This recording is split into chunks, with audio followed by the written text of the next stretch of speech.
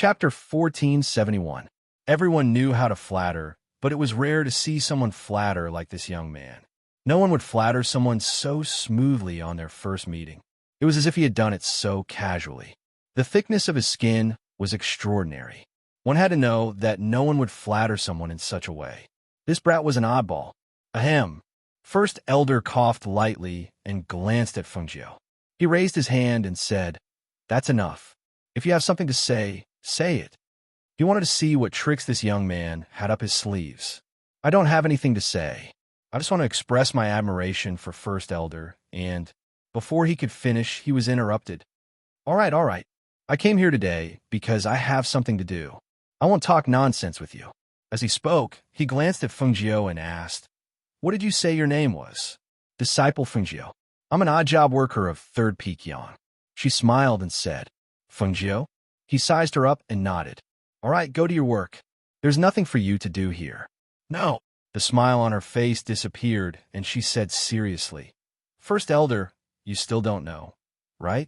During this period of time, Senior Brother Luo and I have been taking care of Senior Brother Chen. Yesterday, Senior Brother Chen was still crying his eyes out, saying that he had lost face for the Chen clan and the Great Elder. He said that ever since he entered the sect, it was the Great Elder who had been taking care of him.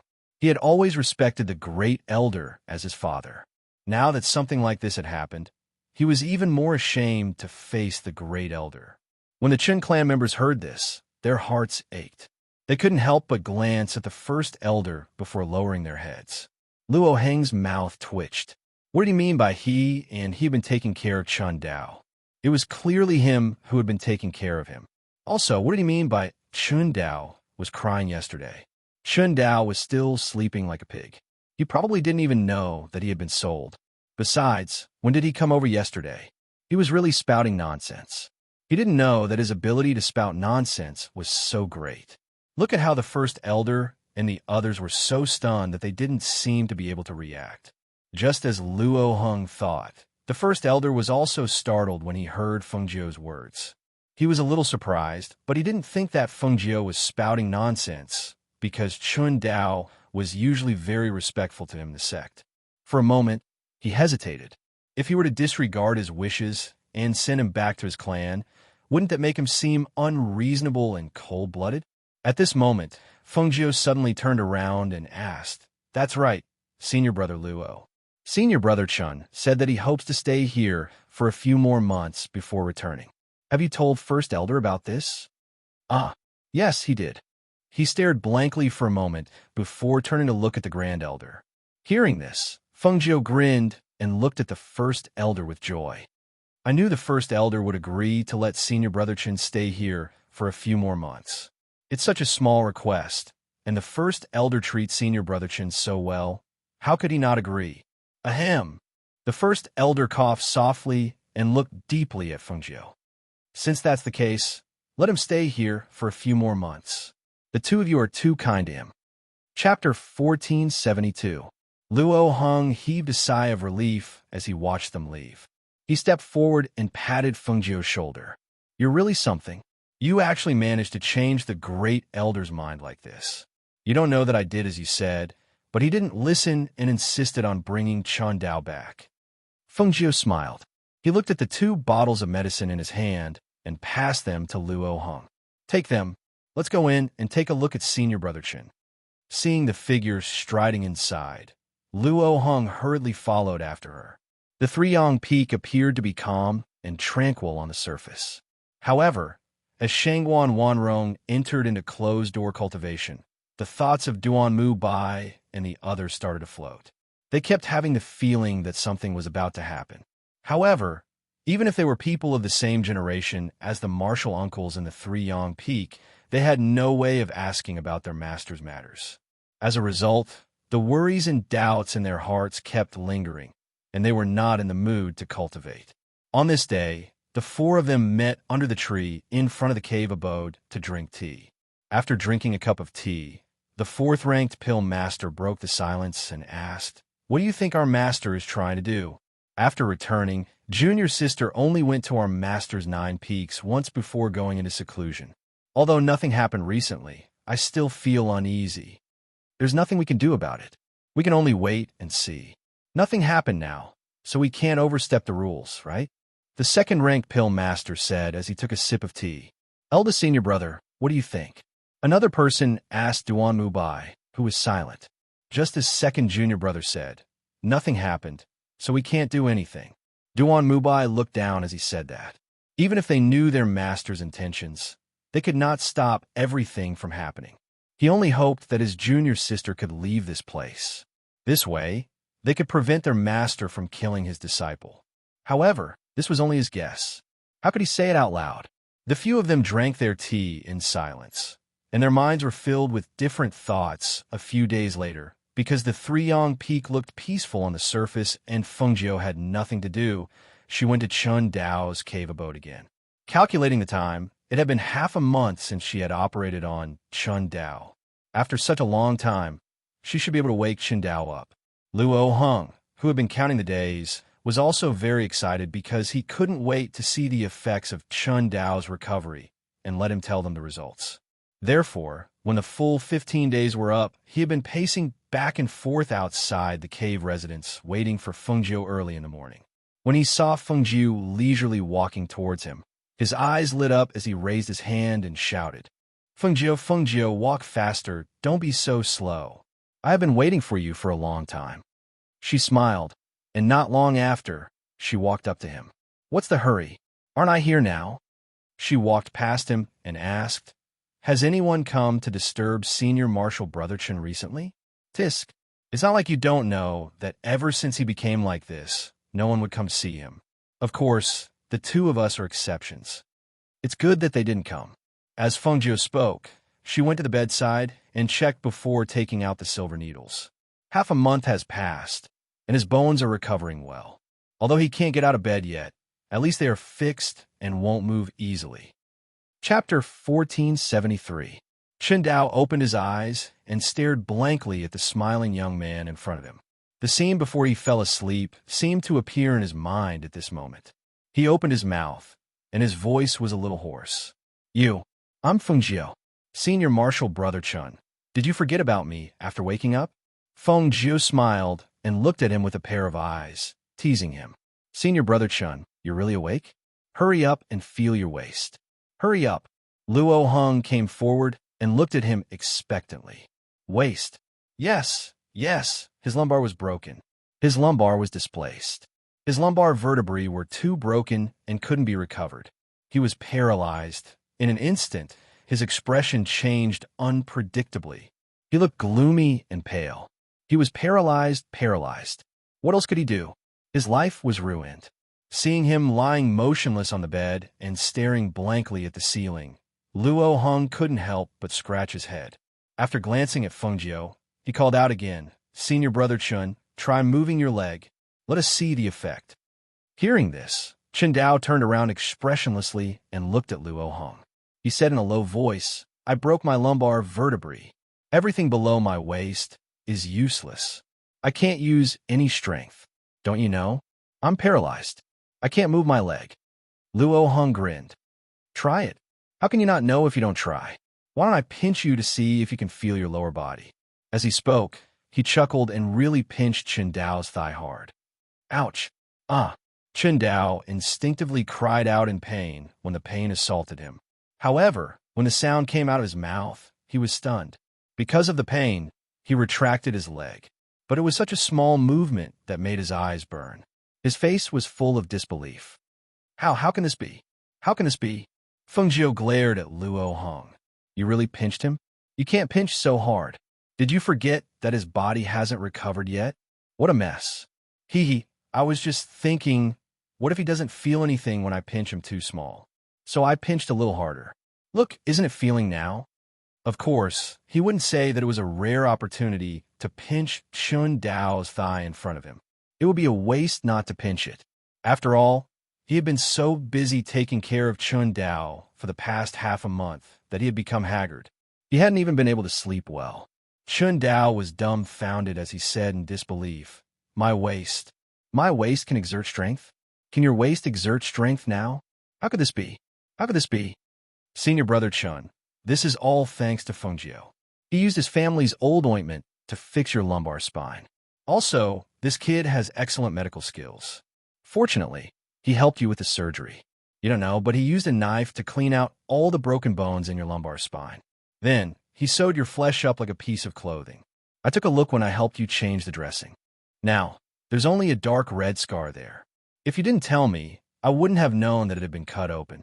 Feng Jiu rolled her eyes and pushed Luo Hong aside. Okay. Let me talk to you. Luo Hang's words were messy and scary. Okay. Let me talk to you. Luo Hong was speechless. Chapter 1474. She paused and smiled. Your displaced lumbar vertebra has been corrected, and it has been half a month since you fell asleep. After the surgery, your bones have been fixed and won't be displaced easily. However, it will take some time for you to fully recover. I estimate that it will take about 3 months. After 3 months, you should be able to get out of bed and walk around as if you have recovered. Listening to Feng Jiu's words, Chen Dao seemed to hear the sound of his heart beating like thunder.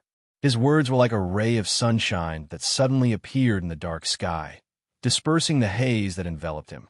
It was also like he, who was about to drown, hugged a piece of driftwood and regained his vitality.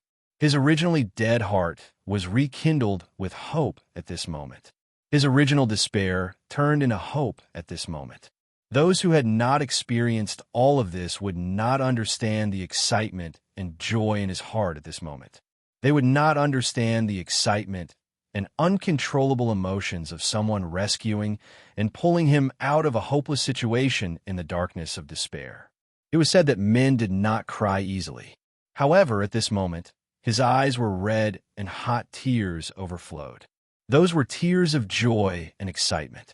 Can I really stand up? Can I really return to how I was before? Will I really not become a cripple? The 3 questions in a row showed the eagerness and excitement in his heart. Feng Jiu smiled slightly and said with certainty, "Of course. If I say you can recover, you will definitely recover. However, the premise is that you have to cooperate with the treatment after you wake up. The ointment can't be stopped for a day, and you can't move your lumbar vertebra at will. During this period, you have to lie down." Okay. I'll lie down. I won't move.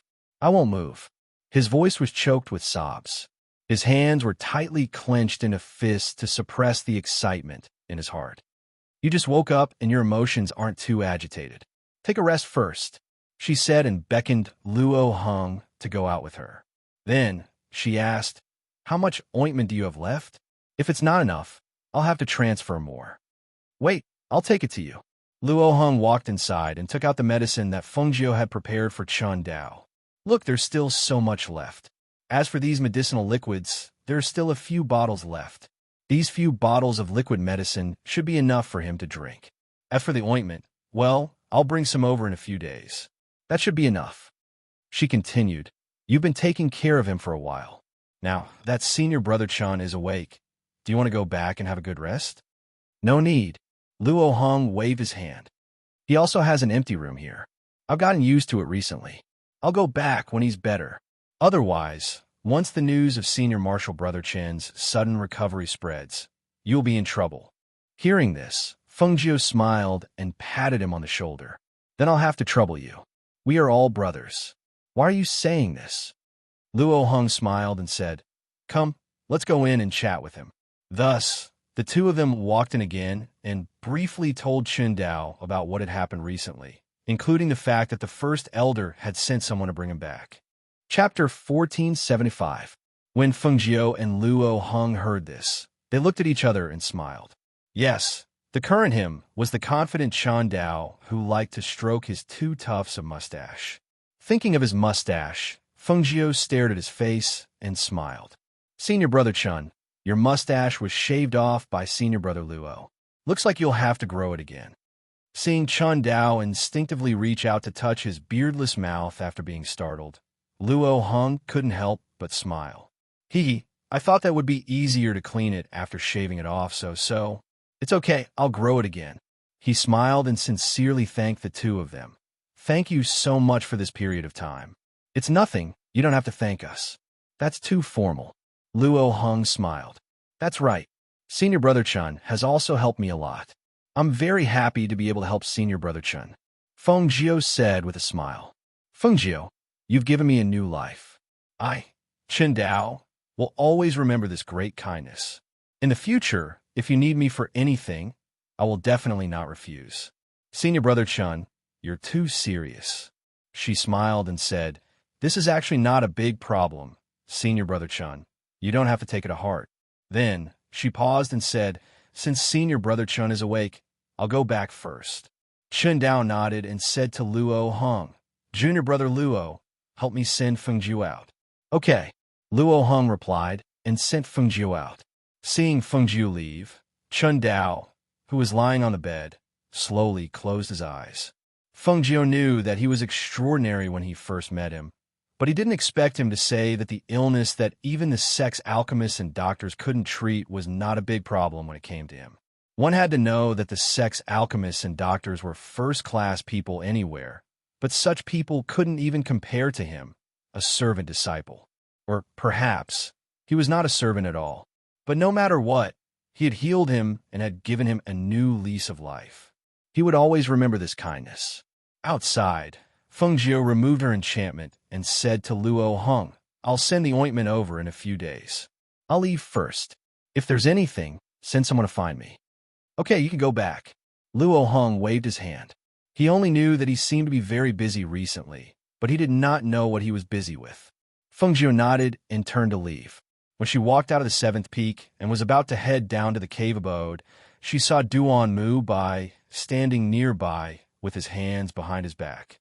When he saw her, he turned around and left, leaving only one sentence behind. Come with me. She paused for a moment before following behind him. It was only when they arrived at the forest behind the seventh summit that Duan Mu Bai stopped in his tracks and turned around to stare at her. Seeing this, she bowed first. Greetings, Uncle Master Duan. Uncle Master Duan, do you have any instructions for me? Feng Jiu, who exactly are you? Duan Mu Bai asked in a low voice. Hearing this, Feng Jiu was stunned and looked confused. I'm Feng Jiu. Didn't Uncle Master Duan already know? Chapter 1476. Senior Uncle Duan. Of course, I entered the Danyang sect, hoping to learn some skills. I just didn't expect that I would only become a servant disciple. But even a servant is still a disciple of the sect. Also, I didn't get close to Senior Uncle Shangwan. I only chatted with her a little more when I delivered her elixirs and met her in the mystic realm. That's all. If there's anything, it would be that Senior Uncle Shangwan saw that I was young and took good care of me. This is true. Why would Senior Uncle Duan ask such a strange question?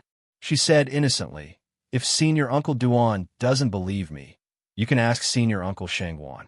However, ever since I returned, Senior Uncle Shangwan seemed to have gone into seclusion. She hasn't asked me to deliver elixirs for a long time, and I haven't seen her for a long time. Is it really that simple?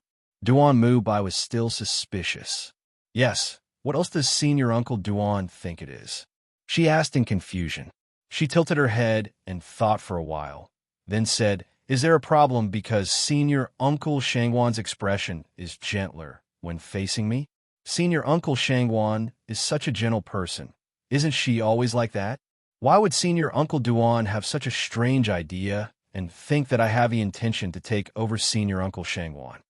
She asked again and met his scrutinizing gaze with an open expression. There was no trace of fear in her clear eyes. Duan Mu Bai stared at Feng Jiu for a while and saw that the youth in front of him had an open and clear gaze. He withdrew his scrutinizing gaze and instructed in a low voice, Stay away from her in the future. With that, he turned and left. Feng Jiu's eyes flickered as she watched Duan Mu Bai turn around and leave.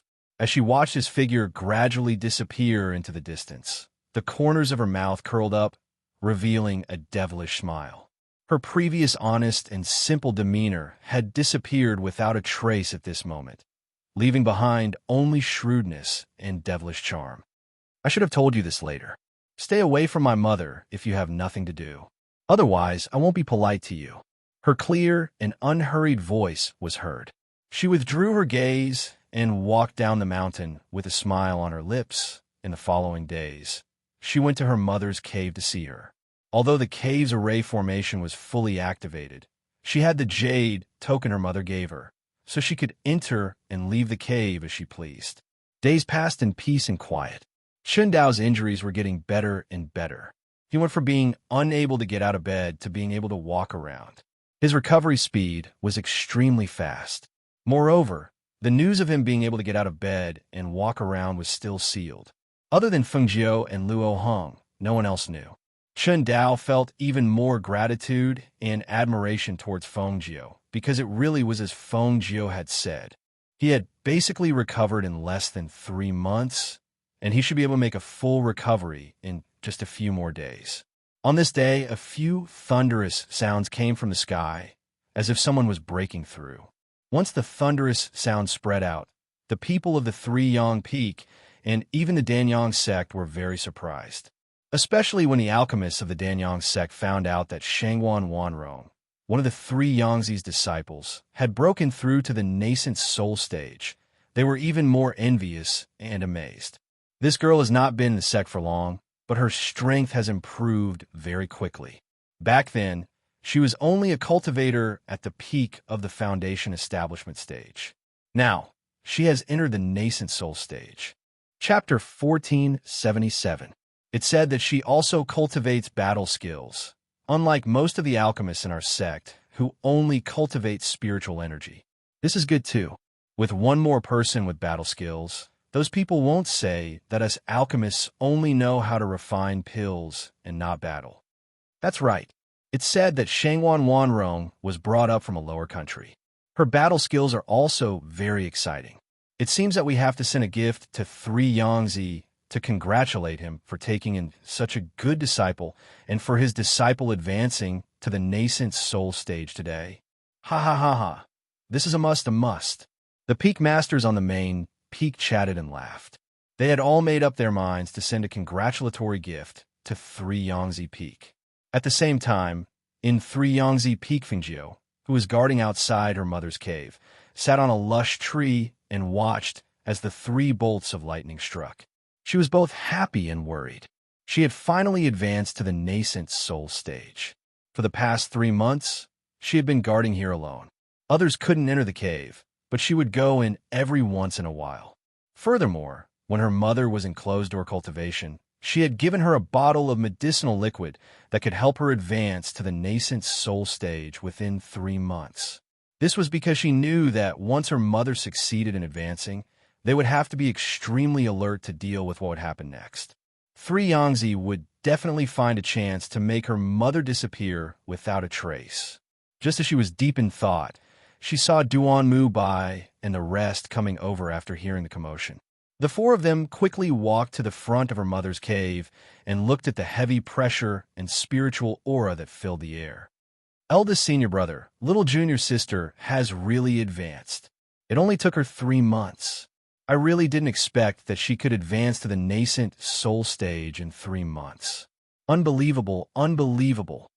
Thinking back, when I advanced from the peak of the golden core stage to the nascent soul stage, even with the help of pills, it still took me several years. However, little junior sister only took 3 months. Could it be that the pills that Master gave her were some kind of supreme grade advancement pills? That's right. It's really too fast. It's so fast that it's a little unbelievable. Upon hearing their words, Duan Mu Bai stared deeply at the tightly shut cave dwelling and said, "Little junior sister's innate talent is also very outstanding, isn't it? If it weren't for this, Master wouldn't have accepted her as his last disciple. What's more, there are people who enter the nascent soul stage in 3 months, so there's nothing to be surprised about." At the same time, in the 9th summit, when Three Yangzi saw the heavenly lightning striking down, his eyes lit up, and he could not hide the surprise and excitement in his eyes. We did it. She had finally entered the nascent soul realm. The nascent soul was born. Ha ha! As he laughed excitedly, he quickly got up and headed to the 8th summit. He could not wait to see Shangguan Wanrong, who had just entered the nascent soul stage. When he arrived at the 8th summit, he saw that quite a few people had gathered around the entrance of the summit, but there were still quite a few disciples who had entered the summit. They came to the periphery of Shangwan Wanrong's cave and began to discuss the matter. Standing at the very front were a few of his disciples, Duan Mu Bai and the rest. When he saw this scene, he composed himself. After letting out a soft cough, he steadied his excited heart and took a step forward. A low and deep voice filled with displeasure rang out from his mouth. "What are you all gathered around for? Don't you have anything to do? Hurry up and disperse." "Greetings, Summit Master." The disciples quickly bowed and retreated a little. "Greetings, Master." Duan Mu Bai and the rest turned around and bowed as well. Chapter 1478. Who's staring at me? His face darkened as he scanned his surroundings. However, he realized that the gaze had disappeared without a trace, as if it was just an illusion. Was it an illusion? His eyes darkened as he pondered. Then, he heard Duan Mu Bai and the others' voices. "Master, what's wrong?" Not only were they looking at him, even the surrounding disciples were looking at 3 Yangzi. They felt that he was acting a little strange. 3 Yangzi collected his thoughts and glanced at them. Nothing. He looked at the cave abode and asked, "Your junior sister should be coming out of closed-door cultivation soon." "Yes, I really didn't expect junior sister to enter the nascent soul stage in just 3 months. Junior sister's talent is really good." Hearing this, 3 Yangzi stroked his beard and smiled. He seemed to be very happy. "Grandmaster, the other Peak Masters have sent their disciples over. They are waiting for the Peak Master at the 9th Summit." A disciple hurriedly reported. Hearing this, 3 Yangzi was stunned for a moment. Then he nodded. "Yes, I understand."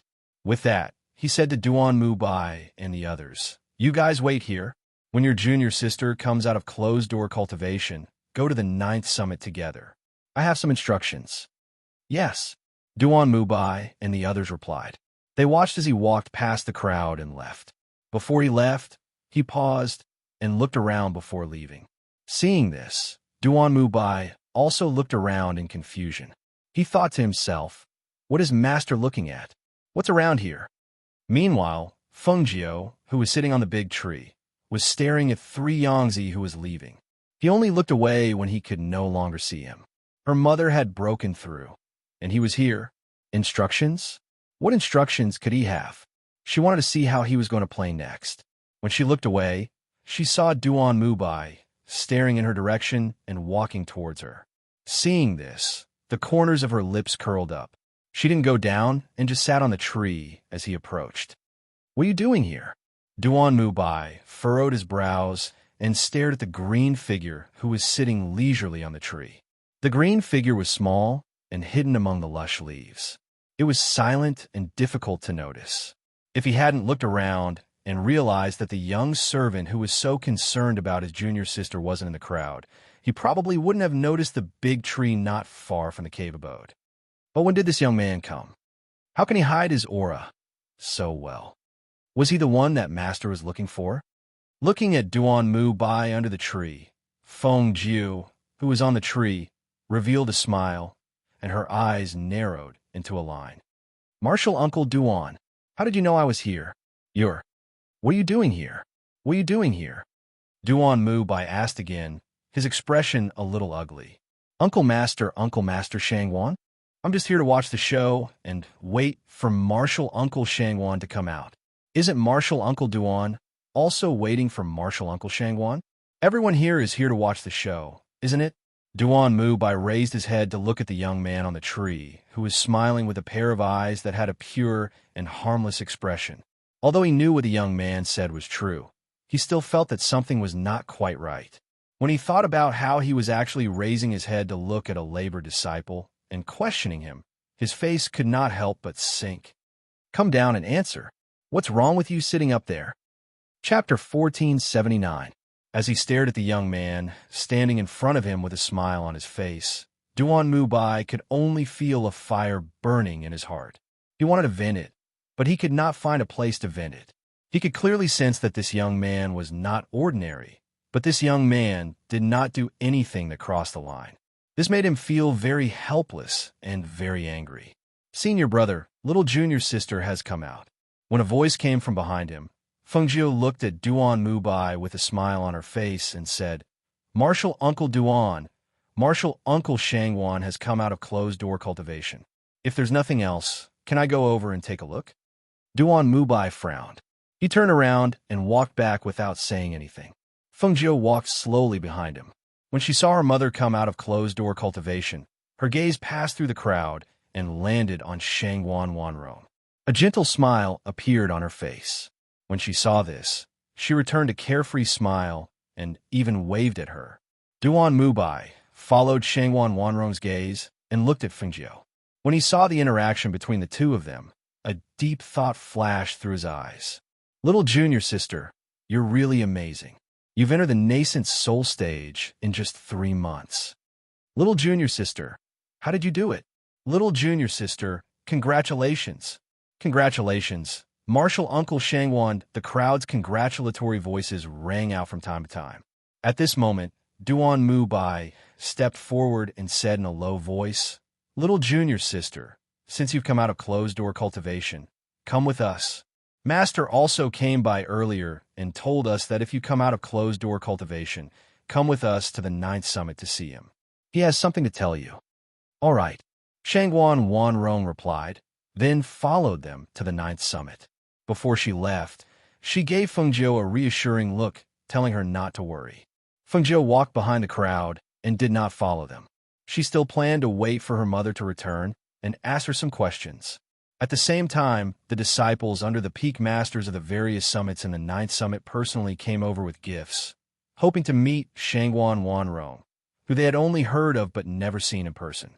Not long after, he heard a disciple report that Duan Mubai and the others had arrived.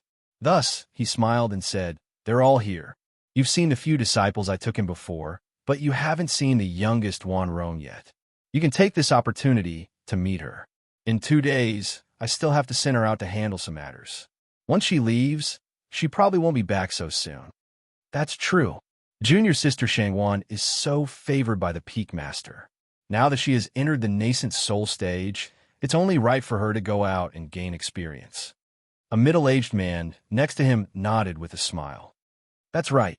I heard that not only does junior sister Shangwan practice martial arts, but her alchemy skills are also not inferior to her senior brothers. I believe that if she returns from her training outside, she will definitely improve even more. Fortunately, we came in time. Otherwise, I wouldn't have been able to see junior sister Shangwan. Not bad, not bad. The few of them chatted and laughed. Not long after, they saw Duan Mubai walking in with a few people in the lead. Greetings, master. After the few of them bowed, they cupped their fists and bowed to the crowd beside them. Senior and junior brothers, how have you been? Ha ha, junior brother Duan. We haven't seen each other for a long time. If it weren't for our master ordering us to come and deliver gifts this time, I'm afraid that it would be difficult to see all of you. Chapter 1480. That's for sure. A few of them laughed heartily and made up their minds. This must be junior sister Shangwan. Seeing her in person is better than hearing about her. An alchemist looked at Shangwan Wanrong, who was dressed in white and had a beautiful appearance and gentle temperament. When he stared at her, his eyes couldn't help but light up. For anyone, seeing beautiful things would make their eyes light up, let alone people. Shangwan Wanrong's appearance was outstanding not only in Three Yang Peak, but also in Danyang's sect. Otherwise, Three Yang Zi's disciples wouldn't be so interested in her. Wanrong greets senior brothers. She smiled faintly and bowed slightly. There's no need to be so courteous. We're here on Master's orders to give junior sister Shangwan a congratulatory gift. Thinking that junior sister Shangwan should be coming out soon, we waited here for a while to see her. The alchemist said with a smile, Junior sister Shangwan certainly didn't disappoint us. Not only is her appearance and temperament outstanding, but her talent is also excellent. Martial Uncle Three Yang really took in a good disciple. Senior brother is too kind. She lowered her head slightly and smiled, then looked at Three Yang Zi. Master, I heard senior brother say that Master has something to tell us. What is it? Oh, since Martial Uncle Three Yang has something to tell us, we'll take our leave first. The alchemist surnamed Li cupped his hands at Three Yang Zi, then nodded at Duan Mubai and Shangwan Wanrong. When he was about to leave, he heard 3Yong's laughing voice. Ha ha, it's actually nothing. You don't have to leave. 3Yongzi smiled and looked at Shangwan Wanrong. It's like this, Wanrong. Now that you've entered the nascent soul stage and become a nascent soul cultivator, your alchemy skills are also not bad. Therefore, Master intends to let you go out to gain experience and broaden your horizons. While you're at it, help Master look for the 5-color golden lotus. Hearing this, Shangwan Wanrong was slightly startled. In an instant, deep thoughts and doubts flashed through her mind, but she didn't show it on her face. She asked, Master wants to let disciple go out and gain experience? And look for the 5-colored golden-rimmed lotus at the same time? Ever since he brought her back, he refused to let her leave the sect. Now, why would he want her to go out and search for that 5-colored golden-edged lotus? What was he planning? Even Duan Mu Bai, who stood at the side, was stunned, and he seemed to have not expected that Chun Shi had called them over for this matter. Thus, after Duan Mu Bai pondered deeply for a moment, he said, Master, if you allow little junior sister to go out and gain experience, disciple is willing to accompany her. After all, little junior sister is still inexperienced, and disciple can take care of her by her side. When the disciples at the side heard this, they looked at the two of them with strange expressions, but did not say anything. When the disciples from the other peak saw this, they laughed. So, what's about this? Martial Uncle 3Yong just told us that he wants to let junior sister Shangwan go out of the sect to gain experience and broaden her horizons. We all think that this is a good idea. The Peak Lord is so nice to his disciples. He really has your backs. Another alchemist said enviously. Their master would not make such arrangements for them. If they wanted to go out of the sect, they had to apply for it themselves. Whatever they wanted to do, they had to arrange it themselves. At this moment, 3Yong coughed lightly and glanced at Duan Mu Bai. Master has other arrangements for you guys. When your junior sister goes out to gain experience, you guys can't stay idle. Chapter 1481. Shangwan Wanrong looked at him and pondered for a while before replying softly, I'll listen to Master's arrangements. Hearing that, 3Yongzi nodded in satisfaction. All right then, go back and pack up. We'll set off tomorrow. Hearing that they would set off tomorrow, Duan Mu Bai's eyes narrowed. He opened his mouth, wanting to say something, but Shangwan Wanrong had already acknowledged him and left after bowing. Then we'll take our leave too. We still have to report to our master. The disciples from the other peaks also cupped their fists and left one after another. In the end, only Duan Mu Bai and a few others were left. Master, what do you need us to do? Duan Mu Bai asked as his gaze fell on 3Yongzi in front of him. At that moment, his heart sank slightly because he sensed that once his junior sister left, he was afraid that 3Yongzi's gaze swept past them and landed on Duan Mu Bai. He instructed, I'll be in seclusion to refine pills during this period of time. No one is allowed to enter the 9th peak. I'll leave the matters in 3Yongzi peak to you guys. Don't let the disciples mess up the situation. Also, if there's anything important, let Mu Bai handle it. Remember, my pill refinement this time is extremely important. No matter what happens, you're not allowed to disturb me on the 9th peak. When they heard this, they couldn't help but look at each other. Then, they replied respectfully, Yes, we'll follow Master's instructions. On the other side, Feng Jiu was waiting at the 8th peak. When she saw her mother coming down from the 9th peak, she wanted to go up to her. However, when she saw that there were many disciples from the other peaks who were talking as they came down, she stopped in her tracks. After all, it would seem strange for a servant like her to go down. Hence, she didn't go near them. Instead, she cupped her fists and smiled at her mother. Congratulations on entering the nascent soul stage, Uncle Master Shangwan. Shangwan Wanrong smiled when she heard that. Yes. She walked past her and went to the cave abode first. Feng Jiu stood aside and watched the disciples from the other peaks walk past her as they talked. Just as she was about to go to the cave abode, she saw Duan Mu Bai and a few others walking down from behind. Why are you still here? Duan Mu Bai stared at Feng Jiu with a frown, looking displeased. Feng Jiu blinked. Martial Uncle Duan, I'm a servant. I always run up and down, so there's nothing strange about me being here, right? Why did this Duan Mu Bai like to stare at her? She wasn't in his way. Since you know that you're a handyman, hurry up and go down the mountain. He instructed in a deep voice. The 8th summit didn't ask you to come, so don't walk around here often. Seeing this, Fengjiu could only reply, yes. As soon as he finished speaking, he turned around and walked down the mountain. As he walked down, he heard the disciples on the mountain talking about how 3 Yangzi had arranged for his mother to leave the sect to gain experience. Hearing this, she couldn't help but raise her eyebrows. Leaving the sect for training? This was strange. Wasn't she not allowed to leave the sect? He was willing to let her out now? Did this mean that he was looking for an opportunity to make a move? As she pondered, she wanted to go to the 8th summit to discuss with her mother. However, Duan Mubai was still staring at her from behind, so she could only walk down and look for another opportunity. Chapter 1482. Junior sister. Duan Mubai called out to Shangwan Wanrong's cave. I have something to tell you. As soon as he finished speaking, the enchantment of the cave opened up. Seeing this, Duan Mubai walked in and saw the woman who was collecting the soft and delicate things. Is there anything else, eldest senior brother? Shangwan Wanrong stopped what she was doing and turned around to look at him. Duan Mubai hesitated for a moment, as if he was thinking about how to speak. After a long while, he said, Junior sister, don't come back this time. Shangwan Wanrong gently revealed a smile. Eldest senior brother, don't worry. I know what to do. Her voice paused. She looked at him and softly said, I want to ask eldest senior brother for a favor.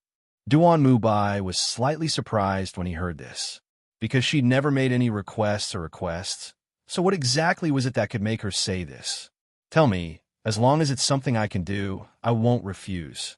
Shangwan Wanrong nodded. I want to ask eldest senior brother to take care of Fengjiu. If eldest senior brother can't take care of her, then let her go home. The only thing she was worried about was her daughter.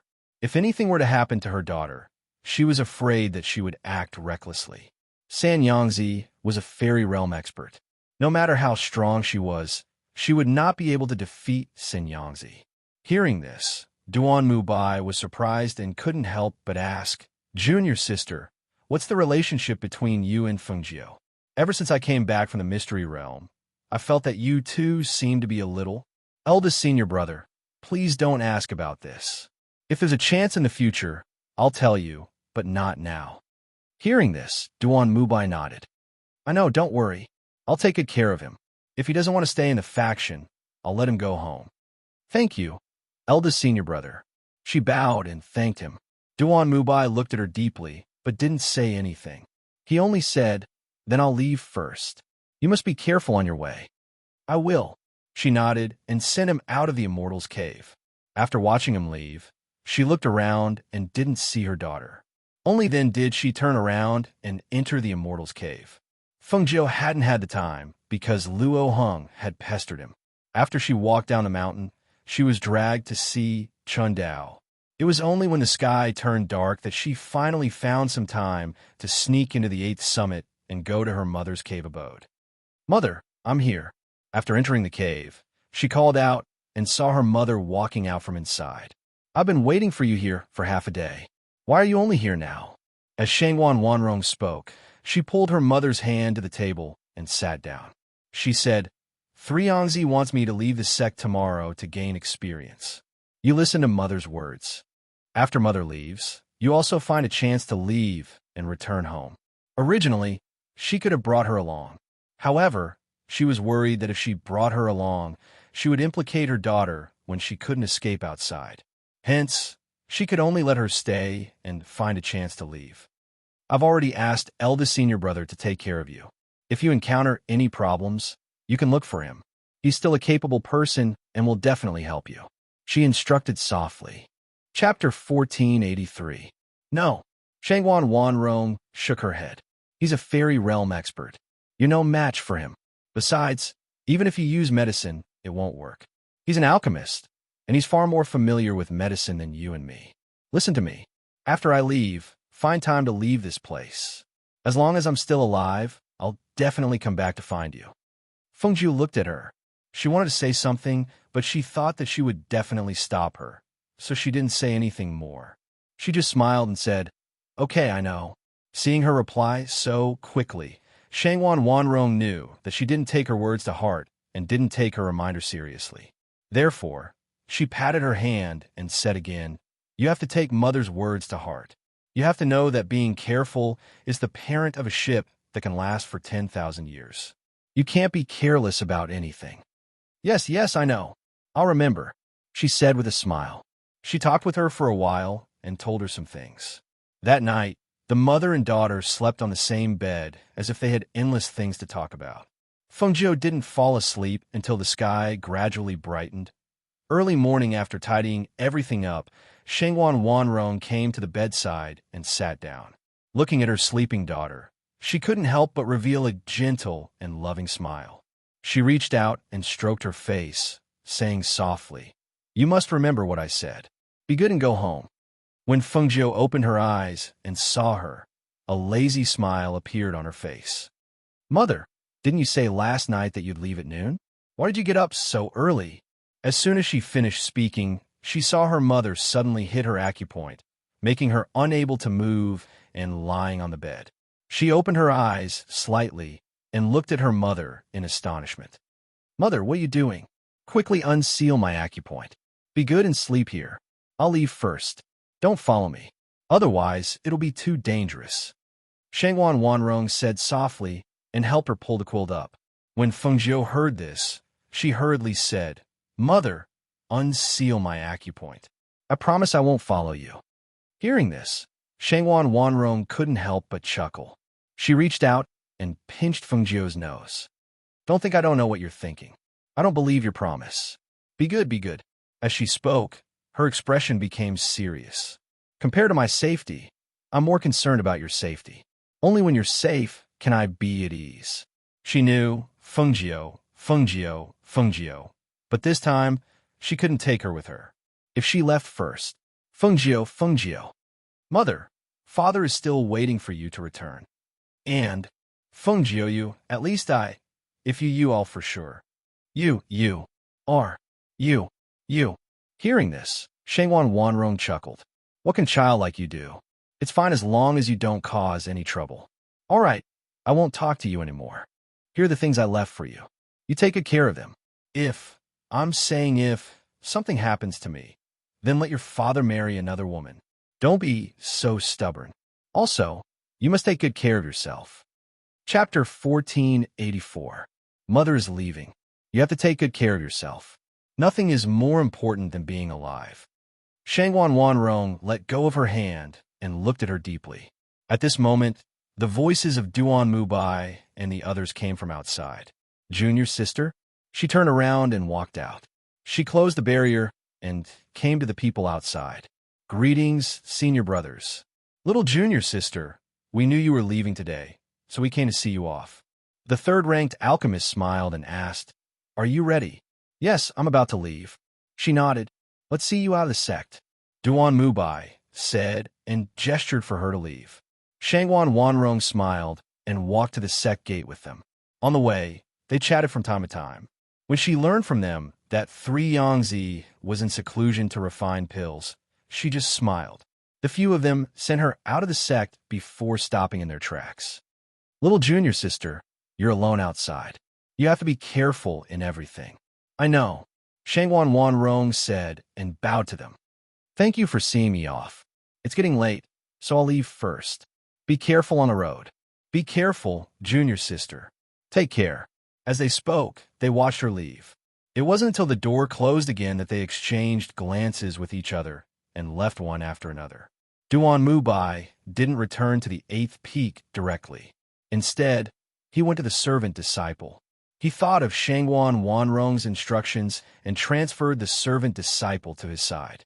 This way, it would be easier to take care of him. At the same time, in Shangwan Wanrong's cave, Fengjiu was lying on the bed and couldn't move. However, she secretly urged the spiritual power in her body to open the acupuncture point. It was too dangerous to let her mother go alone. That 3 Yangtze would definitely not miss such an opportunity. She was even sure that he must be waiting for her mother outside the sect gate. The spiritual power in her body started to circulate. Because of her mother's departure, she felt a little uneasy. She didn't know what would happen. But fortunately, She had already made arrangements. Thinking of this, her anxious heart relaxed slightly, and she focused on opening the acupuncture point. At the same time, outside the sect, Shengwan Wanrong slowly walked down the mountain. There was no one behind her, but she felt as if there was a pair of eyes staring at her, as if they were ready to attack at any time. This feeling made her body stiffen and her hair stand on end. Walking down the mountain path, the rustling sound in the forest sounded like the wind blowing, but also like the sound of someone stepping on leaves. She braced herself and kept her guard up, but as she walked down, nothing happened along the way. Was it just her imagination? Was she being paranoid? She thought to herself, as long as I leave this place, I'll be able to get out of this place where flying is prohibited. Then, I'll fly on my sword and leave this place quickly. As long as I leave this place, it won't be so easy for 3 Yangtze to find me. As he thought about it, he quickened his pace and walked down. His pace became faster and faster. In the end, he was practically running. However, just as she was about to leave this no-fly zone, an incomparably familiar voice suddenly came from behind her. Wanrong. She stiffened and jumped in fright. She quickly turned around and saw 3 Yangtze in a gray robe standing not far away and looking at her. Seeing this, she forced herself to calm down and steady her fluctuating emotions. She slowly asked, "Master, why are you here?" Chapter 1485. Seeing her step back, 3 Yangtze stroked his beard and laughed. Wanrong, what are you doing? Are you trembling? Are you afraid of your master? Why are you afraid of your master? He slowly walked down from above. It looked like he was stepping on the ground, but in reality, it was as if he was stepping on air. His soles were not stained with mud. That pair of sharp and deep eyes stared closely at Shengwan Wanrong. He smiled and said, "Looking at you, you obviously guessed that your master would come. I knew it. You're smarter than your senior brothers. Actually, I quite like you. I really like such a smart disciple like you. Otherwise, I wouldn't have taken you as my last disciple." Shengwan Wanrong watched as he spoke and walked closer. She couldn't help but step back and ask, "What do you want? You don't have to be afraid. I just want to ask you for a favor. I just want to borrow you to help me." He stared at her and said, "You're my last disciple. If I ask you for a favor, you won't refuse, right?" Seeing this, she said coldly, "Master, did you forget that today is the day I left the sect to gain experience? This is something that you arranged. Could it be that you want me to return to the sect now?" "Haha, Wanrong, you know what I mean. Otherwise, why would you agree to come out? Actually, only you can come out. This way, even if you disappear, and don't return to the sect, no one will say anything." As he spoke, he stroked his beard with a face full of righteousness. "I'm a famous alchemist in the Danyang sect. I'm also the peak master of 3 Yangtze Peak. My identity and status are so extraordinary that no matter where I go, I'll be admired by everyone. Therefore, I can't let the scandal of killing my disciple spread. So, I thought a good idea. As long as you leave the sect, then everything will have nothing to do with you. Here, no one will know who took you away. No one will know where to go to save you. No one will know whether you're dead or alive. This is what I want." "Ha ha!" He raised his head and laughed loudly. That laughter echoed in the forest and spread through Shengwan Wanrong's heart. It was like ice that pierced her bones and penetrated her heart. She suppressed the fear in her heart and asked, "Why me? Out of so many people, why me? Just because I have a spirit-gathering physique? You want to use my nascent soul to refine pills, right? Is it to prepare you for your impending lifespan?" You know, 3 Yangtze was astonished, as if he was very surprised that she actually knew. Therefore, he smiled and nodded. "That's right. You're my last disciple, so you should know that I was seriously injured in my early years. Now that this injury has flared up, it's affecting my body and shortening my lifespan. There's no other way, because I don't want to die. I'm not willing to give up everything that I've obtained with great difficulty. Don't worry, as long as I succeed, I won't treat your family unfairly." As he spoke, his figure flashed and instantly swept towards Shengwan Wanrong. Seeing this, Shengwan Wanrong quickly turned around and rushed forward. She couldn't be captured, and even more so, couldn't be killed. Otherwise, She didn't dare to imagine whether her daughter would fight 3 Yangtze to the death if she knew about this. Chapter 1486. As soon as 3 Yangtze spoke, his figure flashed and grabbed Shangguan Wanrong's shoulder just as she was about to escape. He was so fast that a nascent soul cultivator could not compare to him at all. The pain from her shoulder made her cry out in pain. Half of her body immediately fell down. She could only feel his hand tightly gripping her shoulder, as if he was going to crush her bones. It was so painful that she could not exert any strength. Wanrong, I've said that you can't escape. Come back with me obediently. His voice was deep as he dragged her away forcefully to the other side. Let go of me. Let go of me. Shangguan Wanrong struggled and wanted to fight back. However, as she had just entered the nascent soul stage, her aura was still unstable. Furthermore, her shoulder was being held, and she was being forcefully suppressed by the pressure of a fairy. Based on her strength, she could not fight back and could only allow herself to be dragged away forcefully. Shut up. Be quiet. When 3 Yangtze saw that she was screaming and struggling, he raised his hand to knock her unconscious. However, at that moment, he suddenly felt a chill run down his spine. His hand, which was about to strike Shangguan Wanrong's neck, turned around and struck behind him. Bang! The airflow from the palm strike landed on the ground with a bang, causing a loud bang and sending sand and dirt flying everywhere. At the same time, a ferocious beast's roar was heard. It was deafening and echoed throughout the forest. Roar! Tun Yun, who had transformed into his true form, bared his teeth and roared. His bloodthirsty eyes stared fixedly at 3 Yangtze. His sharp claws flashed, and his entire body surged with the powerful aura of a divine beast. A divine beast! When 3 Yangtze saw Tun Yun, he could not help but cry out in shock. How could there be a divine beast in this place? When he took a closer look, he realized that this divine beast had been contracted by someone.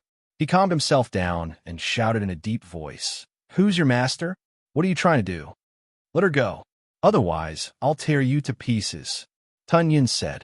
His voice was filled with a bloodthirsty viciousness, causing people to shudder even though it was not cold. The divine beast's aura emanated from his body and enveloped the surroundings, forming a current of air. Shangguan Wanrong was originally shocked by the sudden appearance of this mythological beast. She didn't expect to hear this. She was puzzled in her heart. Could this be her daughter's mythological beast? She even arranged for a mythological beast to guard outside. Thinking of this, Mo Tianga's heart skipped a beat. She wouldn't chase after her after breaking through her acupoint, right? When 3 Yangtze heard Tun Yun's words, his sharp eyes narrowed. Who sent you here? Right after Xiao Qin spoke, the palm wind formed a chi blade and smashed towards Tun Yun. At the same time, he grabbed Shangguan Wanrong and rushed towards the back of the mountain. If he wanted to bring her back, he could only go up the mountain from the back. Otherwise, the people in front would definitely see them. Roar! Don't even think about running away. Devouring Cloud roared. As he dodged the attack, he gave chase. 3 Yangtze was an alchemist, and although he didn't slack off in his cultivation, his fighting prowess wasn't something that a true fairy realm expert could compare to. After dodging for a while, his speed slowed down, and several wounds appeared on his body. His clothes were torn, and blood seeped out of several wounds. He stumbled as he knelt, looking somewhat pathetic. This was because he couldn't let go of Shangguan Wanrong. Once he did, she would definitely run away. If he didn't have to take Shangguan Wanrong with him, he wouldn't have been forced into such a state. Chapter 1487. You want her? All right, I'll give her to you. When 3 Yangtze saw the cloud-devouring divine beast pouncing towards him with its sharp claws, he hardened his heart and immediately pushed Shangguan Wanrong forward to use her as a human shield. Shangguan Wanrong, who had been caught off guard and pushed forward, felt the sharp claws coming toward her with a terrifying murderous intent. However, at this moment, the divine beast quickly retracted its attack. Due to the ferocity of the retraction, its entire body was flung heavily to the other side to avoid the attack on her. When she saw this, She was startled and looked at the mark left behind by the divine beast as it fell heavily to the ground.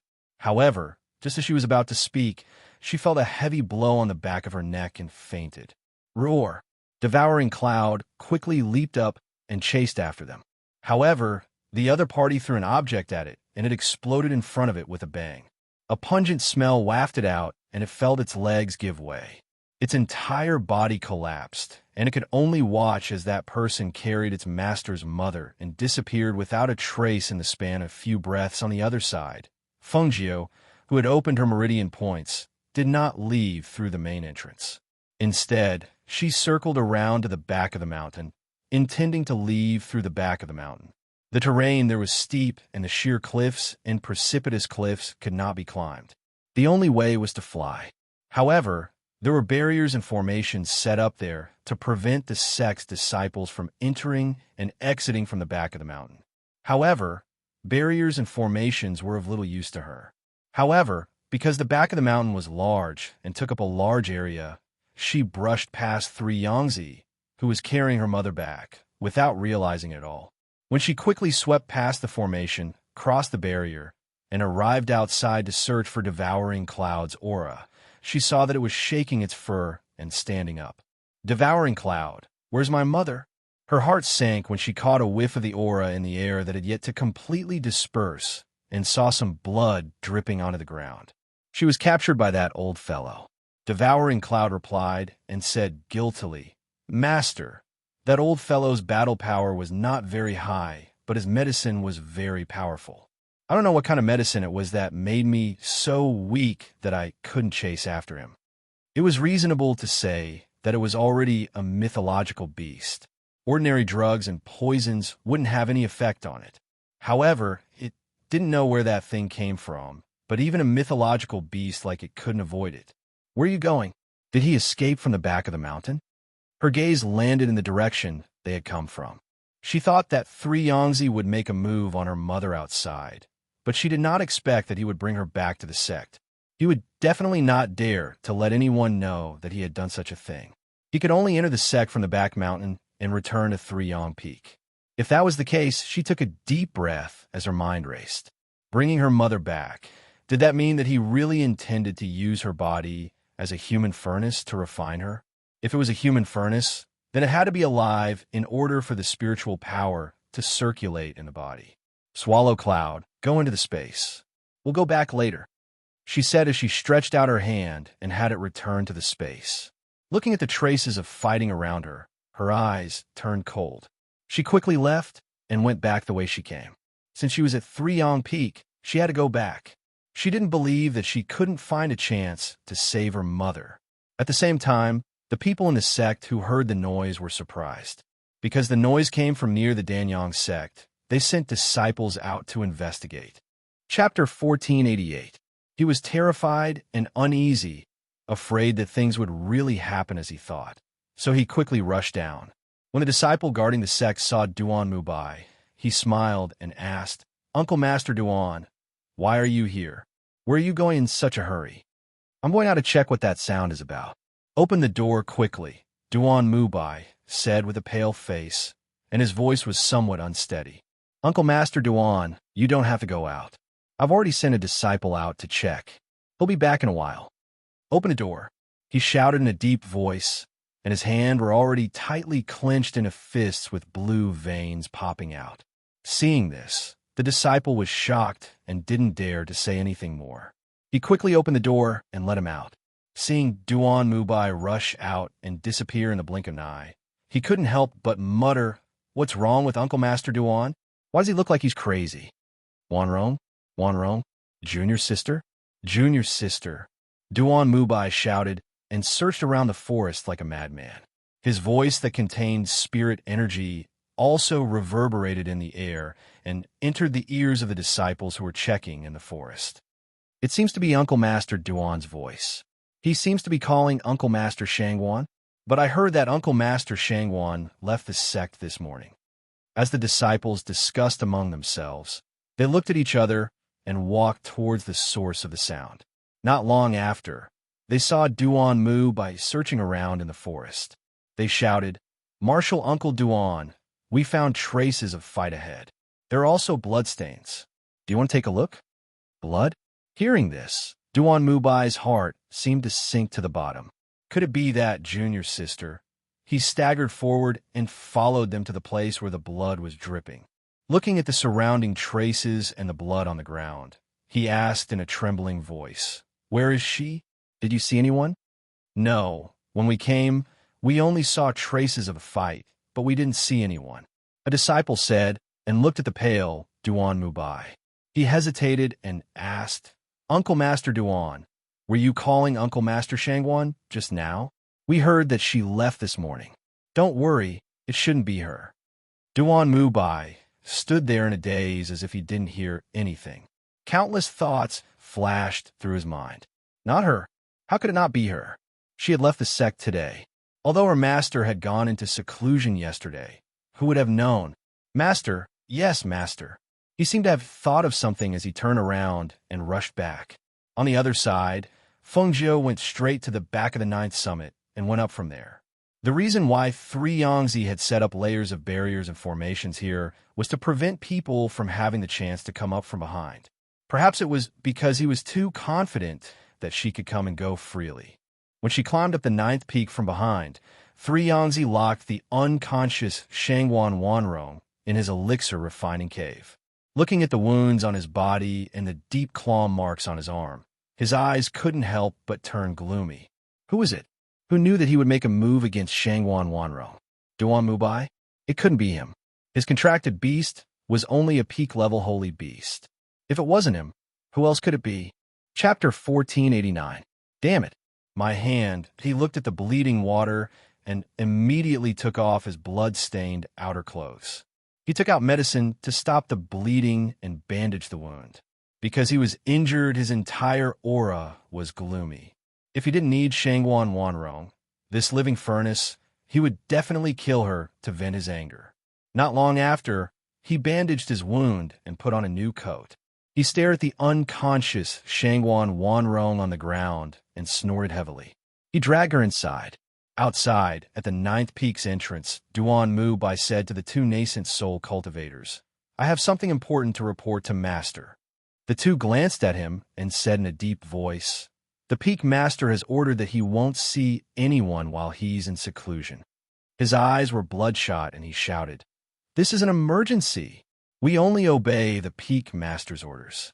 If it's an emergency, you're the peak master's eldest disciple. Go and deal with it yourself." One of them said and didn't let him go. "What if I have to go in?" Duan Mubai clenched his fist and asked, "Then don't blame us for being impolite." The 2 of them said unyieldingly. Hearing this, Duan Mubai took out his long sword and the spiritual power in his body surged. His gaze was firm and he shouted, "Today I must go in and see Master. Whoever dares to stop me, don't blame me for being impolite." Seeing this, the 2 nascent soul cultivators were slightly surprised. They couldn't help but look at each other. However, they didn't move away. Instead, they surged the spiritual power in their bodies and prepared to fight at any time. "You're not our opponent. Hurry up and go back. Otherwise, we'll only send you back by force," one of the nascent soul cultivators said in a deep voice, who knew that just as he finished speaking, he saw Duan Mubai attack them with his sword. Seeing this, one of them immediately attacked. Whoosh! I must go in today. The sharp sword chi carried the pressure of a nascent soul stage cultivator.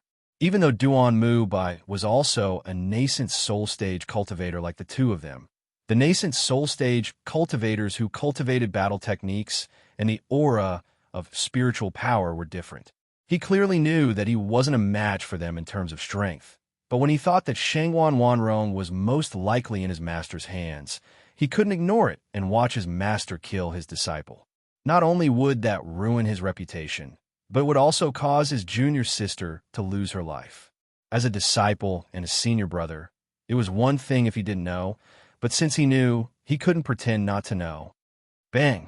A nascent soul cultivator brushed away his sword and sent him flying several meters away with a palm strike.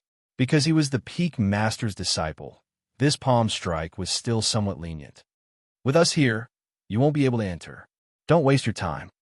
The nascent soul powerhouse retracted his hand and straightened his back as he looked at Duan Mubai, who had retreated a few meters away. He didn't understand. Why did this person go in? His master had already given the order to go into seclusion to refine pills, yet he still wanted to go in and disturb? As a pill master, how could he not know that pill masters hated to be disturbed the most among pill masters? Eldest senior brother? Eldest senior brother, what are you doing here? The other people who heard the news rushed over. When they saw Duan Mubai, who was holding a sword and full of anger, staring at the two nascent soul cultivators, they couldn't help but be startled. They hurried to his side and supported him. Eldest senior brother, what happened? Chapter 1490. Immediately, he looked at the two nascent soul cultivators with displeasure. What's wrong with you guys? Don't you know him? He's our master's eldest disciple and our senior brother. You guys are too reckless. The two nascent soul cultivators looked at each other and retracted their aura. He wants to go in and see the peak master. However, the peak master has ordered that he is in seclusion and will not see anyone. You guys know this too. Since you guys are here, bring him back. As they spoke, the two of them took a few steps back and continued to guard the entrance of the mountain. Hearing this, the few of them were slightly startled and looked at Duan Mubai in surprise. Senior brother, you want to see master? Their master had ordered that he was in seclusion and would not see anyone. They were afraid that he would not be able to enter. However, why do you want to see their master? Because of this, he even fought with the two nascent soul cultivators? Duan Mubai took a deep breath and said to the few of them, Little junior sister might be in danger. I have to go in and report this to master. He did not dare to tell them that he suspected their master of capturing little junior sister because they would not believe it either. Not to mention them. Even he wouldn't have believed it if he hadn't seen too many of their master's abnormalities during this period of time. When a few of them heard his words, their expressions changed. What? Little junior sister is in danger? Could it be that the commotion outside was... Thinking of this, they could not help but become nervous and looked at the two nascent soul cultivators. Such a big thing has happened. Of course we have to report it to master. Hurry and get out of the way. This matter cannot be delayed. As for the two nascent soul cultivators, they didn't seem to have expected this and hesitated for a moment. What are you guys waiting for? That's our little junior sister, our master's last disciple. You guys know how much our master values her. If anything happens to her, do you think you can bear the consequences? Hearing this, the two nascent soul cultivators frowned and whispered. Then they said to the few of them, Since that's the case, you guys wait here for a while. I'll go in and report. If the peak master wants to see you, he'll let you in. With that, he turned around and walked inside. When Yangzi heard the nascent soul cultivators report, he said with a gloomy expression, Let them go back. Since he had disappeared, he would let them search for him. I'm refining pills right now, so I can't be disturbed. Yes, the nascent soul cultivator replied before turning to leave. The peak lord said that you should go and look for him if he's missing. He can't be disturbed right now. Hearing this, Duan Mubai pulled his junior brothers over and whispered a few words into their ears. Then they went up to them and said, Is that so? Our master really won't see us? Then where are we going to find him? As soon as he finished speaking, he suddenly hugged them. Eldest senior brother, quickly go in. Thank you very much, Duan Mubai said as he hurried inside. The two nascent soul cultivators were stunned and immediately struggled. Let go of me. What are you doing? Before they could finish speaking, they smelled a strange fragrance. Then their bodies went limp and they fell to the ground. Hey, didn't I say that this pill was useful? I just refined it not long ago. Even nascent soul cultivators would collapse under it. Chapter 1491. The few of them looked at each other for a moment, then nodded and quickly rushed inside. They also wanted to see what was going on. Did junior sister's disappearance have anything to do with master? Since eldest senior brother was so nervous, could it be that he knew something? Duan Mubai, who had gone in first, came to the bamboo house. He looked around but couldn't find her. He paused and thought that she might be in the cave that master used to refine elixirs, so he went in again. However, when he got closer to the area of the cave, he saw that there were many formations set up in places that didn't have formations before. He went around the formations and came to the innermost area. He saw that the cave was right in front of him, but he couldn't go any further because there was a barrier set up there. A barrier set up by a fairy realm expert was definitely not something he could break. When he saw this, he shouted, "Master! Master! Disciple Mubai has something important to report. Master! Disciple Mubai has something important to report." At the same time, in the cave, 3Yangzi was preparing the elixirs and arranging the required elixirs. Unexpectedly, he heard a voice coming from outside. When he heard the voice, his face immediately darkened. He had clearly told them not to disturb him, but he still came in at this time. Also, why didn't the two nascent soul cultivators guard the mountain gate and let him in? "Master! Master! Disciple Mu Bai has something important to report." When he heard the voice coming from outside, he shouted with a gloomy face, "Impudent! Didn't I tell you not to disturb me here? You've turned a deaf ear to my words. Master, Junior sister is missing. I only found traces of fighting and blood outside the sect, but I didn't see Junior sister." "Master! Nonsense! Your Junior sister has already left the mountain to train. How could she be missing? With her strength, cultivation, and intelligence, you don't have to worry about her. She'll be fine."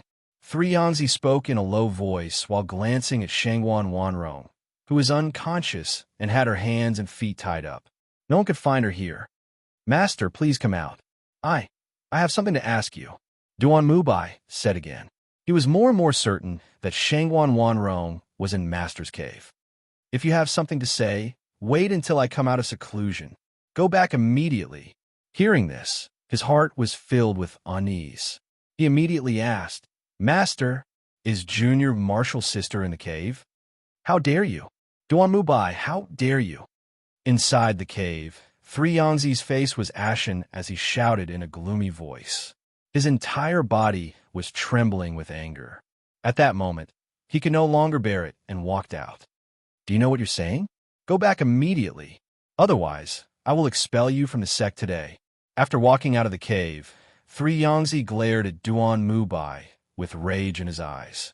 A trace of killing intent rose in his heart. He wanted to refine a life-saving pill. Whoever dared to obstruct him would be going against him. As for those who were against him, he would definitely not be lenient. If they didn't let him live, he would let them die. Even his disciple was the same. There was nothing more important than his life. Seeing him come out, Duan Mubai's heart ached unbearably, and he immediately knelt down with a plop. "Master, little Junior sister is your disciple. Please let her go. Master's reputation and prestige shouldn't be destroyed here, nor should it be destroyed like this." Chapter 1492. Master, don't make the same mistake again. Puffed. Before he could finish speaking, he was struck in the chest by San Yangzi's attack. He grunted and coughed up a mouthful of blood.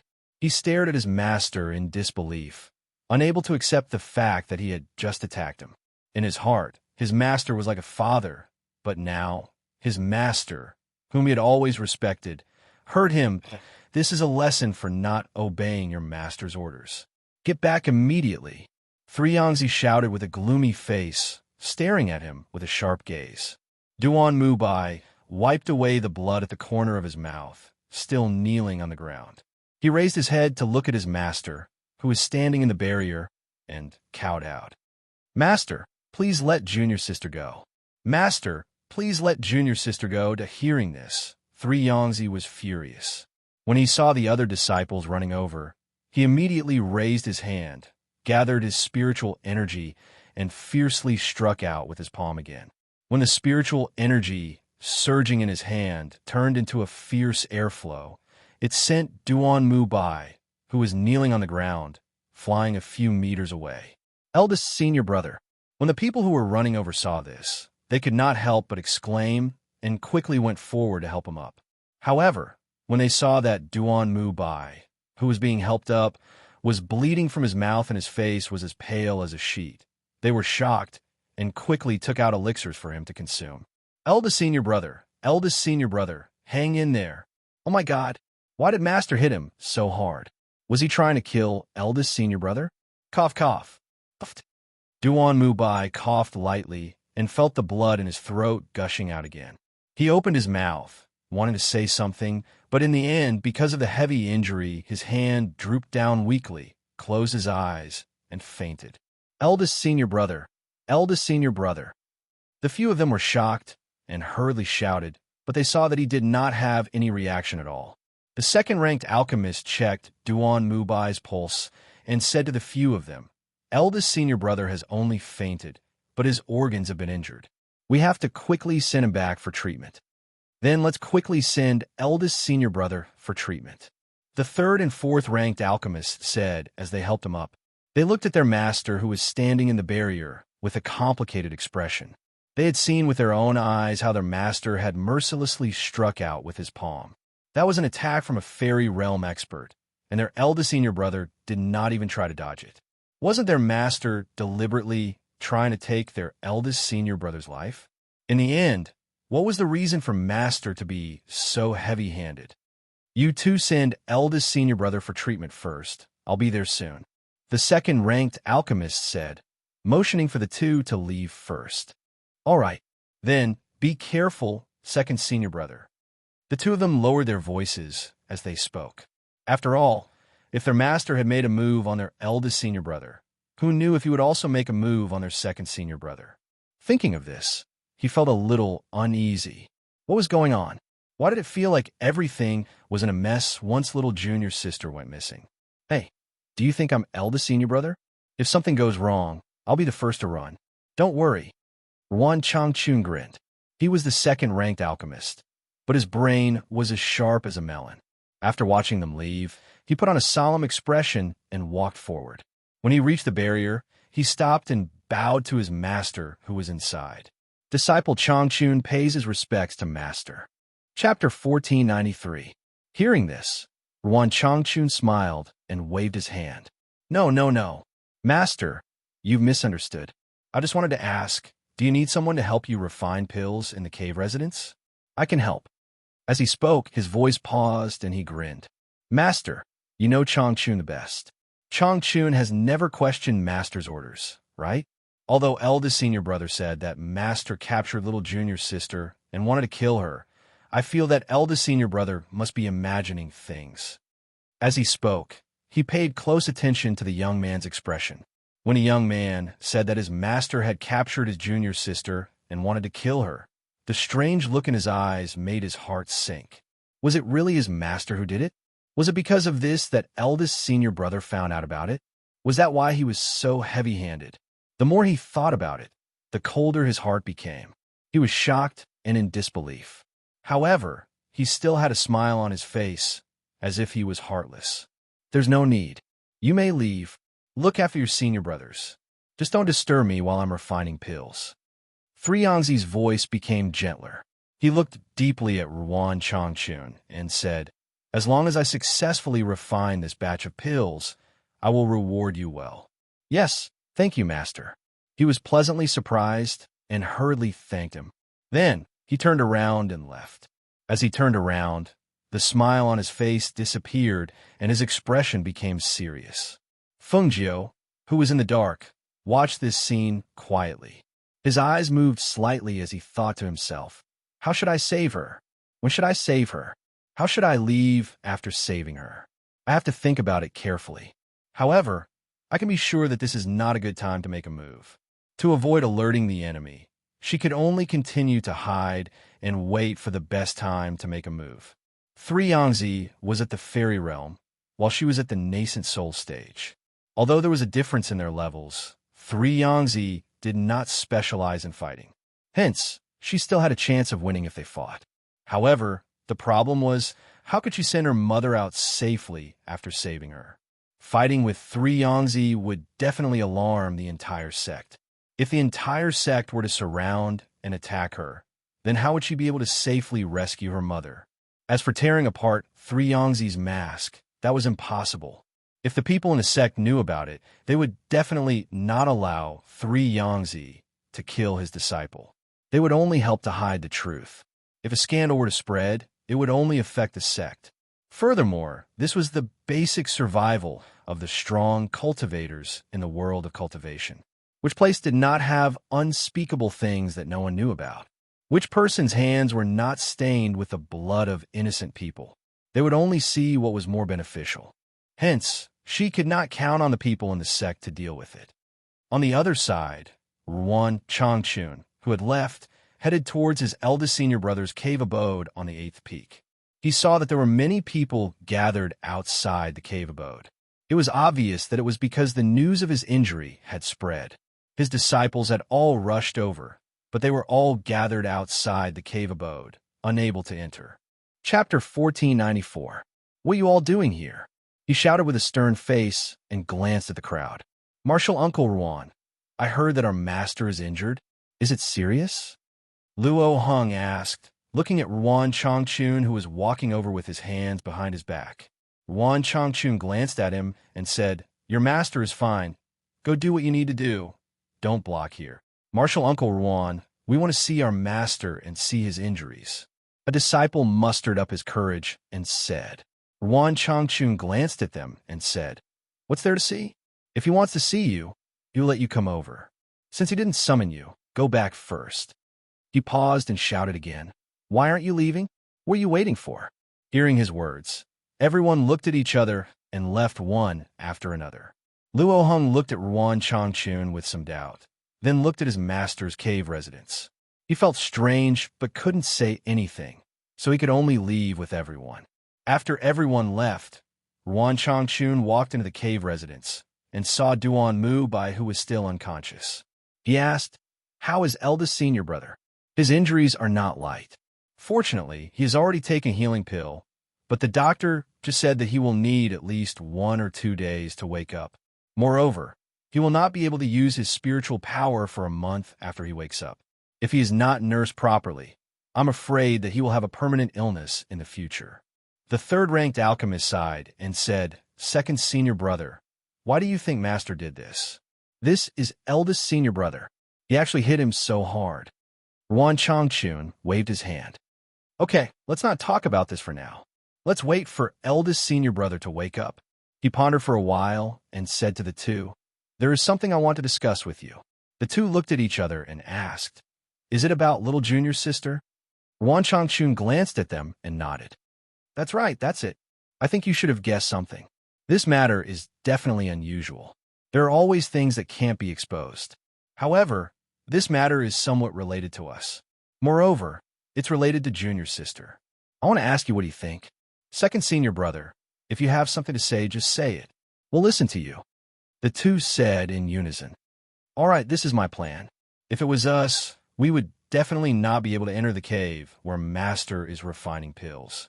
However, in this Three-Yong Peak, other than us, there is no one else who has the ability to manage this matter. Therefore, I think that we should go to the other peaks.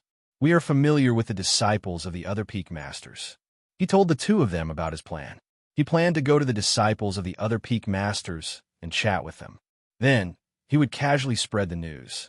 He believed that once they heard the news, they would definitely report it to their masters. This way, they would not need to instigate the other peak masters to come and check it out. Now that the power of each peak was equal, the strength of each peak master in the sect was about the same. If the other peak masters knew that their master was going to concoct a heaven-defying divine pill, the other peak masters would not be able to sit still. Okay, we'll do it now. The two of them left after listening to him. Chapter 1495. In the evening, when the disciples of each peak reported the news to their masters, all the peak masters were secretly surprised. Is it true? Is that Three-Yongzi really in seclusion to refine some kind of heaven-defying pill? A peak master stared at his disciple and asked, Yes, master. This is what I heard from junior brother Juan. A middle-aged man said respectfully. Hearing this, the peak master frowned and said, If it's true, why would he come to tell you? This matter is a little strange. Master, you don't know. He came to find me to drink and have a heart-to-heart talk because his eldest senior brother seemed to have offended their master because of this matter. His eldest senior brother was seriously injured and is still lying in the cave. Junior brother Juan was in a bad mood because of this, so he came to find me to drink. After drinking, he told me about it. The disciple said and continued. This disciple felt that this matter was very important. After sending junior brother Juan back, I immediately came to report it. If some kind of heaven-defying pill really appeared, the three Yangtze Peaks limelight would definitely overshadow ours. This disciple felt that no matter what, I had to report it to Master and ask Master to make a decision. Hearing this, the Peak Master stroked his beard and pondered for a while. He said, even if this matter is true, what reason do we have to stop it? If the sect master knows about this, I'm afraid. Master, the three Yangtze Peak, is known as the leader of all the peaks in the Danyang sect. If we really let three Yangtze refine some kind of heaven-defying pill, I'm afraid that when the time comes, the masters will have to bow their heads and smile apologetically when they see him. This disciple doesn't mind being ridiculed. However, this disciple is unwilling to listen to the people outside saying that our peaks are inferior to the three Yangtze Peak. Hearing this, the Peak Master's face darkened. He accidentally stopped stroking his beard and even pulled out 2 strands of his beard, causing him to hiss in pain. He glanced at his disciple awkwardly. After thinking for a while, he said, if this matter is true, then come here. He gestured for him to come closer and whispered a few words. Then, he waved his hand and gestured, go. Yes, disciple will do it right away. The disciple's face lit up and he hurried out. At that moment, in the cave abode on the 9th summit of Three Yang Peak, the unconscious Shangwan Wanrong woke up when she smelled the pungent smell of medicine. She opened her eyes in a daze and saw Three Yangtze bringing out a whip that was soaked in medicine. He brought it before her. Awake? It's good that you're awake. San Yangtze held the whip in his hand and stopped 3 steps away from her. He looked at her and said, Wanrong, you can't blame me. If it weren't for me, you would still be trapped in the Shangwan family, wouldn't you? Don't worry, I will make sure that you are of the greatest use. I won't let you come to the human world for nothing. No one outside knows that you are with me, so you still have a very glorious identity. You're the last disciple of me, Three Yangtze. Bah! Shangwan Wanrong looked at him coldly. Hypocrite, he was worse than a beast. You don't deserve to be my teacher. Hee, it's all right, go ahead and scold me. Soon, you won't be able to scold me anymore. Three Yangtze smiled carelessly. He swung the whip in his hand and said, do you know what this is? This whip has been soaked in medicine since I brought you into the sect. Do you know what it is used for? Chapter 1496. Your spiritual gathering body is a mobile spiritual energy storage device. To Master, you are the best candidate for the human furnace. Do you know why Master must let you cultivate to the nascent soul stage? Because the nascent soul that you condense when you are born will be the best guiding medicine in the human furnace, a guiding medicine that can let Master live. He stared at her with a slightly crazed expression. You should be glad that you were chosen by Master. This kind of opportunity is not something that just anyone can have. Don't worry, after you die, Master will take care of your family, sacrificing you in exchange for the prosperity of your entire family. I think they will be very happy. Crazy. Shangwan Wanrong stared at him and spat out these 2 words. Yes, he was already crazy. In her opinion, he was already crazy. He only wanted to live, so he did not hesitate to pay any price, even if it meant sacrificing the lives of others. Because in his opinion, no one's life was more important than his. He was afraid of death, so he tried every means to find a chance to live, to find a chance to extend his life, to find a chance to increase his lifespan. He even forgot that he was an alchemist, forgot that he was someone's master, forgot that he was someone's master, forgot that he was someone's original character. He only wanted to live. He only wanted to live. If this kind of person was not crazy, then what was he? Swish! Slap! The whip that was stained with medicinal liquid was thrown out after she shouted crazy. With a swish, it swept through the air, bringing with it a sharp gust of wind. With a slap, it fiercely landed on her body, causing her to scream out in pain. On her white dress, a whip mark was flung from her shoulder to her body. Her white dress had been torn apart by the lash of the whip, and scarlet blood seeped through her clothes, causing her to tremble in fear. A strong medicinal fragrance also spread in the air with the whip, especially when the whip landed on Shangwan Wanrong's body. The medicinal liquid on the whip seemed to have seeped into her flesh as the wound split open. Hiss! Ah!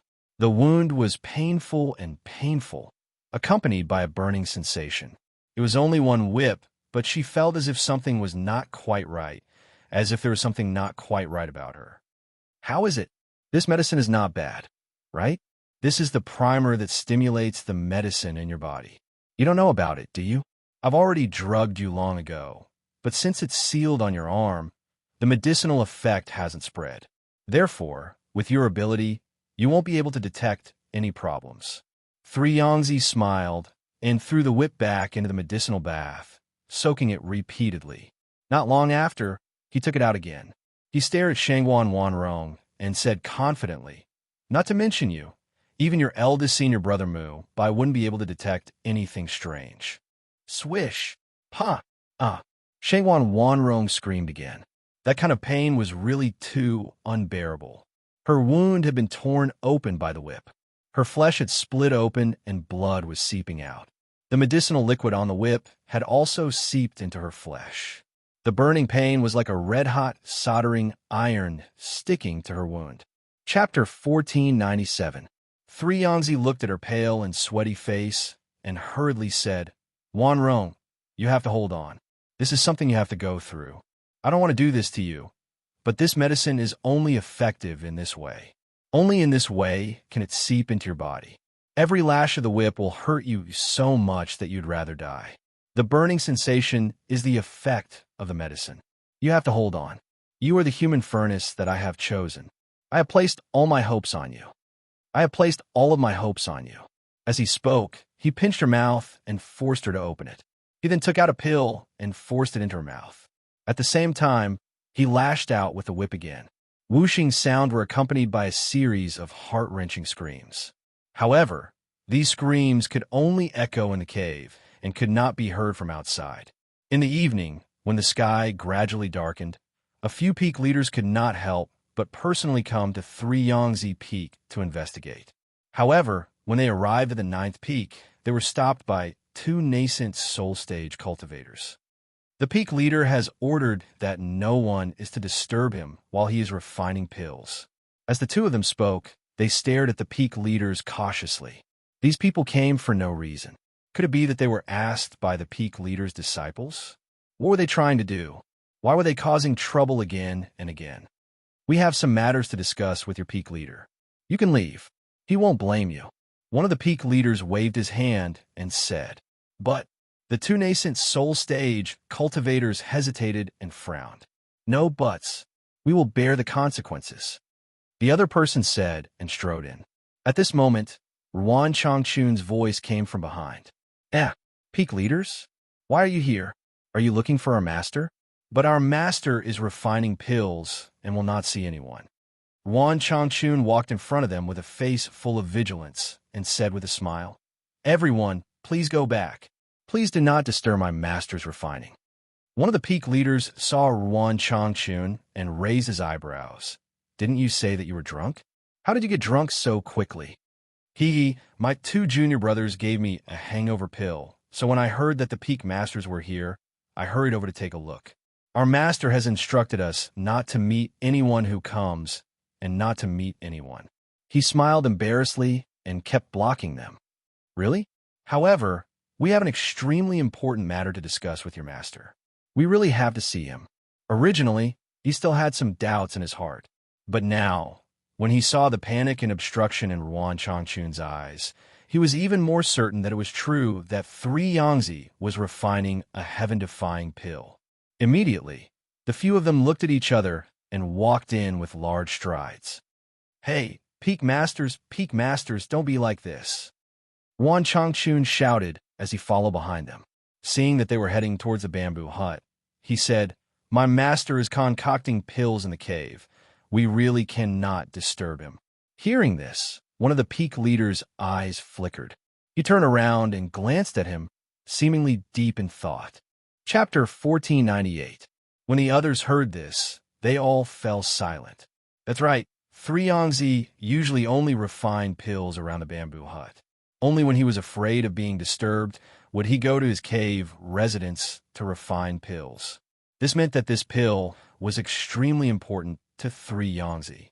They all had different thoughts. When they arrived at the cave residence, they saw layers of formations set up outside. There was even a barrier set up in front of the innermost cave residence.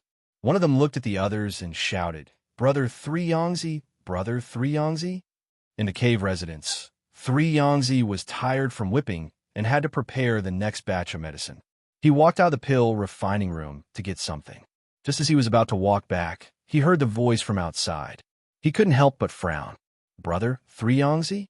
Brother Three Sons." The other person also raised his voice and called out. At this moment, the people outside couldn't help but look at each other when they heard that there was no movement in the cave residence. At this moment, Ruan Changchun, who was behind them, turned his gaze and quickly walked forward. "Master, Master!" A few peak masters barged into Three Yangtze Peak. They said that they have something to ask. If Master doesn't come out, they will break through the barrier. Hearing this, a few peak masters were surprised and looked at him. They didn't say that they were going to break through the barrier. After all, they were in Three Yangtze's territory. What they were doing now had already crossed the line. How could they break through the barrier? However, just as Ruan Changchun finished speaking, Three Yangtze walked out angrily. "What are you all trying to do? Disturbing me while I'm refining pills. Is this what you want to do?" After being interrupted again and again, Three Yangtze was extremely angry. His anger soared and couldn't be suppressed. Being questioned like this, a few people's faces were a little embarrassed. After all, what they were doing now was indeed beneath their dignity. They couldn't help but cough lightly. One of them said, "It's like this. We heard that Brother Three Yangtze is refining some heaven-defying pill. Therefore, we wanted to see if there's anything we can help with. Brother Three Yangtze also knows that we can't compare to you in terms of pill refining. Therefore, we wanted to use this opportunity to learn from Brother Three Yangtze." Oof. Three Yangtze snorted heavily and said, "You are all pill refining masters. Don't you know that it's taboo to be interrupted while refining pills? Hurry up and leave. Otherwise, after I finish refining this cauldron of pills, I will definitely report this to the sect master and ask him to uphold justice." Hearing this, their expressions stiffened. They never thought that they would be rejected so thoroughly. They couldn't help but look at each other. Suddenly, one of the alchemists was startled. He stared at the whip in the hands of the Three Sons with a strange expression. "Brother Three Sons, why would you use a whip to refine pills? Your whip seems to have been soaked in medicine." After the peak master spoke, the others finally noticed that Three Yangtze was holding a whip in his hand. The whip was also soaked in medicinal liquid. No wonder when they smelled the medicinal smell just now, they thought it was coming from the pill refining cave and didn't pay much attention to it. However, looking at the current situation, what was going on? If he wanted to concoct pills, he could just concoct pills. Why would he need to use something like a whip? Just what kind of pill was he refining? Ruan Changchun lowered his gaze and covered his reddened eyes. Under his sleeves, his hands were tightly clenched into fists. He had noticed the whip when he had stepped out. That whip was soaked in medicinal liquid and emitted a medicinal smell. At the same time, there was also a faint smell of blood. Chapter 1499. Only when he heard their words did the furious Three Yangtze realize that he had walked out just like that, because he was angered by them. He didn't even put down his whip before them. When he met their probing and doubtful gazes, his heart skipped a beat. He forced himself to calm down and said, "Didn't I say that I was refining pills? I was taking the blood of a spiritual beast to make medicine when you guys came. We can understand taking the blood of a spiritual beast to make medicine, but why do you need to use a whip?" One of them asked suspiciously. They had used the blood of spiritual beasts to refine pills before. Some pills did require the blood of spiritual beasts, but didn't they use a knife to take the blood? Why did he use a whip? Or a whip soaked in medicinal liquid? What kind of pill was he concocting? Why did he use medicine in such a strange way? Hearing this, Three Yangtze's gaze darkened, and he said with a straight face, "Everyone has their own way of refining pills. My method of refining pills is naturally different from yours. What's so strange about that? It's getting late. You guys should go back as soon as possible. If you continue to disturb my refining, I will definitely report it to the sect leader. When that time comes, don't blame me for ignoring the propriety of my fellow sect members. Hearing this, the few of them hesitated. Since he had put it this way, there was no reason for them to investigate further. However, since they were unable to enter his place and investigate further, they were unwilling to accept it. They looked at the cave abode. It was right there. Did they really have to go back like this? If they went in to see what kind of spiritual medicine he was preparing to refine, perhaps they would be able to find out what kind of pill he was refining. Even as he pondered the matter, he suddenly heard a cacophony of voices ringing out. It didn't come from one place, but rather the entire sect. It was as if something major had happened, and the entire sect was thrown into chaos. They turned around abruptly and saw smoke and fire rising in the sky, accompanied by cries of alarm that spread through the air. Not good, not good. Fire, fire, fire, quick, put out the fire. Put out the fire. Someone come quickly. Put out the fire, put out the fire. Their expressions changed. What's going on? Why does it sound like there's a fire somewhere? At this moment, several disciples rushed in with panicked expressions. Not good. All the peaks are on fire. The fire has spread from the back of the mountain to several peaks. Several places in the sect are on fire. Master, quickly go back and take a look. Hearing this, several people's faces changed greatly, and they immediately asked in a stern voice, "How did it catch fire? Where did the fire come from?" The fire seems to have started in the kitchen. Once it got out of control, it spread everywhere. Some of the spirit beasts that were waiting to be slaughtered in the kitchen caught fire and ran out, causing the entire sect to be on fire. Right now, the disciples of all the peaks are already putting out the fire. Shifeng, the place where the fire broke out in our peak, is the spiritual herb storehouse. We have to go back quickly. The few of them were shocked. Their eyes were filled with astonishment and disbelief. They didn't dare to stay any longer. They didn't even have the mood to investigate what 3 Yangtze was doing. They immediately rushed out and rushed back to the peak to put out the fire. Ruan Changchun was flabbergasted. Fire? How did their sect catch fire? This was something that had not happened for many years. Once the entire sect caught fire, it was not normal at all. Chapter 1500. Changchun, what are you still standing there for? Why don't you hurry up and see if our peak is on fire? 3 Yangtze stared at him with a dark expression as he spoke. There was a fire burning in his heart. If it weren't for the fact that he couldn't leave this place because he was worried, he really wanted to walk out of the barrier and check the situation outside. Why would there be a fire for no reason? Moreover, the fire was so fierce that it had even spread to the peaks. If the other peaks were on fire, wouldn't their 3 Yangtze peak be on fire as well? Yes, I'll go take a look immediately. As he spoke, his gaze swept past the whip in his hand. However, he stood there, unable to move his feet. Seeing that he was staring at the whip in his hand, 3 Yangtze frowned and shouted in a deep voice, "Why aren't you going?" Ruan Changchun narrowed his eyes and walked away. Every step he took was especially heavy at this moment. Feng Jiu, who was hiding in the dark, watched as 3 Yangtze walked in after looking around. At this moment, her eyes were filled with blood-red, murderous intent as she stared at his figure. That whip, that whip. Her hands were tightly clenched into fists due to her anger and murderous intent. Her joints cracked. Although she had restrained her aura, her murderous intent still leaked out at this moment. "Master, I'm back." Tunyon leaped to her side. When he saw that her entire body was filled with murderous intent, he couldn't help but look towards the cave abode. There, 3 Yangtze's figure was walking in. "You stand guard outside. I'll go in." She spoke slowly. Her voice paused after every word. It was obvious that she was restraining her murderous intent. "Yes, master, be careful," Tunyon replied, and looked at her as he spoke. Feng Jiu didn't speak again. Instead, she tapped the tip of her foot and leaped down. Step by step, she walked towards the barrier in front of her.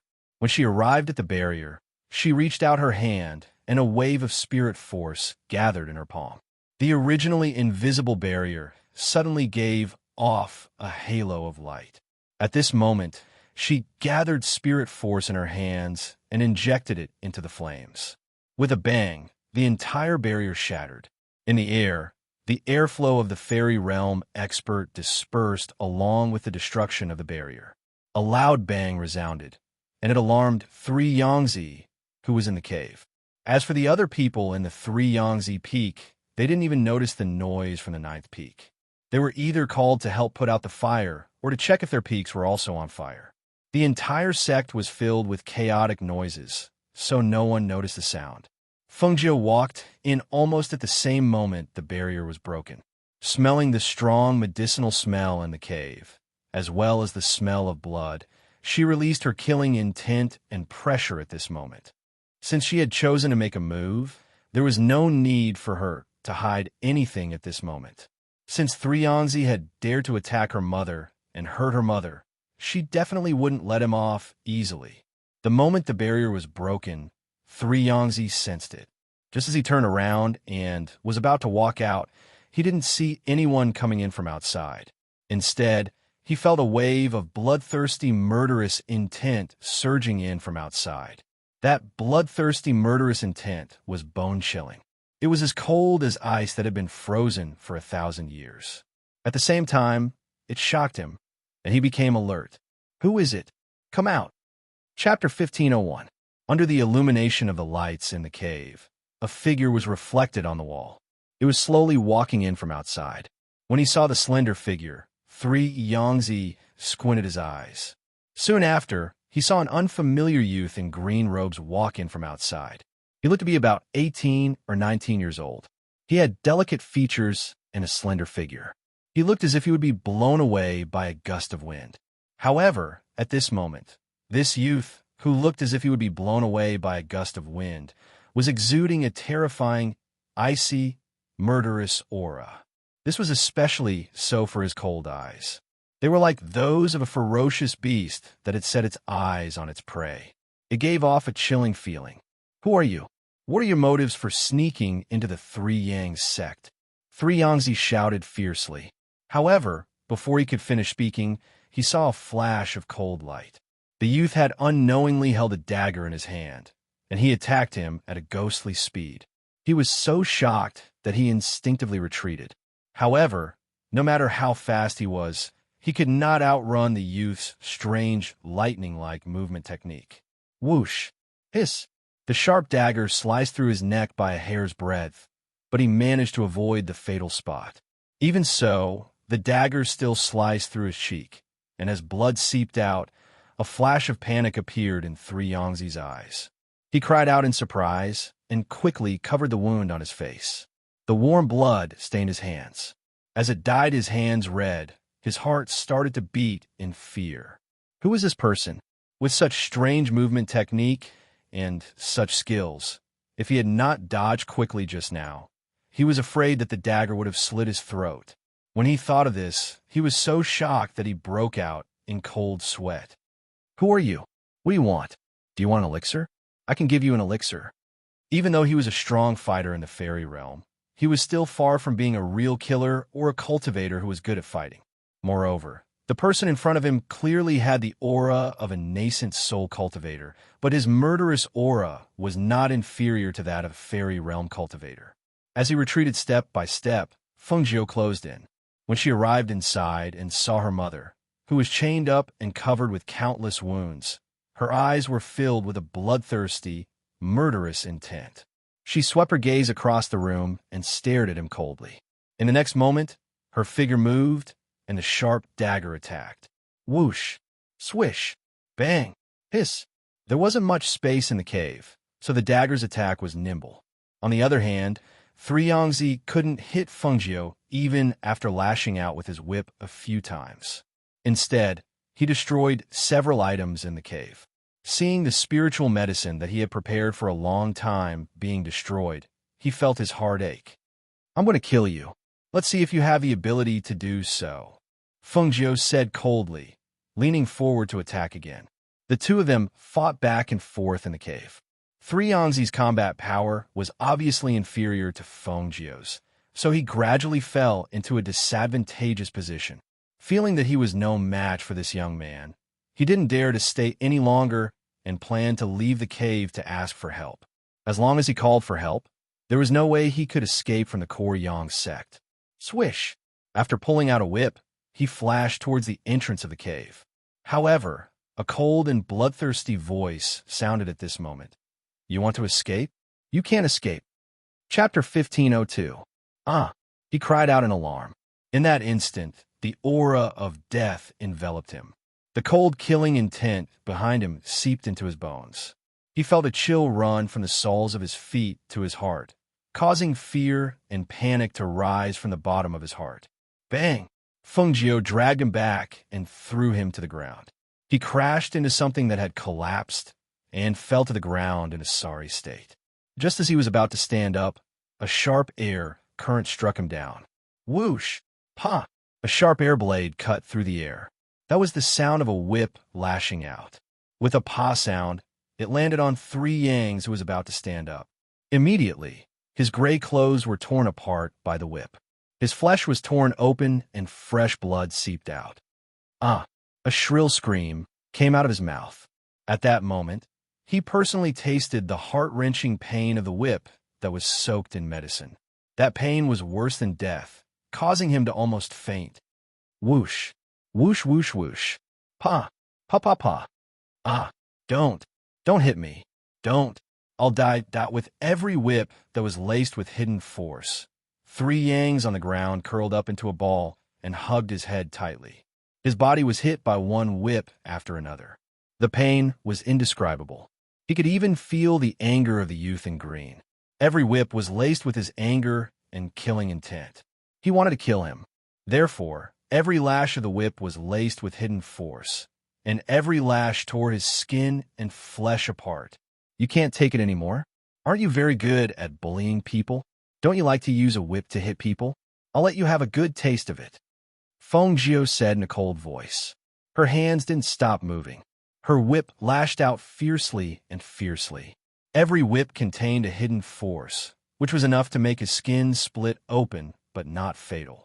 Don't hit me. 3 Yangzi's voice sounded weak as he curled up on the ground.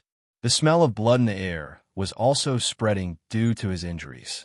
Feng Jiu looked at the person curled up on the ground on the verge of death, unable to even stand up. Only then did he coldly glance at him, flung the whip aside, and quickly walked to his mother's side. Mother? Mother? She called out in a low voice, but she saw that she did not react at all. Her tattered clothes were not clean at all. If they were not torn, they were stained with blood, which made her heart ache. That 3 Yangzi, whose breathing was slightly chaotic from the beating, held his head with both hands. He watched as Feng Jiu ran to Shangwan Wanrong's side. Thus, he quietly took out a medicinal pill and swallowed it, alleviating the intense pain in his body that made him wish he was dead. He was sure that if he didn't take any medicine or something, he would definitely die from the searing pain. Mother? Did he hear wrongly? This youngster, who came out of nowhere, called Shangwan Wanrong mother. Was she his mother? He quietly turned his head to take a look. When he saw the youngster tugging at the black iron chain, he knew something was wrong. He lightly covered his chest with one hand and felt the effects of the medicine. He immediately gritted his teeth, jumped up, and fled outside. Xiao Xiao. Chapter 1503. Damn it! His expression was shocked, and his face instantly turned ashen. Even though he wasn't a doctor, he knew that if the silver needles didn't enter the main meridian, they would automatically spread. If they weren't forced out in time, their lives would be in danger. As he wanted to escape, he didn't dare to be careless and didn't dare to hope for a fluke. When he turned around and saw the youth trying to pull the black iron chain to save Shangwan Wanrong, he immediately turned around and sat down cross-legged on the other side of the cave wall. He circulated the aura in his body in an attempt to force out the silver needles on his back. At this moment, Feng Jiu saw that her mother was on the verge of death and didn't chase after her. She tugged at the chains and found that they were like black iron chains that couldn't be cut. She immediately took out the Qing Feng sword and circulated spiritual power in her hand to cut open the black iron chains that bound her hands and feet. Clang! The crisp sound of metal breaking echoed, and the black iron chains fell. Her mother lost her balance and fell to the ground. Feng Jiu quickly put away the Qing Feng sword and supported her mother with one hand. After taking her mother's pulse, Feng Jiu's expression slightly changed, and she stuffed a pill into her mother's mouth. She looked around and saw a spirit herb that had fallen to the corner of the wall. She immediately went forward to pick it up and put it into her space. She then helped her mother out. When she arrived at the other side of the wall, 3 Yangtze was nowhere to be seen. At this moment, she could faintly hear the sound of Tun Yun coming from outside the cave. She quickly helped her mother out. When she saw Tun Yun fighting with 3 Yangtze, she put her mother down beside a tree and rushed up to him. "Old thing, today, no one can save you. I'll definitely take your life." If she didn't kill him, she would be able to quell the fire in her heart. This kind of person didn't deserve to live. Hearing this, 3 Yangtze was so scared that his legs went soft. He had seen this youth's skills. He didn't think that this youth was only talking to scare him. He really would kill him. At this moment, he couldn't care about anything else and hastily took out a distress signal from his universe bag. Because his heart was in a mess, he had forgotten that he had a distress signal. Pung! A blue flame flew into the night sky and scattered in the sky. In this chaotic sect, although the sound of fire being put out wasn't loud, it still attracted everyone's attention. "Look, isn't that our sect's distress signal?" It seems to be a distress signal sent by 3 Yangtze Peak. Even if there's a fire, there shouldn't be a signal. Could it be that something has happened? Are you stupid? Can't see that it's a blue signal? That's a signal only from the peak. Something must have happened to 3 Yangtze's peak. Hearing this, everyone had different expressions on their faces. However, they were all disciples of the various peaks, and there was still a fire burning in their peaks. Naturally, they could not save him. Therefore, none of them said anything. Rather than caring for others, they should take care of themselves first. However, the other peak masters, as well as the sect elders and the sect leader, instantly realized that the sect's dark night had something to do with 3 Yangtze's distress signal after they saw the signal. All the peaks in the sect were on fire for no reason, and the entire sect fell into chaos. Because the 3 Yang peak wasn't on fire, the disciples rushed to the other peaks to help put out the fire. But at this time, the 3 Yang peak master sent out a distress signal. It seemed like someone had used a diversion tactic to lure the tiger away from the mountain. Chapter 1504. The sect master then led the others towards 3 Yang Peak on their flying swords.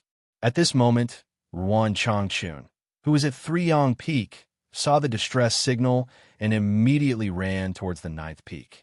It was not because he was in a hurry to save his master, but because he had a premonition that someone had come to save his little junior sister. However, who could this person be? How bold of him to act so recklessly in one of the sects of the 8 great empires and set the entire sect ablaze, plunging the entire sect into chaos and panic. This was far too reckless. Even if he wanted to save someone, he should not have done this. This way, even if that person managed to save his little junior sister, the sect would not let the matter rest. Furthermore, now that his master had sent out the distress signal, the sect master and the others would probably be rushing over. If that person could not escape after saving his little junior sister, then, at the same time, on 3 Yang Peak, a cold light flashed in Feng Jiu's eyes as she read the message. She began to ponder. The other members of the sect would definitely rush over after seeing the distress signal. Before that, the first to enter would definitely be the 2 nascent soul cultivators who were guarding the mountain's entrance. If those 2 arrived, it would be impossible for her to kill 3 Yangtze and take her mother away. Hence, she immediately shouted, "Tun Yun, take my mother away first." "Yes, be careful, master," Tun Yun replied, and leaped toward Shangwan Wanrong's side. He wanted to carry her on his back and take her away from the back of the mountain. Only then would his master be at ease and face the battle without any worries. However, at this moment, the unconscious Shangwan Wanrong slowly regained consciousness after taking one of Feng Jiu's pills. She could faintly hear Feng Jiu's words.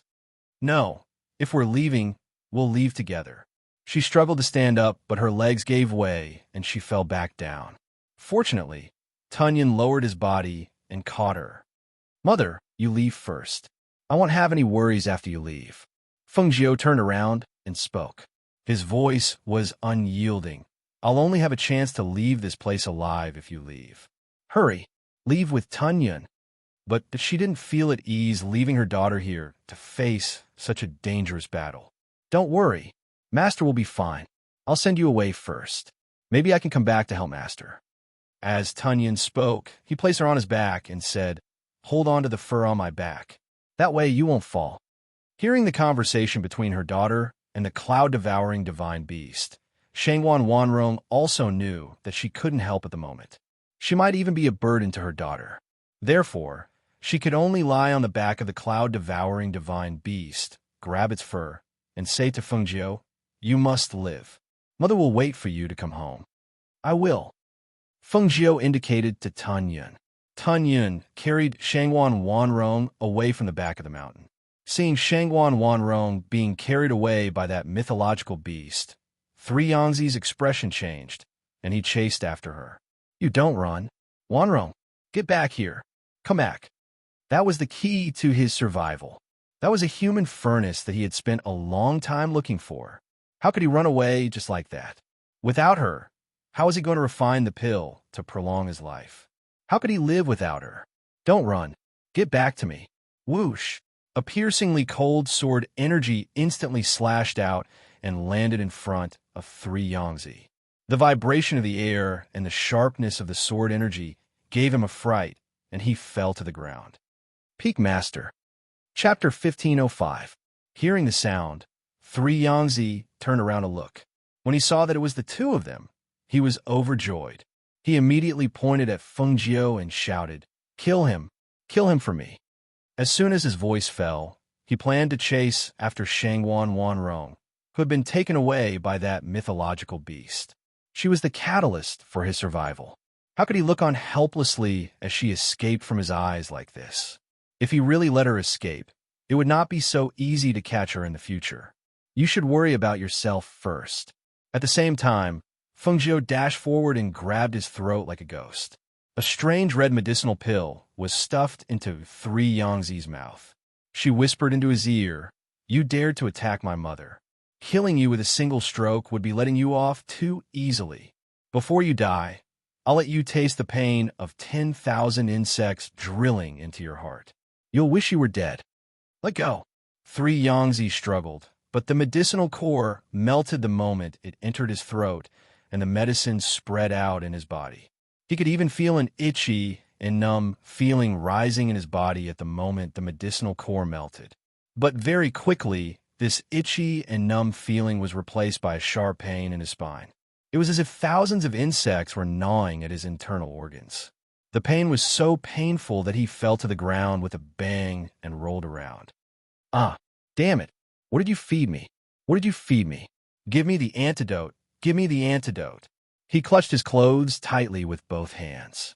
His face turned from pale to red. His body kept rolling around as he screamed. The two nascent soul cultivators who had rushed over could not help but feel shocked when they saw him, especially when they saw him take out his own medicinal pill and swallow it. However, it did not alleviate his symptoms. Instead, it sped up his symptoms. It was even more inconceivable. Even though the sky was dark, under the illumination of the light from the peak, they could still see something squirming under his skin. It was very frightening. The two nascent soul cultivators' expressions changed slightly. Their eyes were filled with astonishment. They quickly stepped forward to help the peak master who was rolling on the ground. Unexpectedly, he grabbed one of their hands and opened his mouth to bite that person. But the nascent soul cultivator who was bitten cried out in pain. He instinctively raised his hand and sent the cultivator flying. However, the moment he made his move, he was stunned.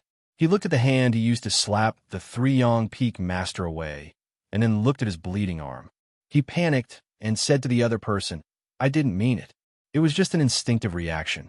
That person didn't expect the Peak Master to open his mouth and bite him, nor did he expect his companion to knock the Peak Master out with a single strike. Thus, he calmed down and said, Let's ignore everything else for now. Listen to the Peak Master's orders and kill this person first. He immediately gathered his chi and charged forward. With a twist of the sword in his hand, the blade filled with killing intent flew towards Fengjiu. The two of them attacked from the front and the left. Every move they made was swift and fierce. Every step they took was filled with killing intent. They attacked with the intention of killing Fengjiu. However, after the two of them fought with Fengjiu, they discovered that this young man's strength was really strong. He had already reached the nascent soul realm at such a young age, and he was not at a disadvantage when fighting with the two of them. Chapter 1506. His gaze landed on the youth. Isn't this the errand boy who delivered the elixirs? Why is he here to save Junior's sister? What's his relationship with Junior's sister? I really couldn't tell that this errand boy was actually a hidden expert. He was able to fight against two nascent soul cultivators alone and not lose. He's really capable. And my master? What exactly did that youth feed my master? Why is he in so much pain? Just as he was thinking, a shrill scream was heard and pulled him back from his thoughts. He looked over and saw his master's body twitching and lying stiffly on the ground. His eyes were wide open and his mouth was wide open. That mournful scream seemed to be the last sound he made, because after that scream, he seemed to have stopped breathing. Master! He was shocked and immediately ran out. When he reached his master's side, he was so shocked that his face turned pale and he took a few steps back. Master! His body was stiff on the ground, but countless bugs crawled out from his 7 orifices. He could even see signs of the bugs wriggling under his skin. His eyes were wide open and he couldn't close them, as if he died with a grievance. His face was also filled with fear.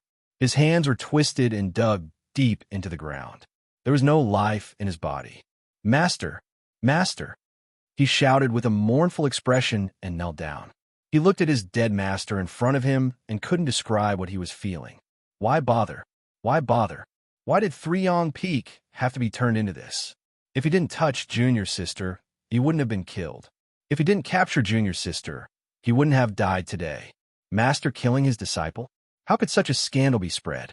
If such news were spread, not only would his image be destroyed, he would be cursed after death, and the disciples of Three Yong Peak would be looked down upon by the other peaks to hiss. A cold light flashed, and a scream was heard. A nascent soul cultivator was defeated by Fengjiu and took his last breath. Even if you kill all of us here, you won't be able to escape from the sect. The other nascent soul cultivator's eyes were filled with blood-red killing intent when he saw his brother being killed. Fengjiu held the green sword in his hand. Green sword energy surged on the blade, and the sharp tip of the sword pointed diagonally to the ground. Hearing the nascent soul cultivator's words, she curled her lips. She had no intention of escaping at all. This was because she could not escape. She had to stay here to buy time for her mother and Tun Yun to escape. As long as she was here, those people would not chase after them. Moreover, Three Yangzi, who knew that her mother had been taken away by Tun Yun from the back of the mountain, was already dead. What she needed to do now was to stall until they were safely out of the Dan Yang sect's territory. At this moment, she didn't even think about whether she would be able to leave safely once the other members of the sect arrived. All she wanted to do was to make sure that her mother could leave this place safe and sound.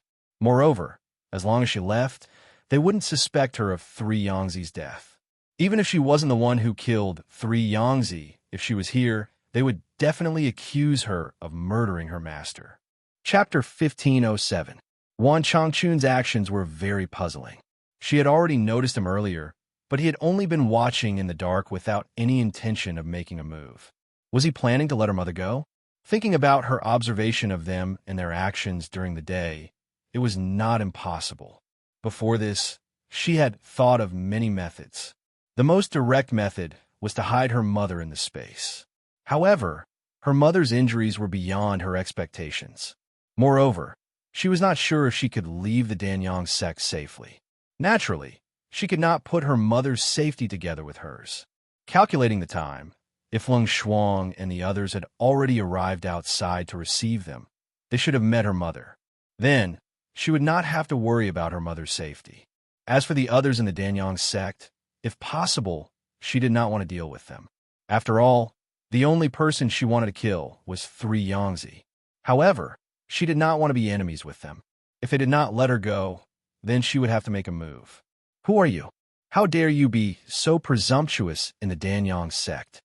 When a deep voice that contained spiritual energy was heard, Fengjiu looked up and saw a few figures flying in the air on swords. Seeing this, she glanced at Ruan Changchun and then flew in the opposite direction of the back mountain. The figures of the cultivators following behind the sect leader flashed and chased after her. Ruan Changchun noticed the gaze of the young man before he left.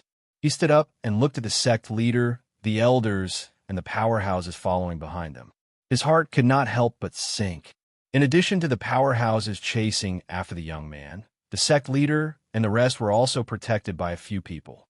If this was the case, the young man would not be able to escape. Sect leader, that young man named Fengjiu killed the peak master of 3 Yangtze. When the injured nascent soul cultivator saw them, he immediately reported, "I recognize him. He was originally a disciple of 3 Yangtze as a servant. I did not expect him to be such a hidden person. He actually killed the peak master of 3 Yangtze." Hearing this, the expressions of the dozen people who came changed. They looked around and saw 3 Yangtze's stiff body lying on the ground. For a moment, they were extremely shocked. How is this possible? He is a fairy realm cultivator. An elder said in disbelief. He went forward to check and saw that 3 Yangtze had really stopped breathing. Only then did he believe that he was dead. When the rest of the people saw this scene, they were shocked. At the same time, they were more concerned about the person who killed 3 Yangtze. Therefore, the sect leader stared at the nascent soul cultivator and asked, "You said that the person who killed 3 Yangtze was a servant of 3 Yangtze? How could an odd job worker kill him? What's more, that person was clearly at the nascent soul stage. How could he be a servant?" Seeing the sect leader, he was sent to deliver the sect to the sect of the sects of 3 Yangtze. He was to the Changzi servant, and he was to the of him, of 1. He is what he said true. The sect master's gaze turned and landed on Ruan Changchun. Chapter 1508. How could no one know that such a dangerous person had infiltrated the sect? What is the 3 Yang peak doing? Even 3 Yangtze was killed by that young man. The sect leader shouted angrily. He frowned and asked suspiciously, "However, why would this person kill 3 Yangtze? Does he have any feud with him? Since he had infiltrated the sect, why did he attack tonight? Why did he cause the entire sect to be on fire?" This, I don't know either. Ruan Changchun lowered his gaze and shook his head. I heard that 3 Yangtze was planning to go into seclusion to refine pills. Furthermore, the pills he was going to refine were extraordinary. Could it be related to this? An elder stroked his beard as he spoke. He looked in the direction of the young man who had escaped and the cultivators who had chased after him. No matter what, he set fire to the Danyang sect and killed 3 Yangtze. This is a fact. Let's capture him first, the sect leader said. He instructed Ruan Changchun to settle 3 Yangtze's corpse before he turned around and left. He planned to gather everyone in the sect to capture Fengjiu alive. Ruan Changchun acknowledged the sect leader and watched them leave. He then asked the nascent soul cultivator to guard the corpse while he entered the cave to investigate. As soon as he stepped inside, the strong smell of blood assaulted his nostrils. He walked further in and arrived at the alchemy room. The black iron chains that had been cut off were stained with blood. It was a ghastly sight, seeing the scene in the cave and thinking of his junior sister's injured and dying appearance. He could understand why that young man was so determined to kill his master. On the other side, Fengjiu fled towards the main gate of the sect. 2 nascent soul cultivators and 2 fairy realm cultivators chased after her relentlessly. As they chased after her, her body was injured by their sword chi. Many wounds appeared on her body. It was one thing to deal with 3 Yangtze, who was a fairy realm cultivator.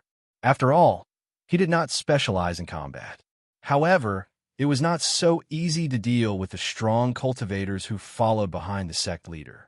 If not for her strange movement technique and the Qing Feng sword in her hand, perhaps she would have already fallen into the hands of these people. When she was less than 300 meters away from the entrance of the sect, she was surrounded in midair by the four people. It really is the Azure Edge Sword. Who are you? A fairy realm expert stared at the green sword in Feng Jiu's hand, and his eyes were filled with shock. The ancient divine sword, Qing Feng, had been missing for many years. Now that it had reappeared, it was actually in the hands of a youth. Who was this young man? At this moment, the other three were equally excited. It was the Qing Feng sword. They were actually fated to see the ancient divine sword Qing Feng. This was the ancient divine sword that had been fought over until it set off a bloody storm several decades ago. Some of the disciples who noticed the stalemate in the air started to discuss among themselves. On the seventh peak of the Three-Yang Peak, Luo Heng and Chun Dao were extremely shocked. They stared at the green figure in the distance, who was surrounded by a few experts. Even though he was a little far away, under the illumination of the flames in the sect, under the refraction of the flames, that person's figure and face were clearly seen by them. That's Feng Jiu? What is he doing? Luo Heng couldn't hide his shock and horror as he stared at Feng Jiu in the distance and muttered to the people around him. Chapter 1509. With such medical skills, how could he possibly be an ordinary person? He had long known that he was not an ordinary person, but he did not expect him to do such a thing here. Why? If he wanted to kill the Peak Master, why did he hide for so long before making his move? What was his motive for doing so? Now that he was surrounded in the sect, how could he escape with his life? The sounds of battle from afar pulled him back from his thoughts. He looked at Feng Jiu, who was surrounded, and realized that he could not save him at this moment, let alone help him. In front of so many people in the sect, if he stepped forward to protect him, he would only be killed by his accomplices. He would not be of any use at all. So what should he do? How could he save him? What should we do? Could Feng Jiu have been killed? How could he fight against so many of them alone? Moreover, two of them are fairies. How could he deal with them? Luo Heng said worriedly. Compared to his grandmaster's death, he was more concerned about Feng Jiu's life and death. When Chun Dao heard this, he pursed his lips and turned to leave, intending to ask what was going on. However, just as he was about to head to the ninth peak, he saw the sect leader and the others standing in the air on their swords, watching the battle from a distance. When he saw this, he summoned his chi and flew up on his sword. However, before he could get close, he was stopped by the cultivators who were protecting them behind them. "Who's there?" a nascent soul cultivator shouted. One of the elders inadvertently glanced over. When he saw that it was Chun Dao, he was so shocked that his eyeballs almost popped out of their sockets. He walked up to Chun Dao with a face full of disbelief. He circled around Chun Dao and looked at him again and again. Chun Dao, how did you recover? Are you all right?" When Chun Dao saw him, he quickly grabbed him and asked, "Second Grandpa, what's going on? How could Feng Jiu kill the Peak Master? Could there be a mistake?" The elder looked at Chun Dao and saw that he was really fine. He was shocked and happy at the same time. It was good that he was fine. The Chen family disciples should be like that. They weren't easy to defeat. When we arrived, 3 Yangtze had already been killed. That nascent soul cultivator said that it was this odd-job disciple named Feng Jiu who killed him. All right, I thought that this name was somewhat familiar with this young man. Now that I've met you, I remember. Isn't he that odd-job disciple who likes to hang around you? Back then, it was this labor disciple's words that stopped him from sending Chun Dao back. However, based on the current situation, he had to make Chun Dao cut off all ties with that labor disciple. Otherwise, who knew if his Chun clan would be implicated because of this? It's him, Second Grandpa. He was the one who healed my injuries. Second Grandpa, could there be a misunderstanding? Although Feng Jiu is a little mischievous, he does things with all his heart. Furthermore, he healed my injuries. It can be seen that he's not a malicious person. If he really killed 3 Yangtze Peak Master, then there must be something we don't know about. Chun Dao continued, Second Grandpa, I hope you can talk to the sect leader about this. Perhaps there really is a misunderstanding. According to my understanding of him, he's not a malicious person. Chapter 1510. But before Chun Dao could finish his sentence, he heard a cry of pain from not too far away. That familiar voice drew his attention. Far away, Feng Jiu, who was dressed in green, had been stabbed in the shoulder by a nascent soul cultivator who had launched a sneak attack from behind. The long sword had pierced through his back, and the sharp sword, dripping with blood, had pierced his shoulder. Qindao's heart clenched when he saw this. "Fengjiu!" He cried out in alarm and wanted to rush forward, but he was held back by the elder beside him. The elder shouted, "What are you doing? Do you want to die?" "Fengjiu!" He clenched his fists tightly. At this moment, he hated himself for not being able to help him. He could only watch as he was pierced by the sword. When he turned around to fight off the nascent soul cultivator, he was sent flying by a fairy realm cultivator in front of him. "Fengjiu!" Luo Heng's face turned pale. He watched as Fengjiu's figure fell from midair. His entire body seemed to have been drained of energy in that instant, and he allowed his body to fall powerlessly from midair. "Capture him alive." The sect master's dignified voice rang out at this moment. Once the order was given, the few cultivators immediately responded and swooped down at the same time, wanting to capture the heavily injured Luo Heng alive. However, a shocking change occurred at this moment. The falling youth closed his eyes and allowed his body to fall from the sky. The long sword that had pierced through his shoulder had yet to be pulled out. He held the Qing Feng sword in one hand and allowed his body to fall, as if he had stopped breathing. When the two nascent soul cultivators and the two fairy realm cultivators swooped down and were about to catch her, she suddenly opened her eyes. Her entire body instantly surged with a terrifying spiritual aura. Whoosh! A sharp aura whizzed out from her body. Other than the aura and pressure of a nascent soul cultivator, the powerful spiritual aura also contained the aura of an ancient divine beast. The Qing Feng sword in her hand shot out a dazzling green light, and the sharpness of the sword's blade was even more frightening. Bang! The powerful airflow surged and collided with her body. The long sword that was stabbed into her shoulder was forced out by her aura at this moment. With a whoosh, it flew out and fell to the ground. The green clothes on her body were also torn apart by the surging airflow at this moment. After an explosive bang, the green clothes were torn apart and scattered in the night sky, revealing a white undergarment she was wearing underneath. Whoosh! The surging airflow didn't seem to stop, blowing away her hair that was tied up messily. Her ink-black hair fluttered in the night, accompanied by the white silk on her body. She looked like a ghost in the night, captivating one's heart and soul. Feng 9 is a woman. This servant is a woman. How is this a young man? This servant is a woman. She only wore an inner garment that revealed her graceful and exquisite figure, especially her black hair that hung loosely on her shoulders.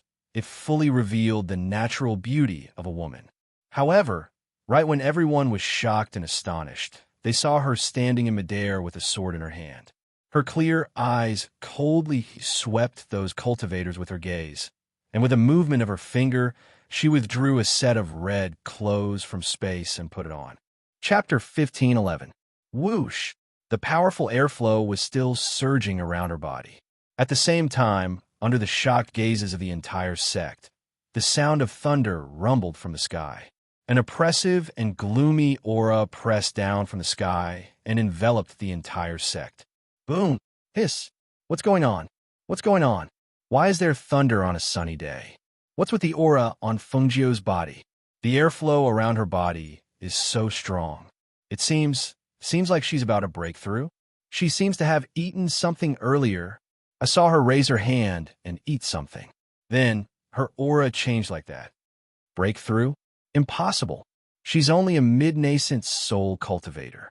She can't possibly break through at this stage. Her aura has increased tremendously, and she's drawing upon the power of heaven and earth. She must have eaten some kind of pill to increase her strength. Pill? How is that possible? What kind of pill can produce such a powerful airflow and aura? What kind of pill can cause such a shocking change in a person's strength and aura? She killed San Yangzi. Could it be that San Yangzi refined some kind of heaven-defying pill and she stole it? Qindao only felt his ears rumble as he listened to the shocked cries and discussions around him. His mind went blank as he stared dumbfoundedly at the evil figure in red robes floating in the air. That person is Fengjiu? Fengjiu is a woman? How can he be a woman? He's clearly a young man. How? How did he turn from him to her in the blink of an eye? On the mountain peak below, Luo Hong was also dumbfounded. The young man who called him brother had turned into a woman in the blink of an eye. Just as he stared blankly at the red figure, he saw the red figure flash through the night like a ghost. The sharp sword in her hand was glowing with a green light as she attacked the nascent soul cultivator who had just stabbed her. Her speed increased by several times in an instant. The green sword slashed through the air, and the nascent soul cultivator was unable to dodge in time. Fresh blood flowed from his neck. His eyes were wide open, filled with unwillingness and disbelief. Seeing the nascent soul cultivator lose his balance and fall to the ground, the blood caused the hearts of the other three to tremble, and a sense of horror rose in their hearts. Too fast. That kind of speed was too fast. So fast that they couldn't see it clearly. Her speed had increased by so much.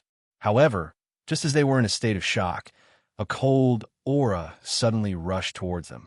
By the time the other nascent soul cultivator regained his senses, a long sword glowing with azure light had already pierced through his chest, destroying his nascent soul and cutting off his life. You. He unwillingly held onto the green sword that had pierced his chest.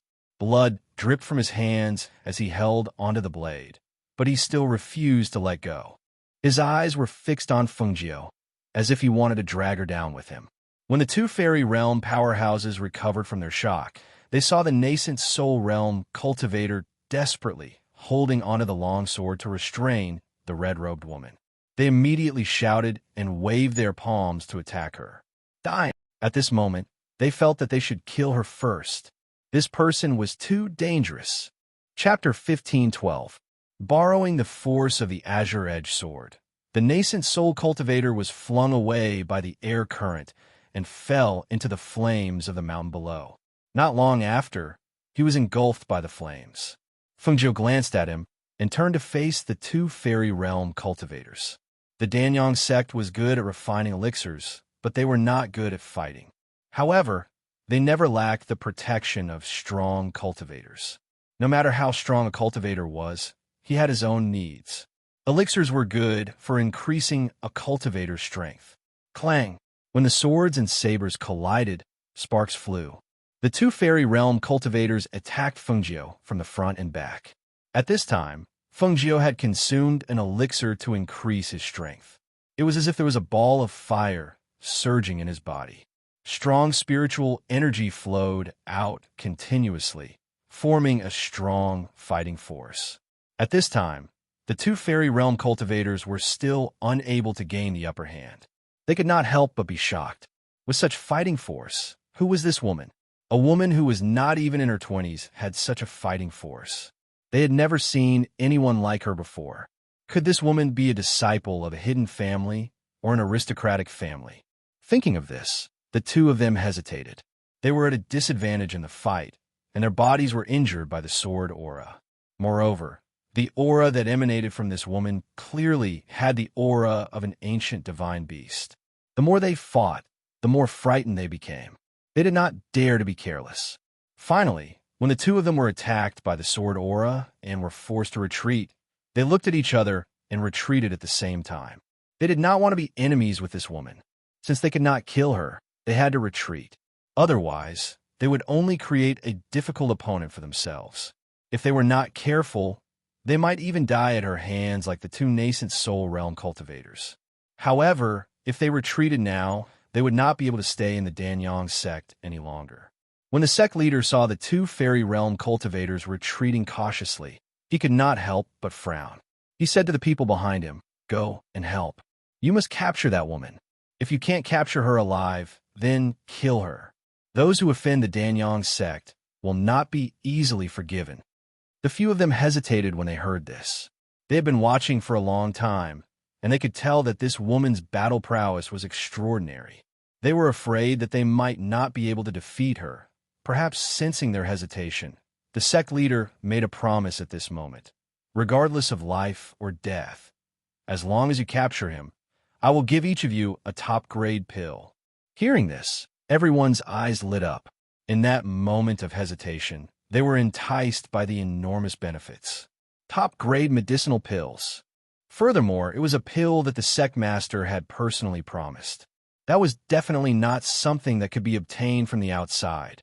Even though they knew that there might be casualties if they made a move, they were still tempted by the huge temptation of benefits. At that moment, a few of them could not hide their excitement and responded, "Yes." As soon as he finished speaking, several people dashed out toward Fengjiu. When the two people who had retreated heard the sect master's words, their hearts trembled slightly. However, they did not continue to move forward. Instead, they continued to retreat. They had fought with that woman before. Her strength was at the nascent soul realm, but after eating the medicinal pill, her strength increased several times. Moreover, she was a combat-type cultivator who grew stronger the stronger she met. They really didn't have the confidence to fight with her. Chapter 15:13. Fengjiu glanced at the two who had put away their swords and retreated. Since they weren't her enemies, she naturally wouldn't touch them. Hence, she only glanced at them briefly before shifting her gaze towards the group of people who were heading towards her. 6 people. 3 of them were at the peak of the nascent soul stage, and 3 of them were at the beginner level of the fairy realm. This kind of combat power was absolutely shocking. She didn't know if she could withstand it. Her eyes moved slightly, and a dark light flashed in the depths of her eyes. It seemed that she had to do something. Her clear eyes swept across Chun Dao's worried face in the distance, and she curled her lips into a smile. Suddenly, she raised her Qing Feng sword and spun around. Her entire body flew more than 10 meters into the air before she stopped. Her clear and cold voice rang out at this moment. "I have no intention of becoming enemies with the Danyang sect. I killed 3 Yangzi for a reason. If you let me go now, no one from the Danyang sect will die. Otherwise, the sword has no eyes, and you will be responsible for your own deaths." The clear and cold voice carried a powerful aura of spiritual energy as it rang out from the night sky. Like ripples of water, it rippled outwards and spread into the ears of every disciple in the sect. The powerful aura and Fengjiu's warning caused their hearts to skip a beat, and they couldn't help but feel nervous. Just as the disciples of the sect were becoming anxious and restless because of her words, the sect leader's deep and angry voice rang out and echoed in the sky. "You infiltrated my sect, killed 3 Yangzi, and set fire all over the Danyang sect. If I don't kill you, won't the world think that the Danyang sect is a place to be offended? Today, even if you have 3 heads and 6 arms, you won't be able to break out of our sect's territory." The sect leader, who was standing in mid-air with his hands behind his back, shouted in a deep voice. His voice contained a powerful aura that spread throughout the entire sect. Just as he finished speaking, he shouted again in a deep voice. "Open the sect's great array. Trap this arrogant woman. Don't let her escape." When the people guarding the array heard the sect master's words, they immediately worked together to activate the sect protection array. After a loud rumble, a visible aura of spiritual power rose from the ground around the sect like a halo and surrounded the sect. The power of the halo was powerful and intimidating, and a terrifying pressure spread out in an instant, causing the disciples of the entire sect to cry out in surprise. They even forgot to extinguish the flames that had not been extinguished and just stared blankly. "Oh my God, the Great Sect Protection Array!" This formation would only be activated when there was a great enemy. Many years had passed, and this sect protecting formation had never been activated. Who would have thought that it would be used to deal with a little girl today? Fine. Although this woman's strength was frighteningly powerful, she was still a woman after all. Yet, she had to use the sect protection formation. If news of this were spread, the outside world would probably explode. However, no one knew that when the Great Sect Protection Formation was activated, Tun Yun, who had left the rear mountain with Shangwan Wanrong, leaped up and sensed a powerful aura spreading behind him. When he turned his head to take a look, worry involuntarily surfaced in his eyes. "Master, you must wait for me. Wait for me to come back." just as Tun Yin gritted his teeth and was about to quickly send Shangguan Wanrong to Lung Shuang and the others, who were waiting for her outside, a deep and magnetic voice suddenly sounded from the front. Chapter 15:14. Hearing this familiar voice, Tun Yun's heart trembled. It abruptly raised its head and saw Xianyuan Mose, who was dressed in black robes and emitting a powerful aura, rushing towards it. Even though Xianyuan Mose was currently wearing a mask and his face couldn't be seen clearly, it still made Tun Yun extremely excited. It let out a low roar and quickly leapt forward. Shangguan Wanrong, who was lying on Tun Yun's back in a semi-conscious state, was sweating from her forehead due to her injuries and Tun Yun's movements. Although she was not completely unconscious, she was not far from it. When she heard a man's voice, she tried to raise her head, but all she saw was the corner of a black robe and a masked face. Master is still inside. She want me to bring her mother out first. Yama Lord, those people are bullying Master with their numbers. They seem to have activated the sect's protective formation to prevent Master from escaping. Yama Lord, hurry and save Master.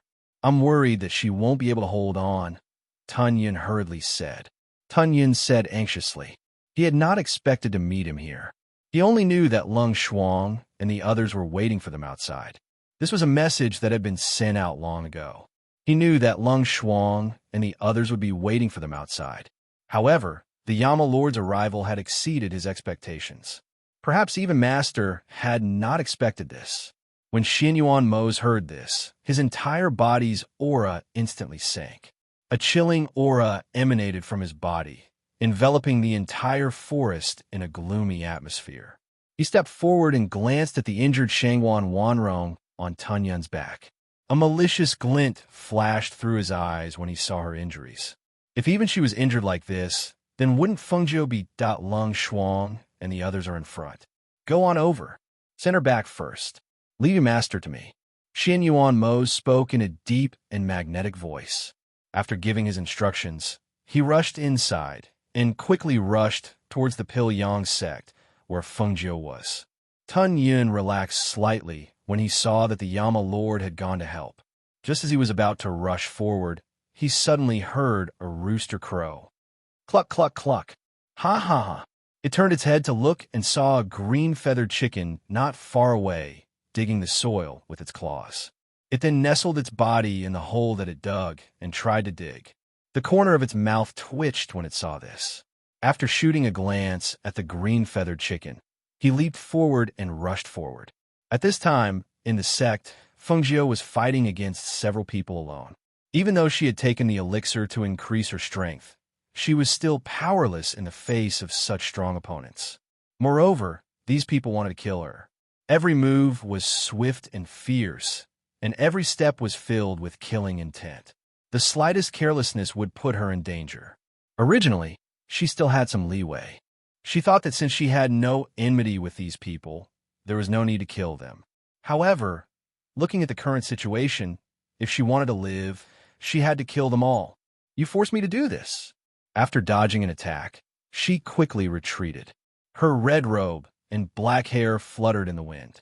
She held the emerald sword in her hand, and her spiritual aura surged. She urged the flames in her body to pour into the emerald sword in her hand. With a whoosh, flames suddenly sprang up. The emerald sword, which was originally suffused with a green glow, was now like an angry dragon. The powerful sword aura and the flames resonated with each other, and the whole sword became more than twice its original size under the contrast of the flames. Whirlwind attack. Chapter 15:15. Sword chi shot out along with the flames, forming a crescent arc as it slashed through the bodies of the surrounding cultivators at a speed that was too fast for the ears to cover. Whoosh! This! The sharp sword energy struck out, slicing through the chests of the cultivators who could not dodge in time. As blood seeped out, their robes were also stained with flames. In an instant, they cried out in alarm as they tried to extinguish the flames on their bodies. Hiss! It's so hot. Hiss! It's on fire. It's on fire. How come my body? One of the cultivators cried out in alarm. His body, which was still in midair, suddenly fell down. He was so shocked that he screamed, "Quick, save me! The spiritual aura in my body has disappeared." The sect master and the others were watching from a distance. When they saw that their bodies were on fire, they panicked. Then they saw a nascent soul cultivator lose his balance and fall down. Cultivators below quickly catch him. The sect master shouted in a low voice. His brows were tightly knitted together as he looked at the red-robed woman who was standing in midair. His low voice was filled with pressure and anger. "You used medicine?" This woman actually dared to use medicine in front of so many people. She really treated them as if they were nothing. What's wrong with using medicine? Using medicine is better than bullying others with numbers. Fengjiu snorted coldly and twirled the long sword in her hand. She glanced at the great protective array and said, "You want to trap me like this? You're too naive. I've already said that I didn't want to be your enemy. However, since you won't let me leave, then don't blame me for the deaths of the sect." As she spoke, she waved her hand, and a handful of medicinal foam seemed to be blown away by the night wind, scattering it all over the ground. The corners of her lips curled into a demonic smile as her voice floated out. "If you don't want to die, you'd better hide quickly. Otherwise, if you die, the sect master won't feel any heartache." When the people below heard this, they saw that the few nascent soul realm cultivators in midair had fallen from the sky, while the few fairy realm cultivators were still barely able to support themselves and retreat. When the disciples below saw this, they quickly retreated. There were also a few clever people who took antidote pills and tried to show off their skills. Unfortunately, it was all useless. How could the medicine that she had concocted be detoxified by ordinary people? Some of the weaker cultivators instantly lost all of their spirit force and were unable to summon any spirit force at all. Those with stronger cultivations were better off. The outbreak was slower and they could still suppress it. However, it was also because of this that they were slightly fearful. This woman was so difficult to deal with. Was she really going to give up her life for a medicinal pill? The sect master's face darkened when he saw the hesitation on the faces of the few fairy realm experts. He stared at Fengjiu, and in the next moment, he waved his hand and summoned his contract beast. "Black Eagle, come out." Screech. A long and clear whistle instantly pierced through the sky and reverberated in the night sky. Just as the sect leader's order fell, a black eagle that was sleeping on a mountain peak flapped its wings and soared into the sky and into the night sky. The huge black eagle circled in the air and screeched. Its voice contained the pressure of a sacred beast and sacred beast. Along with the voice, the sacred beast's pressure made all the disciples of the sect boil. Chapter 15:16. Sect leader. Seeing this scene, Chen Dao was shocked. He wanted to kill Fengjiu. A sacred beast, Fengjiu. How could she possibly stop him? "Don't cause trouble. If you continue to cause trouble, don't blame me for knocking you out." The elder held on to Chen Dao's hand and shouted, not allowing him to go forward and cause trouble. His gaze landed on the red figure, and a complicated look flashed across his eyes. He really did not expect that strange young man to be a woman. Furthermore, she was no longer restraining her aura, no longer concealing her aura. She was actually so elegant and noble. This person, no matter how he looked at it, did not look like he was made to be a servant. Did he sneak in because of 3 Yangtze? Could it be that he had some enmity with 3 Yangtze? "Black Eagle, kill him," the sect leader ordered in a deep voice. He stretched out his hand and pointed towards Fengjiu, whose red robes were fluttering in the air. An eagle's cry rang out, and the huge black eagle, which was flapping its wings and circling in the air, closed its wings and swooped down from the sky. Its sharp, hooked beak carried a powerful aura and murderous intent as it attacked Fengjiu, as if it was about to tear him apart. Seeing the black eagle swooping down, its powerful aura, accompanied by its extremely fast speed, brought about a frightening airflow. Seeing the bloodthirsty and cruel look in the eagle's eyes, Fengjiu squinted her eyes and raised her sword to meet it. Since they wanted to fight, then let's fight. She wanted to see how many of them could die under her green-edged sword. Mixed elements slash. With a cold shout, the pressure of the ancient mythological beast and the sword chi of the green-tipped sword merged together. With a whistling sound, a terrifying sword chi burst forth. This sword chi that could be seen with the naked eye formed a huge sword blade. When she swooped down to meet the sacred beast, it also slashed down. Whoosh! Bang! Whoosh, whoosh, whoosh, whoosh. The huge sacred beast Black Eagle and Fengjiu fought in the air. Everyone could only see that in the pitch-black night, the red figure flashed past the Black Eagle like lightning. In the battle, the Black Eagle's feathers seemed to be cut off by the airflow and fell from the sky like petals of flower. What was shocking was that Fengjiu could actually hold on against a sacred beast. She has the aura of an ancient sacred beast. She must have made a contract with an ancient sacred beast. An elder said as he stared at Fengjiu, "If we can kill her and take her ancient sacred beast as our mountain guardian beast, then our Danyang sect will become even stronger." Chen Dao's heart turned cold when he heard this, and he was unable to speak for a long time. "A mere sacred beast dares to be impudent in front of me. Get down!" A cold voice rang out from Fengjiu's mouth. She stepped on the Black Eagle's head and soared into the sky. She held her sword and rushed up, releasing the ancient sacred beast's aura. In an instant, there was a whoosh sound and a flame appeared around her. This flame formed the original form of the fire phoenix behind her.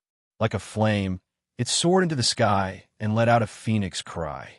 Almost at that instant, the Black Eagle's body trembled, and its entire body plummeted more than 10 meters. At that moment, Fengjiu raised the Qingfeng sword in her hand, aimed at the huge Black Eagle, and viciously slashed down. Die! No! Chapter 15-17. Screech. The shrill cry of an eagle pierced through the sky. The sharp sound was so loud that it hurt everyone's eardrums, as if it was going to pierce through their eardrums. Everyone could not help but cover their ears. Only the sect leader's eyes were bloodshot. His body trembled as he looked at the scene in disbelief. He felt as if his arm had been cut off. That was his contracted beast. A sacred beast. Just like that, it was killed right in front of him. Fengjiu, I won't forgive you.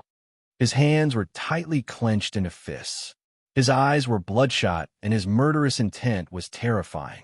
Seeing his contracted beast fall from the sky to the ground, he felt the contract between him and his contracted beast being cut off. The feeling of being connected by blood and heart was as if someone was ruthlessly pulling at his heart. It was so painful that he could not breathe.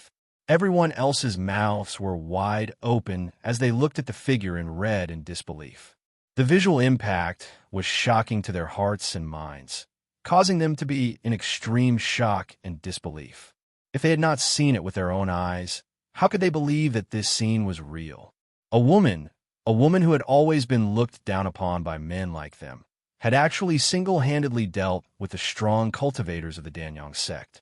She had even killed several of them. In the end, she had even killed the sect leader's sacred beast eagle. This was just too unbelievable. Fengjiu did not want to waste time at this moment.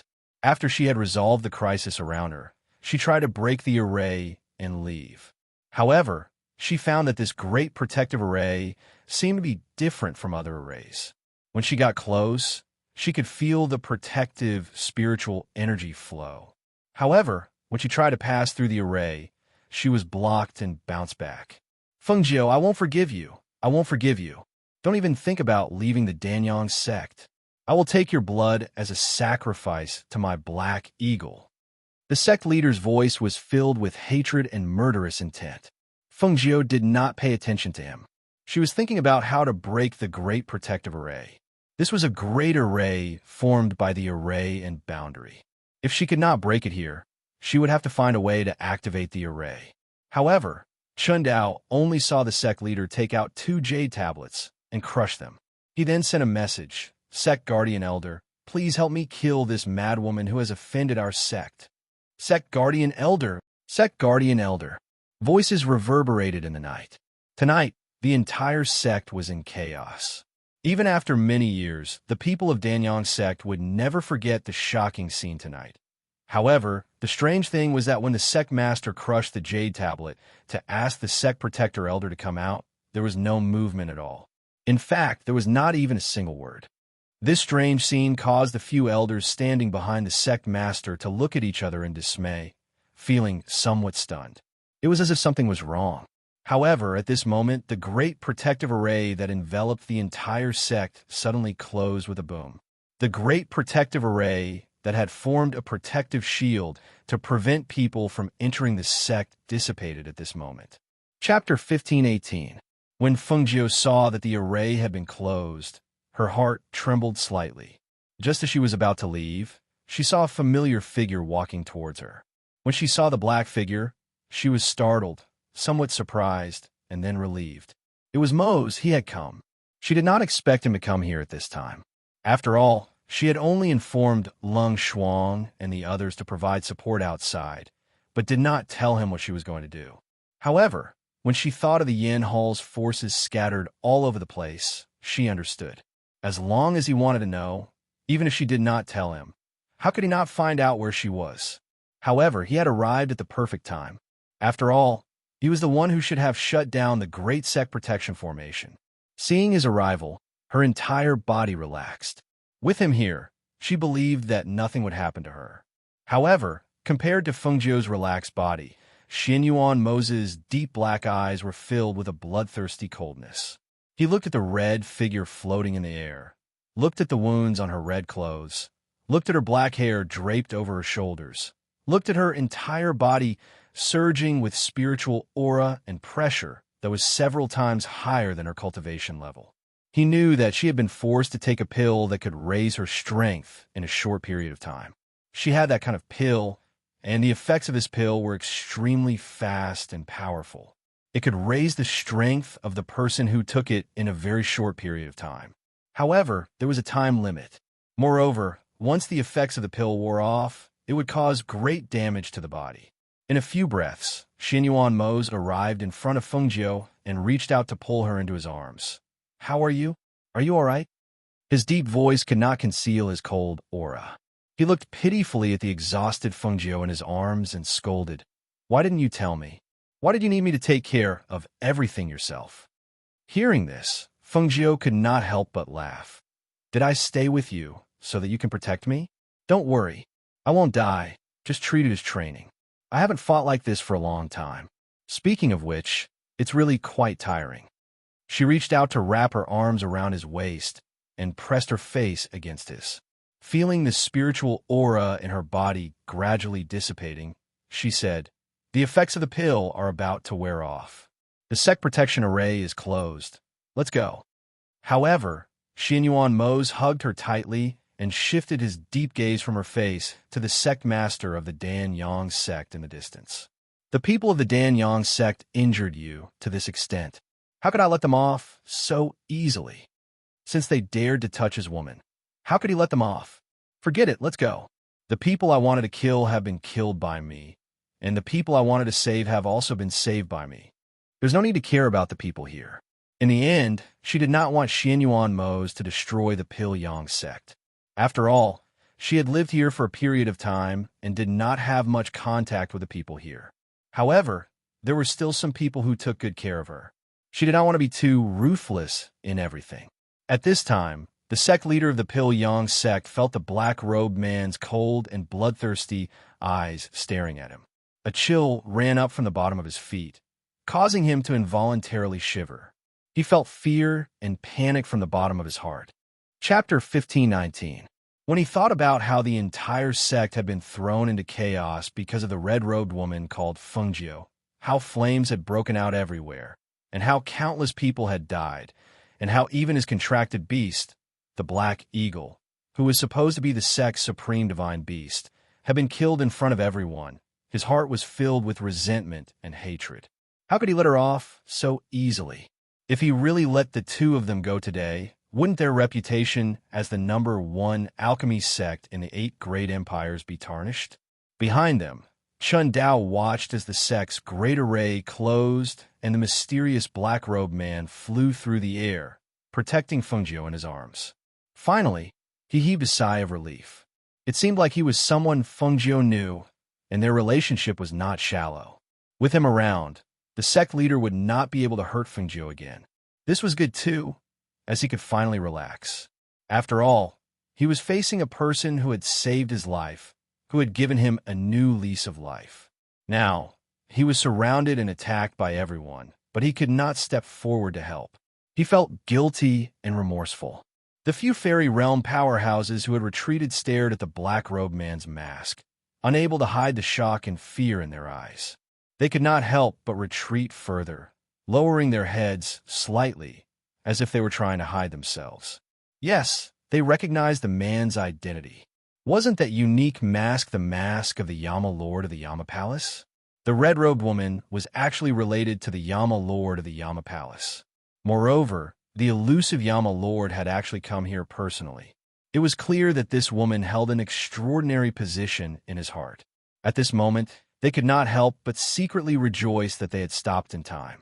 Otherwise, not only would they have died here, but their families and those who were related to them would also have been implicated. Sect Guardian Elder. The thunderous voice rang out again. The sect leader was unwilling to let them leave just like that, so he called out to the main mountain again. However, there was no response, as if a stone had sunk into the sea. Sect Guardian Elder, pleased that he shouted again, unwilling to give up. However, before he could finish his sentence, he was sent flying by a palm strike. The powerful wind from the palm strike was infused into the palm strike, causing him to spit out a mouthful of blood. His entire body instantly fell from mid-air. Sect Master. Everyone cried out in alarm as they looked at the two people who had appeared a few meters in front of them. They couldn't help but take a few steps back as their eyes were filled with shock. It was too fast. That speed was too fast. In the blink of an eye, he arrived here and attacked the sect master. No one could block or dodge that kind of speed. Looking at the man's overwhelming, killing intent, their hearts were instantly in their mouths. After taking such a blow, could the sovereign still survive? However, just as they watched the sect master fall, his figure was caught by a spiritual aura and pulled in front of the man and woman. When they saw that the masked man in black robes was able to use his spiritual aura to control people, everyone was shocked. Xinyuan Mose held Feng Jiu in one hand and used his other hand to gather his spiritual aura and lift the sect master a few meters in front of him. He stared at the sect master as a murderous intent flashed across his deep black eyes. At this moment, a voice rang out from the sky and echoed in the night. Chapter 1520.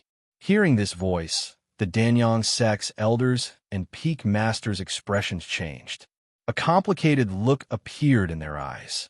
That voice belonged to one of the sect protector elders. It turned out that the guardian elder had been there all along. But why didn't he show himself? Feng Jiu's eyes flickered. She glanced at the sect master and said to Xinyuan Mose, "Spare his life. Let's go." It was not that she had softened, but if the sect master of the #1 alchemy sect of the 8 great empires died tonight, it would be very troublesome. Moreover, people could not easily decide the life and death of others just because they were stronger than others. That kind of killing was blind and bloodthirsty. It could only show a person's cruelty and cold-bloodedness. Although she was cold-blooded, she was never cruel. She did not want to become such a person. Xinyuan Mose lowered his head to look at her in his arms. Then, with a wave of his hand, he flung the sect master away. Then, he left with Feng Jiu through the main entrance. Watching the two figures leave in front of their eyes, everyone had an indescribable feeling in their hearts. The reason why the Danyang sect was in such a mess and suffered such a heavy loss was because of the death of 3 Yangtze. Was it really worth it to sacrifice so much for someone who was already dead? Luo Heng and Chun Dao watched as Feng Jiu was taken away. Only then did they feel relieved. As long as she was fine, as long as she was fine. However, she was fine, but the sect was in big trouble. On the other side, Feng Jiu leaned in Xinyuan Mose's arms. She narrowed her eyes and asked, "Where's my mother? Did Lung Shuang and the others encounter Tun Yin?" "Yes, I met Tun Yin when I came in. I told it to go to Lung Shuang and the others. Don't worry, they should have already rushed back." As Xinyuan Mose spoke, He brought her down the mountain. At the same time, he used his sleeve to cover her face so that the wind blade would not cut her. Fengjiu leaned on the bed in relief. His head was a little heavy, and he asked drowsily, "Why are you here? You left for a few months. I wanted to come and see you, but I didn't expect to see you injured like this. You really make people worry. Why didn't you tell me?" His voice was low and reproachful, but when he saw her like this, he swallowed the words of reproach that were about to come out of his mouth. Fengjiu smiled and said, "I didn't want to cause such a big commotion. Things have gone beyond my expectations. I didn't expect this sect protecting array to be so difficult to break, cough cough." Seeing her face getting paler and paler, Xin Yuan Mo's frowned. "Do you have other injuries on your body? Why is your face getting uglier and uglier?" He stopped in the forest and asked. "My shoulder was pierced by a sword, even though the bleeding has stopped, but..." Before he could finish his words, he was interrupted. "Damn it!" Xin Yuan Mo's cursed and hurriedly put her down. With one hand, he tore off her outer clothes. "Why didn't you tell me that your shoulder was injured? What if something happened if you dragged it back?" When he tore off her red outer clothes, revealing her blood-stained inner clothes, his eyes narrowed. The large amount of blood stung his eyes, and his hands trembled slightly. "Why is there so much blood?" Chapter 15:21. Seeing that she had fainted, his heart skipped a beat. Trembling, he reached out to check if she was still breathing. Only when he felt that she was still breathing did he feel relieved. He quickly took out some medicine for external injuries and sprinkled it on her wounds. Then, he stuffed a pill in her mouth before quickly taking her away. 2 days later, cluck, cluck, cluck. Early in the morning, a rooster's cry broke the tranquility of the morning. The clear cry echoed in the small courtyard, as if telling everyone that the sun had risen and that it was time to get up. All they saw was a round green chicken standing on the stone table in the courtyard. It raised its head and stretched its neck as it crowed. At the front of the courtyard, Tunyon lay there and glanced at it. Then, it covered its ears with its paws and continued to sleep. Only the heavens knew how this green chicken had followed them back. It clearly did not see it following them back then. But yesterday morning, it had appeared from the courtyard and crowed here early in the morning.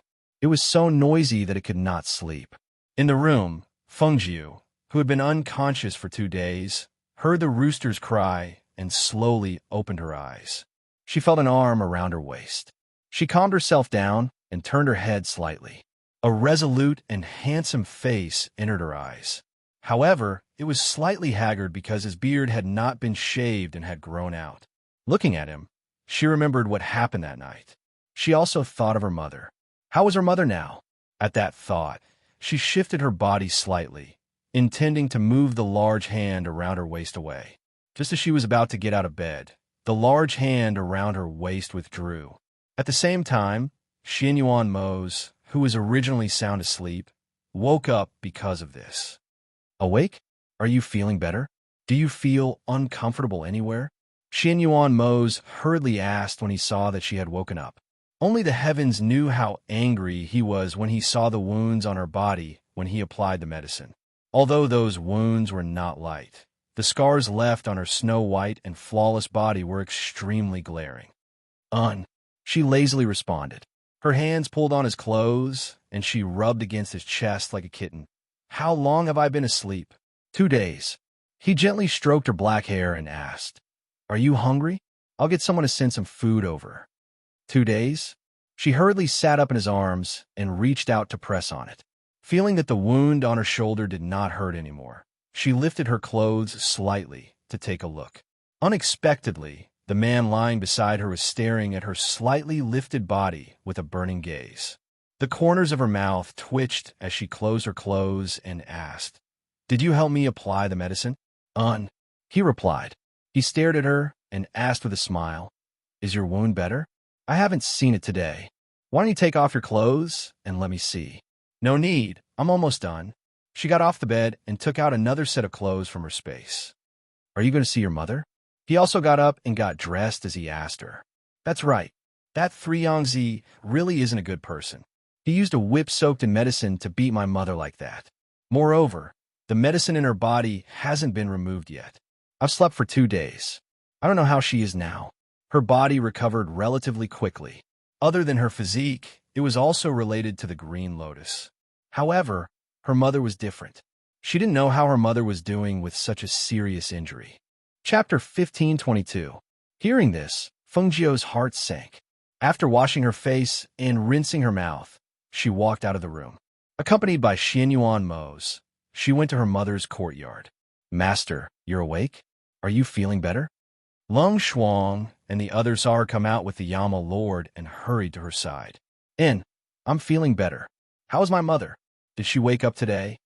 She looked at Ling Shuang and asked. No, Madam has been unconscious since she came back. However, the whip wounds on her body have almost recovered after applying medicine. It's just that her body. Lung Shuang's voice paused, and he didn't continue. Fengjiu nodded. I'll go in and take a look. The others stayed outside.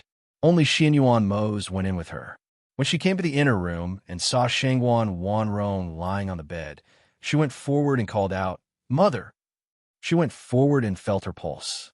After this, she couldn't help but frown. Sure enough, the medicine that was originally sealed had already spread to all parts of her body.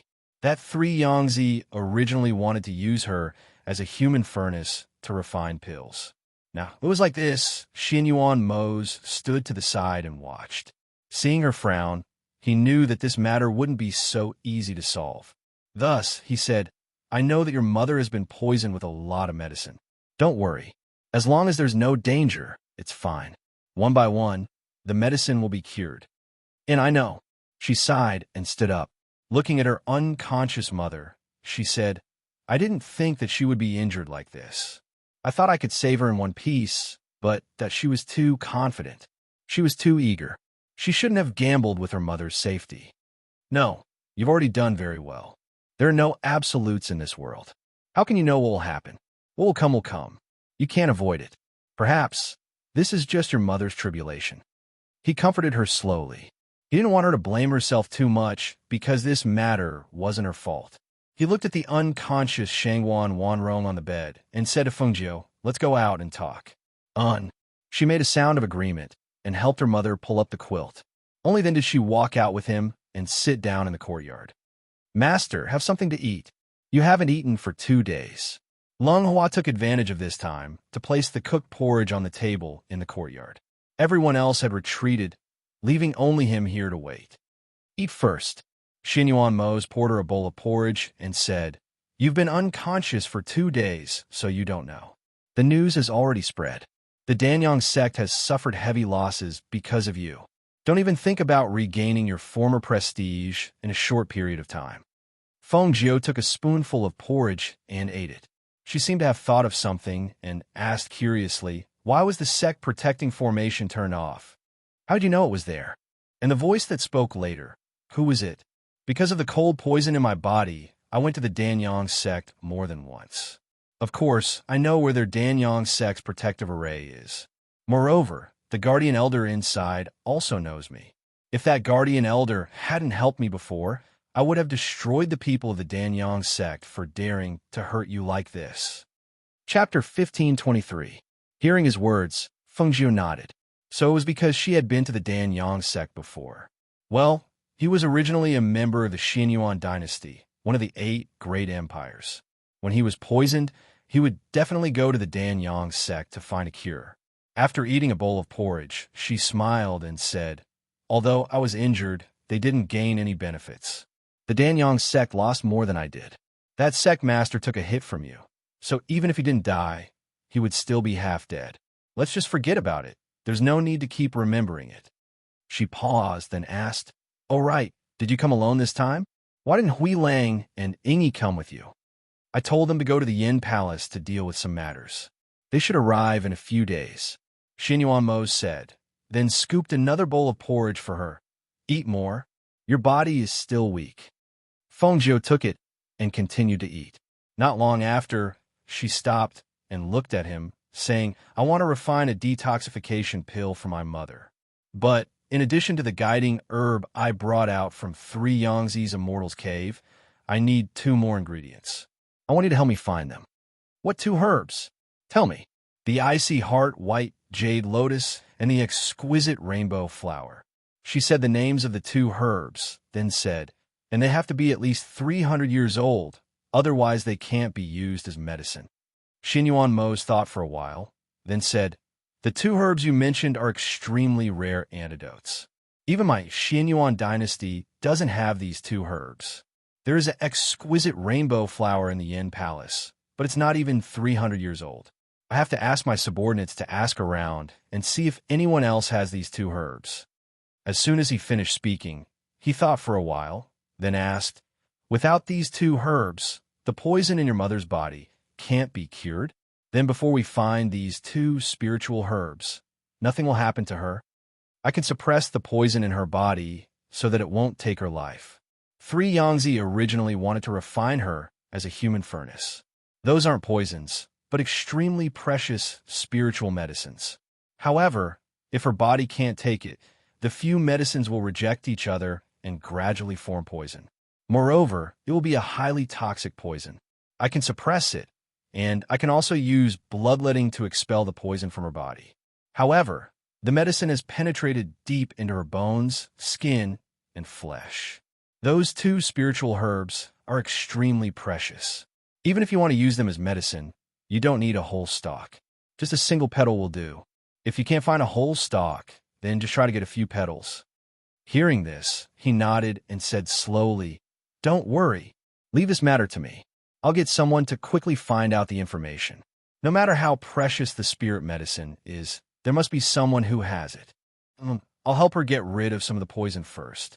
As for the remaining poison in her bone marrow, skin, and flesh, we'll have to wait until we gather all the spirit herbs. For the next 2 days, Fengjiu gave his mother some medicine to expel the poison.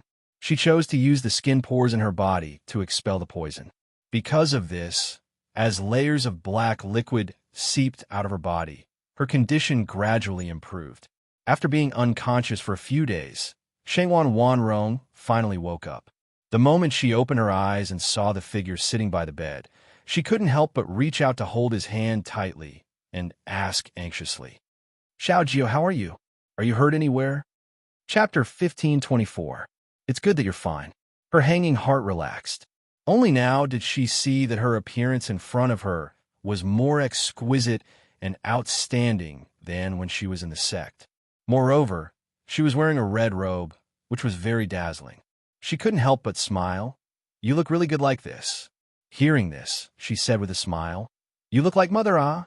Of course you look good. You child. Shangwan Wanrong shook her head and laughed. She was even praising her. Seeming to think of something, she composed herself and asked, Xiaojio, when I came out at that time, I seemed to have met someone wearing black clothes. Was that person also one of your people? Hearing this, Fengjiu smiled and narrowed her eyes. Mother, wait a moment. She put on a coat for her, then helped her sit up and lean against the head of the bed. Afterwards, she ran outside and brought Xinyuan Mose in not long after. Mother, are you talking about this person? She pushed Xinyuan Mose forward and asked. His body was stiff and somewhat uncomfortable. Shangwan Wanrong looked carefully. When her gaze fell on Xinyuan Mose's resolute and handsome face, she was somewhat uncertain. At that time, he was wearing a mask. I didn't know if it was him or not. Mother, it's him. His name is Xinyuan Mose. He's my man. Fengjiu was like a cunning little fox as she smiled and narrowed her eyes while patting Xinyuan Mose's shoulder. Hearing her daughter's words and seeing her act intimately with this man, Shengwan Wanrong coughed lightly and said, Xiaojio, girls shouldn't speak carelessly. What did she mean by her man? This child was really messing around. She was still a virgin, and yet she said this. It seemed that when she wasn't by her side, Feng Xiao, as her father, didn't take good care of her. Letting this child speak carelessly, she wasn't afraid of ruining her reputation. Xinyuan Mose was originally a bit uncomfortable. Because of this, his body was a bit stiff. He had seen his father-in-law and was familiar with him, but this was the first time he had seen his mother-in-law. Because of this, he was a bit nervous, afraid that he would leave a bad impression. However, when he heard Fengjiu introduce him to her mother, she said that he was her man. This made his heart burst with joy. He immediately went forward and cupped his hands in greeting. Aunt Rong, I am Xinyuan Mose. Xiao Jiao and I have known each other for many years, and I've already gone to the Feng Manor to see Uncle Xiao and Grandfather Xiao Jiao, and I have known each other for many years. Speaking of this, the expression on his face could not help but soften a little. Yes, as soon as she returned home and their family was reunited, he would be able to propose marriage. Then, he would marry Feng Jiao. That way, he would be able to see her every day when he woke up. Thinking of this, he couldn't help but look forward to it. When Shengwan Wanrong heard this, she was startled, then relaxed. So it's like that. She glanced at Feng Jiao, who was smiling to the side, and said with a smile, Child, why didn't you finish your sentence? So you've seen your father and grandfather. Naturally, you're not ordinary. Treat them like family. Yes, yes. Feng Jiao gently laughed and held Xinyuan Mose's hand, winking at him. Xinyuan Mose was happy to hear this and said, I had someone make some kanji. I'll go ask if it's ready. Xiao Jiao, stay with Aunt Rong and chat. Okay, you can go. Chapter 1525. My daughter's taste is naturally good. Shangwan Wanrong revealed a gentle smile and patted her daughter's face lovingly. Of course. She raised her delicate chin a little proudly. Then tell Mother, how did you two meet? He's met your father and grandfather. But have you met his family? Shangwan Wanrong asked as she leaned against the bed. Thus, mother and daughter chatted on the bed until there was a knock on the door, and Lung Shuang came in with porridge. Mother, I've helped you expel the medicine in your body these past 2 days. However, if you want to get rid of some of the medicinal properties that have seeped into your bone marrow, you still need 2 herbs. I was thinking that you should recuperate here during this period of time. While I find those 2 herbs, I can help you refine the medicinal pills. Can it be removed? She asked worriedly. Yes, don't worry.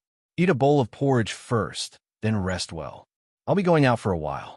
She motioned for Lung Shuang to take care of her and walked out. Lung Shuang scooped a bowl of porridge and brought it forward. Madam, this porridge was cooked according to master's orders. He added some medicine to nourish the body. Okay, Shangwan Wanrong replied. Then, she started to eat. Outside, Feng Jiao didn't see Xinyuan Mose and asked Lung Hua who was in the courtyard. Where is he? Where did he go? Why don't I see him? Did Master say Yama Lord? Lung Hua asked with a warm smile. Yes. Feng Jiao nodded in response. Just now, a person from Yindian came over and said that he had something to report. Yama Lord followed him over. He should be in the front courtyard. When he heard this, Feng Jiao paused for a moment, then walked outside. When he arrived at the front yard, he happened to see Xinyuan Mose turn around and walk back. He walked up and asked, what's wrong? Recently, a mysterious force has been targeting Yindian. It seems like they want to force me to show up. I'm afraid Hui Lang and the others won't be able to handle it. I'm going to go over and see what's going on. Xinyuan Mose said as he walked in the courtyard with her in his arms. Don't worry. I've already sent people to inquire about the 2 medicines you lack. Once they're found, they'll send them to you. Now that you've found your mother, do you plan to stay here? Or return to the Phoenix Dynasty first? If you want to go back, I can get someone to give you a lift. Hearing that, Feng Jiao said, I want to go back after I find the medicine. Otherwise, it'll be troublesome to travel such a long way. That's fine too. As long as you don't cause any trouble in this city, you won't be noticed by other forces. You can stay here for now. If you don't like it here, you can go to the Crown Prince's palace. Don't worry. I'll take care of myself and my mother. Moreover, I have Lung Hua and Du Fan with me. Nothing will happen. Don't worry. She said nonchalantly. She felt that it was fine for her to stay outside. There was no need for her to enter his sphere of influence. All right then, I'll go over tomorrow. Today, I'll stay here with you. We haven't seen each other for a few months, and this time, we've only been together for a few days. We'll spend more time apart than together. Once we've gathered all the medicine and you've refined the pills, I'll go back and prepare. I'll bring over 100 boxes of betrothal gifts to your house and marry you as soon as possible. Chapter 1526. Hearing this, Xinyuan Mose's gaze swept over her body.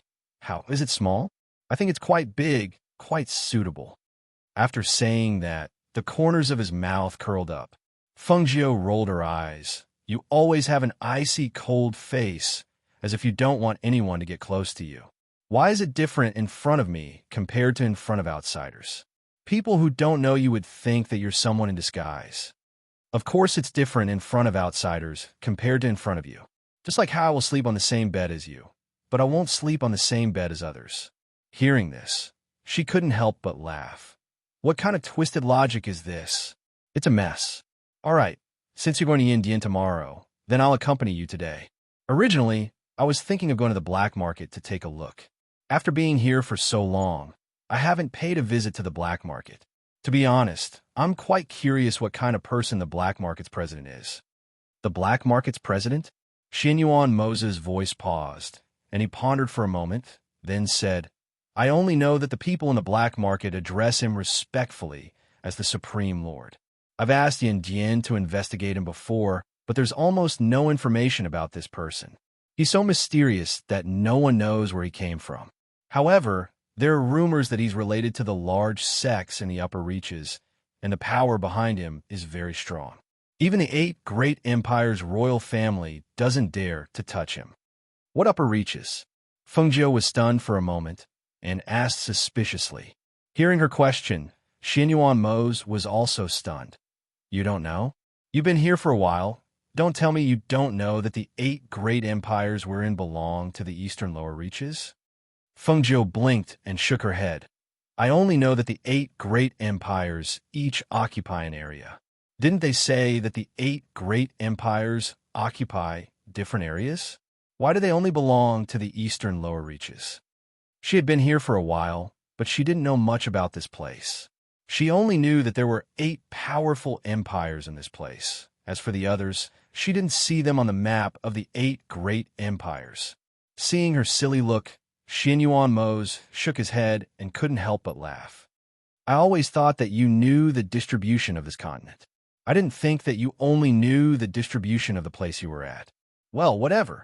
You won't go to those places anyway, so it doesn't matter if you don't know. Hearing this, she was unhappy. What do you mean it doesn't matter? How do you know that I won't go? Maybe one day I'll go look around. Hearing this, he looked at her deeply and was silent for a while. Then, he brought her to the stone table in the pavilion and took out a large map that was more than a meter wide from his face. He pointed at a small area at the bottom of one of the continents and said, Do you see this place? This is where the Phoenix Empire is located. Just like this area, we have classified it as the lower realm because this is the place that is subordinate to the 8 great empires. And here, this area is distributed among the 8 great empires. This area belongs to the eastern regions, from here to here. Chapter 15:27. But why aren't these places written here? This map of yours isn't complete either? She pointed at some places on the map.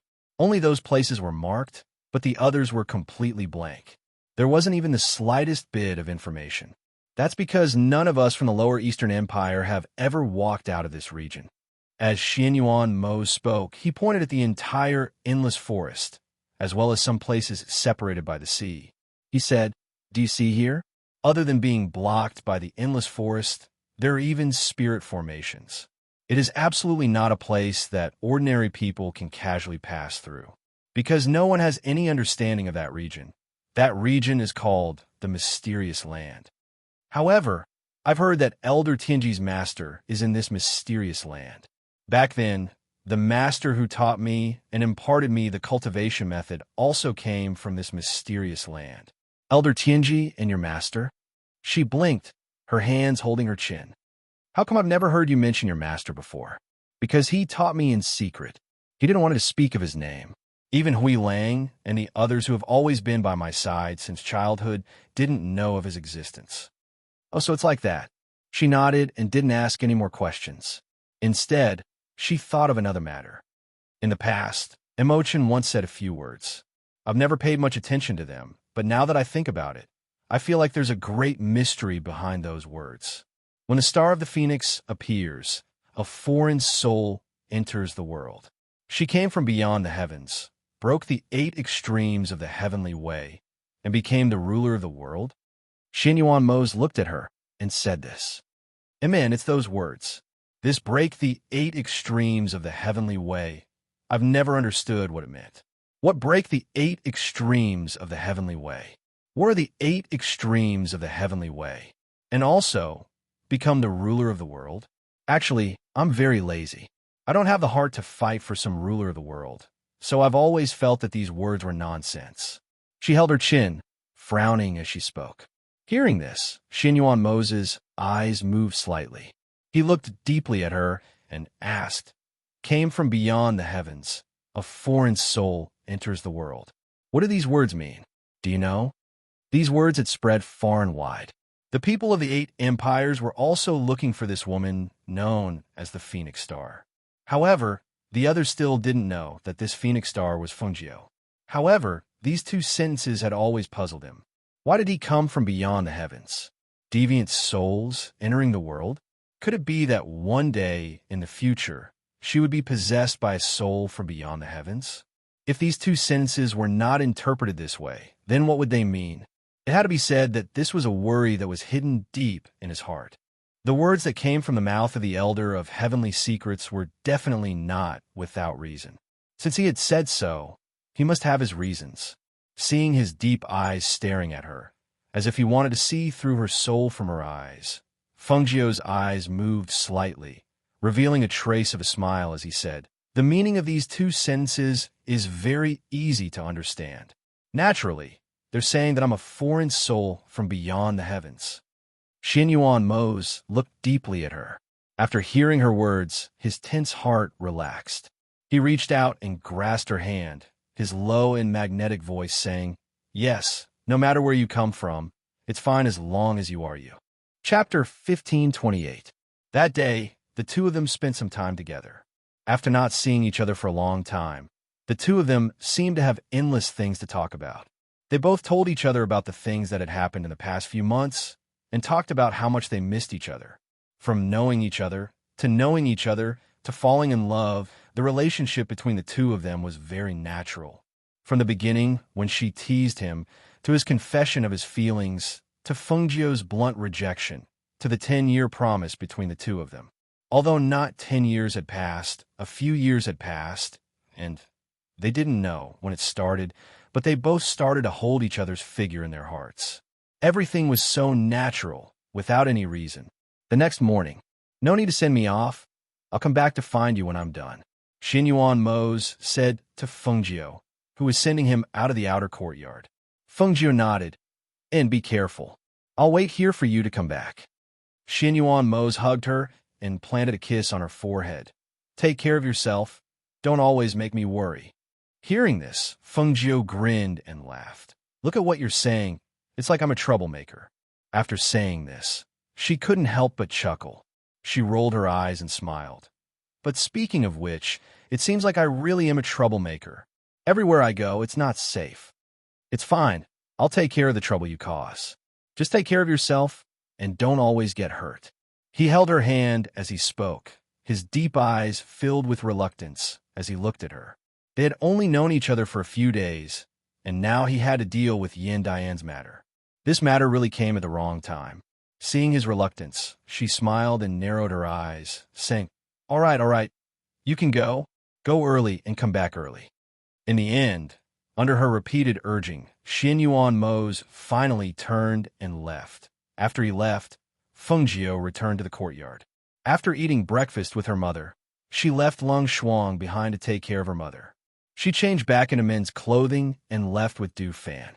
It was rare to have the opportunity to go out with his master, and Du Fan couldn't hide the joy in his eyes. On the way, he followed Fengjiu in an orderly manner to protect her. When he saw her walk to the other side of the street, Du Fan was stunned and asked, "Master, aren't you going to the black market?" "The black market is on this street." "Isn't Lung Hua in the shop? I'll take a look." As she spoke, she walked in the direction of the shop. It was a shop they had set up in this corner. Usually, if it wasn't Lung Hua, it was Du Fan. In addition, there was also a clerk they had hired in the shop.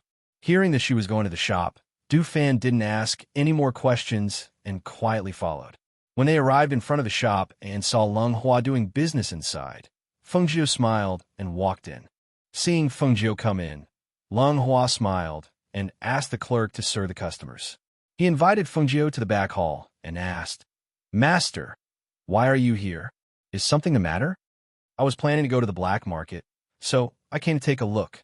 She sat down at the table and asked, "Is everything okay here?" Leng Hua smiled warmly. "It's been normal. We're only selling some ordinary medicinal herbs. Only the old customers will take out the real good things to show them." Chapter 1529. Just as he was speaking, the waiter's voice came from outside. "Manager Leng." Hearing the voice coming from outside, Leng Hua said to Fengjiu, "Master, I'll go out and take a look." After Fengjiu nodded, he turned around and walked outside. "Manager, a guest outside handed this over and said he wants to see you." The waiter handed over a 2-finger-wide black wooden tablet. Leng Hua took it and looked at it, then walked outside. Under the waiter's guidance, he saw a middle-aged man looking at medicinal herbs in the shop, as well as 2 attendants following behind him. After waving the waiter away, Leng Hua stepped forward, cupped his hands, and said with a smile, "My surname is Leng, and I'm the manager here. How should I address this guest?" The middle-aged man sized up Leng Hua without leaving a trace. Seeing that the young man in front of him had a gentle aura and was only in the foundation establishment realm, he was secretly surprised. He didn't expect this person to be so young, and his strength was only in the foundation establishment realm. With such strength, how could the master behind him be at ease to let him handle the medicinal pill business? However, he didn't look down on the person in front of him because of this. Instead, after glancing at the black wooden tablet in his hand that he handed over earlier, he smiled. "My surname is Ni." Leng Hua nodded and made an inviting gesture. "Master Ni, this way, please."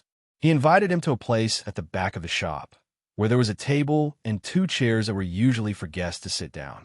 After sitting down, the middle-aged man saw that there were no other guests in the shop, so he directly said, "Manager Leng, I want a bottle of rank 4 spirit gathering liquid." Leng Hua's expression didn't change, and he only asked gently, "Do you know the price, Master and I?" "I do. 1,000,000 gold coins per bottle." As the middle-aged man spoke, he motioned to a person beside him. That person stepped forward and took out a chinquin bag and placed it on the table. "There are 1,000,000 gold coins in here. May I know when I can get the rank 4 spirit gathering liquid?" He stared at Leng Hua. Tier 4 spirit gathering liquid was extremely rare even in auction houses outside. But here, it could actually really be bought. This news had already spread below, but unfortunately, if one wanted to buy spirit liquids or pills, they still needed the black wooden token that was issued here. Otherwise, no matter how high the price was, they would not be able to buy what they wanted here. He came with the mentality of giving it a try. He did not expect that this youth's actions were so calm. From the looks of it, there really was a grade 4 spirit gathering fluid. Leng Hua took the chinquin bag and placed his hand on it to scan it with his divine sense. He smiled and said to the middle-aged man with the surname Ni, "You can get it now." Then he took out a bottle of spirit-gathering liquid from the chinquin bag at his waist and put it on the table. At the same time, he put away the chinquin bag with the gold coins. The man with the surname Ni was stunned. He looked at the bottle of medicinal liquid in front of him, picked it up to take a closer look, opened it, and sniffed it. His eyes could not help but light up. It really is a rank 4 spirit-gathering liquid, and it's a top-grade one. He looked at Leng Hua and could not hide his excitement as he asked. "It said that there are all kinds of medicinal pills here." Leng Hua smiled gently. "Master and I, 1 black wooden token can only buy 1 bottle. In other words, even if there was, he couldn't buy it." Chapter 1530. This bottle of medicine was worth 1,000,000, but the price of this black wood token wasn't low either. Otherwise, many people wouldn't have raised the price of this black wood token in private. He had spent a lot of effort to obtain this black wood token. The black wood token looked simple, but it couldn't be imitated by others. Every black wood token had the 2 words Ghost Doctor on it, as well as a unique symbol. Only by obtaining the Ghost Doctor's black wood token could one buy medicine. Now, he had obtained a bottle of medicine, rank 4 spirit gathering liquid, and it was of such purity that it definitely couldn't be seen outside. Thus, he hoped to buy another bottle of medicinal pills, but "I'm very sorry, Master and I." Leng Hua stood up apologetically. The Blackwood token has a time and date for the auction, and it will only be auctioned in the black market. Forgive me for not being able to help." His voice paused slightly, and he bowed. "I'm sorry, I still have matters to attend to, so I'll take my leave first." Hearing this, Master and I stood up. "All right, since it's like this, I won't force you. However, I have something I want to ask. I wonder if Steward Lung can reveal a thing or two." Lung Hua smiled gently. "If you want to ask about my master's matters, Master and I doesn't have to speak. I'm just following orders. Without my master's permission, I can't reveal anything. Please." He gestured for him to leave, preparing to send him off. Master and I was startled for a moment, then he smiled and nodded. "All right, I believe that I'll definitely have a chance to meet your master in the future." As he spoke, he left with his people. After they left, Lung Hua turned around and went to the back. He arrived in front of Fengjiu and told her about the matter. "Master, we've collected a lot of the Blackwood tokens we sent out. Those people all wanted to inquire about Master when buying medicine, but they were well-behaved and didn't cause any trouble." "That's right. It's the rule we set. Those who cause trouble will be blacklisted. Even if they have the Blackwood token, they can't buy our medicinal pills. Naturally, they won't dare to act recklessly." She stood up, patted her clothes, and said, "All right, let's go to the black market. Later, let me know if you're lacking any medicine." "Yes," Lung Hua replied and walked her out. After watching her and Du Fan leave, he returned to the shop. In the beginning, they only sold some medicinal herbs. Later on, they quietly changed. Although it looked like an ordinary medicine shop, there was a story behind it. It could be said that these days, they had gained a firm foothold here. All the forces had to give them some face. Master's reputation as the ghost doctor wasn't well known in the 8 great empires. After all, no matter how great her reputation was, it couldn't have crossed so many places to reach this place. Especially since Master's medicinal pills and elixirs weren't sold in this place. Naturally, the various powers here didn't know of the ghost doctor's name, nor did they know of her background. However, after this period of business, Master's reputation as the ghost doctor had gradually become known by some powers. With the influence of the black market here, they didn't have to worry about any major problems. After all, the various powers of the black market had to give them face and didn't dare to rashly make an enemy out of them. On the other side, Fengjiu led Du Fan out of the medicine shop. After walking down a street, Du Fan, who was beside them, lowered his voice and said, "Master, someone's following us." Chapter 1531. Seeing that his master didn't say anything, Du Fan quietly followed, pretending that he didn't know that someone was following him. Behind them, Master and I and the 2 people beside him for the medicine shop walked out from the corner of the street. Master and I, who was in the lead, looked at the dazzling red figure in front of him and thought to himself. He had ordered people to find out about the ghost doctor, but the news hadn't come back yet. As for that red-clothed youth, he, who had left the medicine shop, couldn't help but secretly follow him. That evildoer red-clothed youth had come from the medicine shop, and the person beside him was another steward of the medicine shop, surnamed due to be able to make Steward Do follow him, and make Steward Lung treat him courteously. Who could this red-clothed youth be? Could it be that he was related to the ghost doctor? At that moment, he only guessed that perhaps this red-clothed youth was the ghost doctor's disciple, and didn't think that this red-clothed youth was the ghost doctor.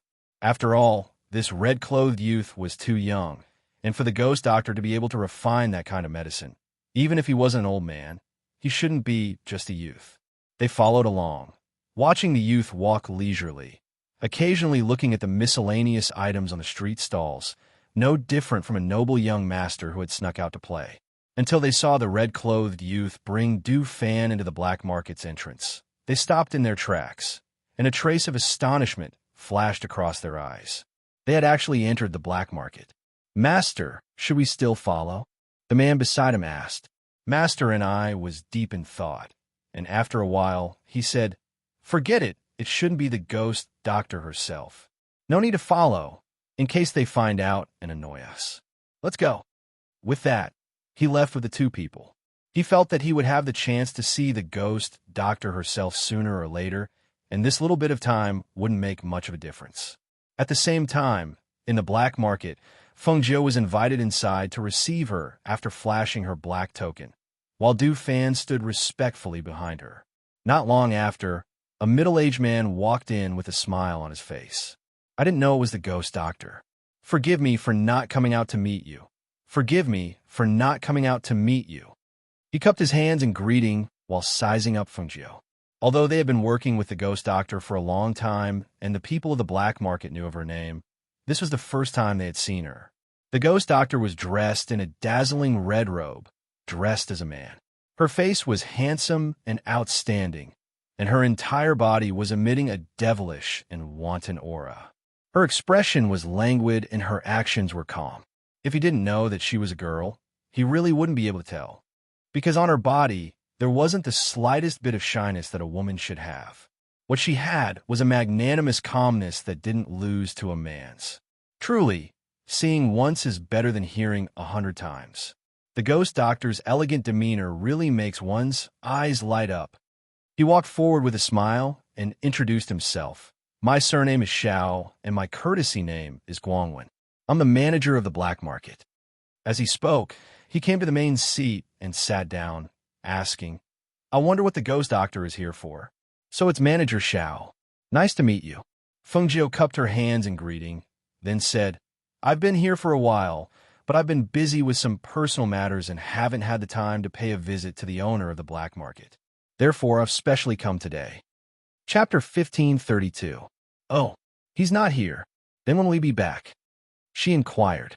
She felt that since he was here, she should meet the owner of the black market if she had the chance. He's on a long journey, and our master's whereabouts have always been unpredictable. It's hard to say when he'll be back. Manager Xiao smiled and continued, but you don't have to worry, Ghost Doctor. As long as my master returns, I'll definitely report your visit to the higher-ups. Looks like I come at the wrong time. Fine, since he's not here, I'll wait for him to come back and pay him a visit. As she spoke, she added, Steward Xiao, I have a favor to ask of you. Ghost Doctor, if you have something to say, just say it. As long as I can do it, I won't refuse. He smiled and said, I want to find 2 300-year-old spiritual herbs. One is the icy heart white jade lotus, and the other is the exquisite rainbow flower. I'd like to ask Manager Xiao to help me find out where I can find these 2 spiritual herbs. Hearing this, Manager Xiao was startled for a moment, then chuckled. These 2 herbs are sacred antidotes, and 300-year-old ones are even rarer. If it's someone else, they probably won't be able to find them. But if it's the Ghost Doctor, I think it'll be easier. He smiled and looked at Feng Jiu. He paused for a moment, then continued. Our black market's influence is spread all over the place. What kind of spiritual herbs can we find? Whoever has them will know a little about them. Take the exquisite rainbow flower, for example. There's a 300-year-old exquisite rainbow flower planted in the City Lord's mansion. Coincidentally, the City Lord's father has a terrible disease. He spread the news that anyone who can cure the old City Lord's disease can make a request to the City Lord. I think the Ghost Doctor can give it a try. As for the icy heart white jade lotus, it's rare, and it needs to be 300-year-old. Only Tianji Elder's Heavenly Mountain Snow Pond has it. Hearing this, Feng Jiu's eyes flickered. He cupped his hands and thanked. Thank you for your advice, Manager Xiao. I understand. Since he knew the place, he didn't have to worry about not being able to get the spiritual herbs. However, wasn't Tianji Elder Mo Chen's master? Mo Chen seemed to have returned to Heavenly Mountain. After getting the information he wanted, Feng Jiu sat for a while and then stood up to leave. Steward Xiao personally sent them out and watched as the 2 of them walked away. Only then did he turn around and return to the black market, heading towards the loft at the back. He was prepared to inform the elders about the Ghost Doctor's visit to the black market, so that he could be informed as soon as his master returned. Even he couldn't understand why his master was so concerned about the Ghost Doctor. After all, even though the Ghost Doctor's medical skills were incomparable to ordinary people, but there were so many capable people in the world. However, ever since his master saw the portrait of the Ghost Doctor that was sent back, everything seemed to have changed. Black tokens were first class, and the status represented by first-class black tokens was greater than many people in the black market. However, For no reason, such treatment was given to the lower class, and even secretly taken care of by many parties, which made him very puzzled. Even a matter of the ghost doctor coming here, Master often knew about it. Unfortunately, when the ghost doctor came to visit, Master was not in the black market. Chapter 1533. On the other side, Du Fan, who had just exited the black market, followed behind Feng Jiu. He looked around and said in a low voice, "Master, the people who were following us should have left."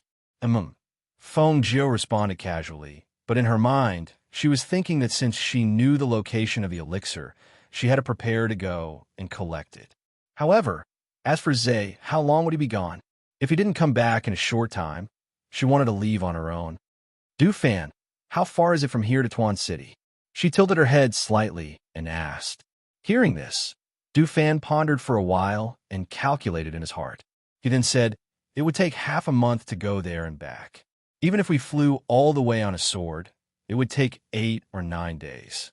He paused for a while, then said, Tuan City is relatively close from here. If we went to Tian Shan Mountain, it would take 1 or 2 months. Tian Shan Mountain is Tianji Elder's territory. It is said that it is covered in ice and snow all year round, and there are poisonous snakes and ferocious beasts there. Even fairies don't dare to trespass on Tian Shan Mountain. There is another saying that Tianji Elder is proficient in the art of divination and can see into the mysteries of heaven. He has set up layers of barriers in the sky to prevent people from entering and disturbing his cultivation. It won't be easy to go up to the sky. Feng Jiu listened quietly and walked at a moderate pace. On the way back, she passed by a pastry shop and went in to buy some pastries. When she returned to the courtyard, she brought the pastries into the inner courtyard. Mother, I'm back. Look, I brought you some freshly baked pastries. Shangwan Wanrong sat up on the bed and looked at Feng Jiu, who was dressed in men's clothes, approaching. She pulled her hand and asked her to sit on the bed. You're back so soon? Have you finished the things you went to do? I went to the black market. I wanted to visit the owner of the black market, but he wasn't there. So I sat for a while and asked about the whereabouts of the 2 spiritual medicines. I came back and bought some pastries on the way. She opened the box and took out the pastry that was still warm. Try it. Seeing this, Shangwan Wanrong smiled and reached out to take a bite. The crispy texture was mixed with a sweet fragrance. Even she, who was recuperating, felt that it was delicious. Delicious. It's crispy and fragrant. I went in to buy it because I smelled the fragrance on the street. She smiled and narrowed her eyes. Picking up a piece to eat, she said, Mother, I've asked the people from the black market to help send the letter back, so as to avoid Father waiting anxiously. You had someone send a letter back? Shangwan Wanrong was startled. She was somewhat hesitant. Won't this make your father worry? She smiled and waved her hand. No. I told him that you're fine and that we'll return once we're done with the matters here. You don't know this, but now that Father is the ruler of our Phoenix dynasty, everything is going smoothly. The surrounding countries and various forces are all on good terms with us. That's good. Her heart relaxed. Only then did she nod with a smile.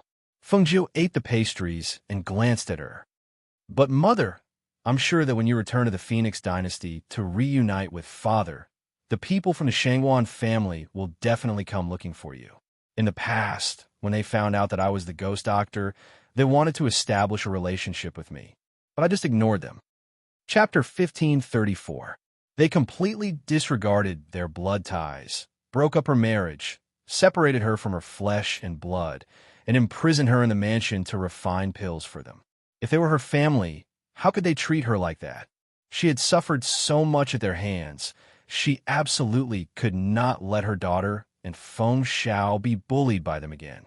Since she left the Shangwan family with 3 Yangtze, she already did not want to recognize them as family.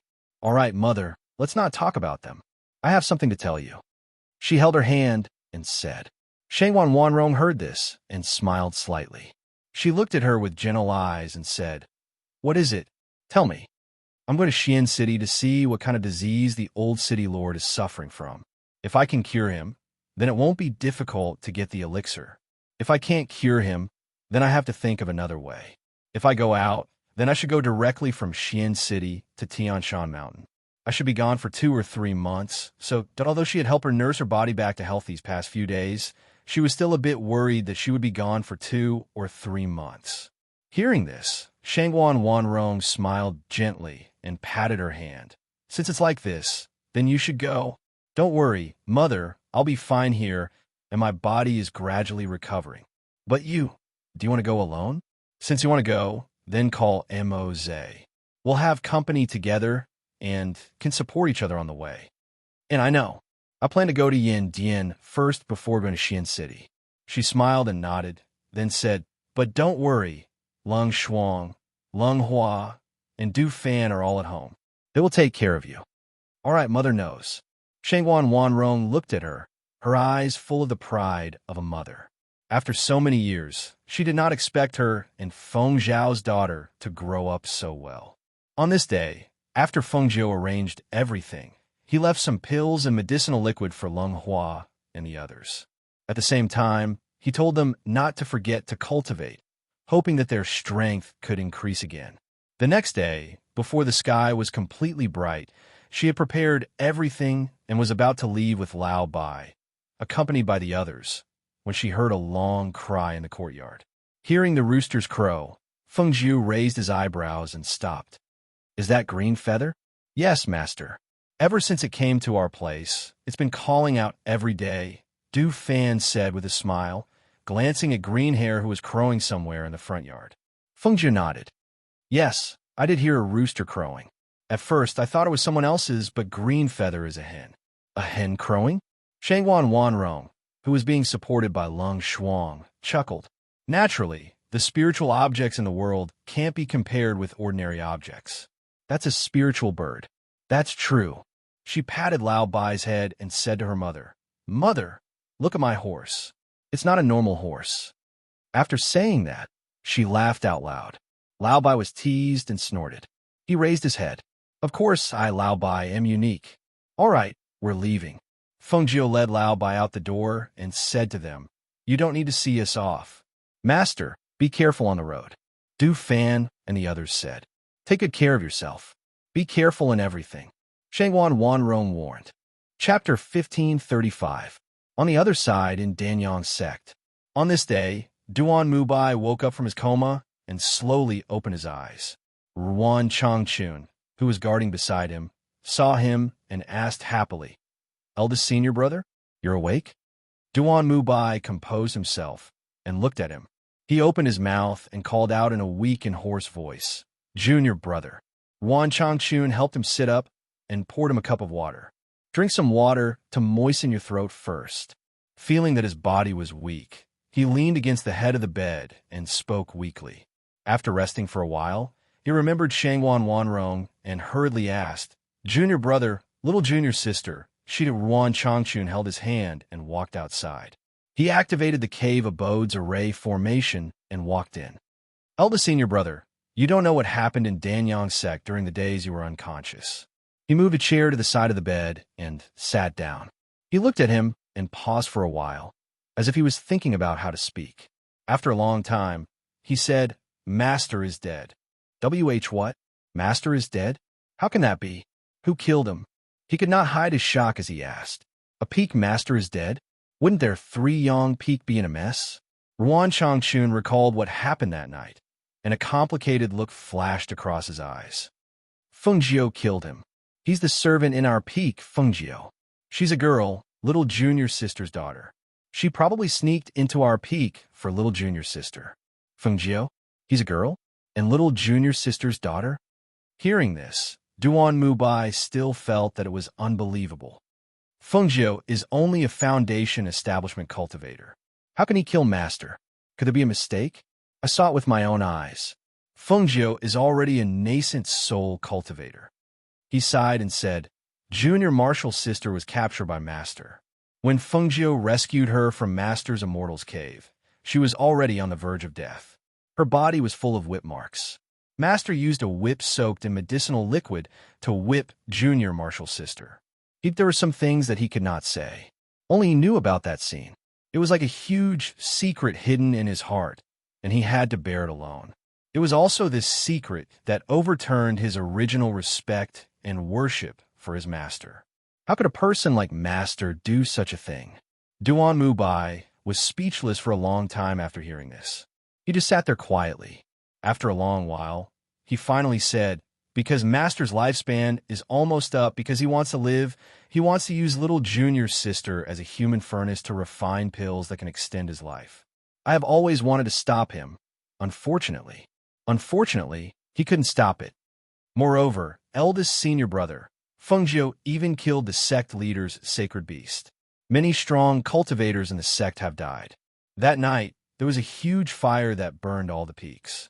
Even the sect leader has not recovered from his injuries. Now, the entire sect is in a mess. Hearing this, Duan Mubai was shocked. Killed the sect leader's sacred beast? Even the sect leader is heavily injured? How did this matter become so serious? The Danyang sect was the #1 alchemy sect in the 8 great empires. It was not a small matter for such a thing to happen. Not to mention that the sect would be in a mess. They might even be targeted by other sects at any time, which would make things worse. Moreover, with such a big thing happening, would the sect really let it go? They would not let Fengjiu off so easily. Chapter 1536. He told him everything that happened that night in detail, including the fact that Three Yang Peak didn't have a peak master at the moment, and that the other peak masters were eyeing Three Yang Peak's territory, wanting to push their people up to be the peak master. Eldest senior brother, you've been in the peak for many years, and you're outstanding in both your character and alchemy skills. Now that master is dead, and there are people from other peaks eyeing Three Yang Peak, I've discussed with a few junior brothers a few days ago. Instead of letting the other peak masters push their people to be in charge of Three Yang Peak, why don't we push you to be our peak master? This is the only way that Three Yang Peak won't be oppressed by the other peaks. Furthermore, only you can make everyone believe in you. Ruan Changchun looked at him and told him the plan that he and his junior brothers had discussed. In his opinion, no one in Three Yang Peak was more qualified to be the peak master than his eldest senior brother. Duan Mubai remained silent for a while, then nodded his head. Let's talk about this matter after I recover from my injuries. Now that the sect master is injured, the peak master of our Three Yang Peak shouldn't make a decision so quickly. In addition, you should make arrangements for Master's funeral. No matter what, the things that Master did cannot be revealed. Yes, eldest senior brother, don't worry. I'll take care of these things. Ruan Changchun replied and took out another pill. This is a vitality recovery pill. Eldest senior brother, take another one. Duan Mubai took the pill and put it into his mouth. He was thinking about how little junior sister had asked him to take care of Fengjiu before she left, but he didn't expect things to turn out like this. All right, junior brother, do you have little junior sister's whereabouts? He asked. Master had used medicine on her, but he didn't know how her body was doing. No, but I've sent people to investigate secretly. Master's death wouldn't involve little junior sister. Eldest senior brother, you can rest assured. Even if little junior sister shows herself outside, nothing will happen to her. That's good. He nodded and caught his breath, then closed his eyes to rest. Seeing this, Ruan Changchun helped him lie down. Eldest senior brother, take care of your body. I'll leave first. I'll come and see you tomorrow. All right, Duan Mubai replied. He seemed to have thought of something and said, help me call Luo Hung over. Ruan Changchun retreated and asked someone to call Luo Hung over. He then went to deal with the matters on the peak. When a servant came to report that his master wanted to see him, Luo Hung was in the middle of a conversation with Chun Dao. The two of them looked at each other before Chun Dao said, what are you waiting for? Go. But why do I feel like you want to ask me about Fengjiu? Luo Hung scratched his head awkwardly. In the past few days, because Fengjiu was here, he was closer to her. He had already been called over several times for questioning. When his master woke up and wanted to see him at this time, it definitely had something to do with Fengjiu. Just answer whatever he asks. What's there to be embarrassed about? Besides, we don't know anything that Fengjiu doesn't want us to know. There's nothing to hide. Chen Dao pushed him out and said, if there's anything you can't make up your mind about, you can come find me. Chapter 1537. When he arrived at his master's cave, he saw that the enchantment was not closed. He walked in and called out, Master, disciple Luo Hung is here to greet you. Come in. Duan Mu Bai's hoarse and weak voice came from inside. Luo Hung swallowed his saliva when he heard the words inside. He paused for a moment before walking in. When he arrived at the bedroom, he saw the figure leaning against the head of the bed. He went forward and cupped his hands in greeting. "Master, I wonder what instructions do you have for me?" Duan Mu Bai's gaze landed on Luo Hung as he sized him up. To be honest, he had many disciples under him. Luo Heng's cultivation and talent in alchemy could only be considered below average. Hence, he had never paid attention to him before. Recently, he remembered that there was such a person among his disciples because of Fengjiu. Because he was close to Fengjiu, other than him, it seemed that Chun Dao was also close to Fengjiu. You should be very close to Fengjiu, right? Luo Heng's heart trembled when he heard this. He hurriedly waved his hand. No. Actually, I'm not close to him at all. Aye. That was the person who killed the Peak Master, exterminated the sect master's sacred beast, and set the sect on fire. How could he dare to say that he was close to that ancestor? You don't have to be afraid. I'm not going to pursue the matter. Duan Mu Bai raised his hand and gestured for him not to panic. I know that you're close to him. He entered Three Yong Peak because you introduced him. Luo Heng's face turned pale and his eyelids twitched. He thought to himself, it's over. You said you're not going to pursue the matter. Now you're digging up old scores. Even Master knows that Fengjiu entered Three Yong Peak because of him. This is heaven's will to kill me. Duan Mu Bai was startled when he saw Luo Heng's pale face and trembling body. He glanced at Luo Heng and continued, Master wants you to leave the sect and find her whereabouts. Can you do it? Emma Master, she is a nascent soul. He was no match for her. Even if he found her, he wouldn't be able to bring her back. Moreover, Fengjiu had a personal relationship with him. It would be inappropriate for him to capture her. I only asked you to search for her whereabouts. I didn't ask you to capture her. As he spoke, he coughed lightly and continued. Regarding the matter of Master's death, since the Guardian Elder also said that this matter should not be mentioned again, naturally, he will not attack Fengjiu again. However, there are some things that I do not understand, and I would like to personally ask her why she burned down the sect and kill my master. Actually, he wanted to find Fengjiu and ask if his junior sister was okay. Furthermore, the sect would not lay a hand on Fengjiu, but the sect leader had suffered such a huge loss at the hands of Fengjiu, so he was afraid that she would not let this matter rest. He felt that he had to remind her about this matter. Hearing this, Luo Heng heaved a sigh of relief. He patted his chest and said, You scare me to death. So that's what happened. He looked at his master, who was sitting on the bed, and said, Master, if you only want to find Fengjiu and not capture her, I can certainly do this. However, I would like to invite senior brother Chun Dao to travel with me. Chun Dao, his leg. Duan Mu Bai frowned. Chapter 1538. Hearing this, Duan Mu Bai's eyes flickered. Fengjiu actually cured Chun Dao's leg? He knew that all the doctors and alchemists in the sect had taken a look at Chun Dao's leg. They all said that he would never be able to stand up again. Who would have thought that since that's the case? Ask Chun Dao to come over. I'll talk to him. Yes, I'll call him right away. As he spoke, he bowed and quickly left. He had not been home for a long time. Perhaps he could take this opportunity to go home and see his family. Soon, Chun Dao was brought to Duan Mu Bai's cave abode by Luo Heng. After bowing, he asked directly, Uncle Master Duan wants me and junior brother Luo to go down the mountain to look for Fengjiu? That's right. He nodded and looked at the two of them. I know that the two of you are on good terms with Fengjiu, so I'll need you to do this. Hearing this, Chun Dao's eyes flashed. He looked at Duan Mu Bai and asked, Fengjiu killed the Three Yong Peak Master. Doesn't Uncle Master Duan hate her?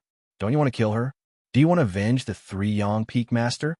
Duan Mu Bai looked at him deeply and said, The sect Guardian Elder has already instructed us not to pursue this matter further. Naturally, I will not go against the sect Guardian Elder's orders. Furthermore, she would not kill my master for no reason. The reason behind this matter is not something we can investigate further. However, with all these things happening, if she were to encounter danger outside and get killed, it's very likely that the Yama Palace's Yama Lord would think that it's our sect's doing.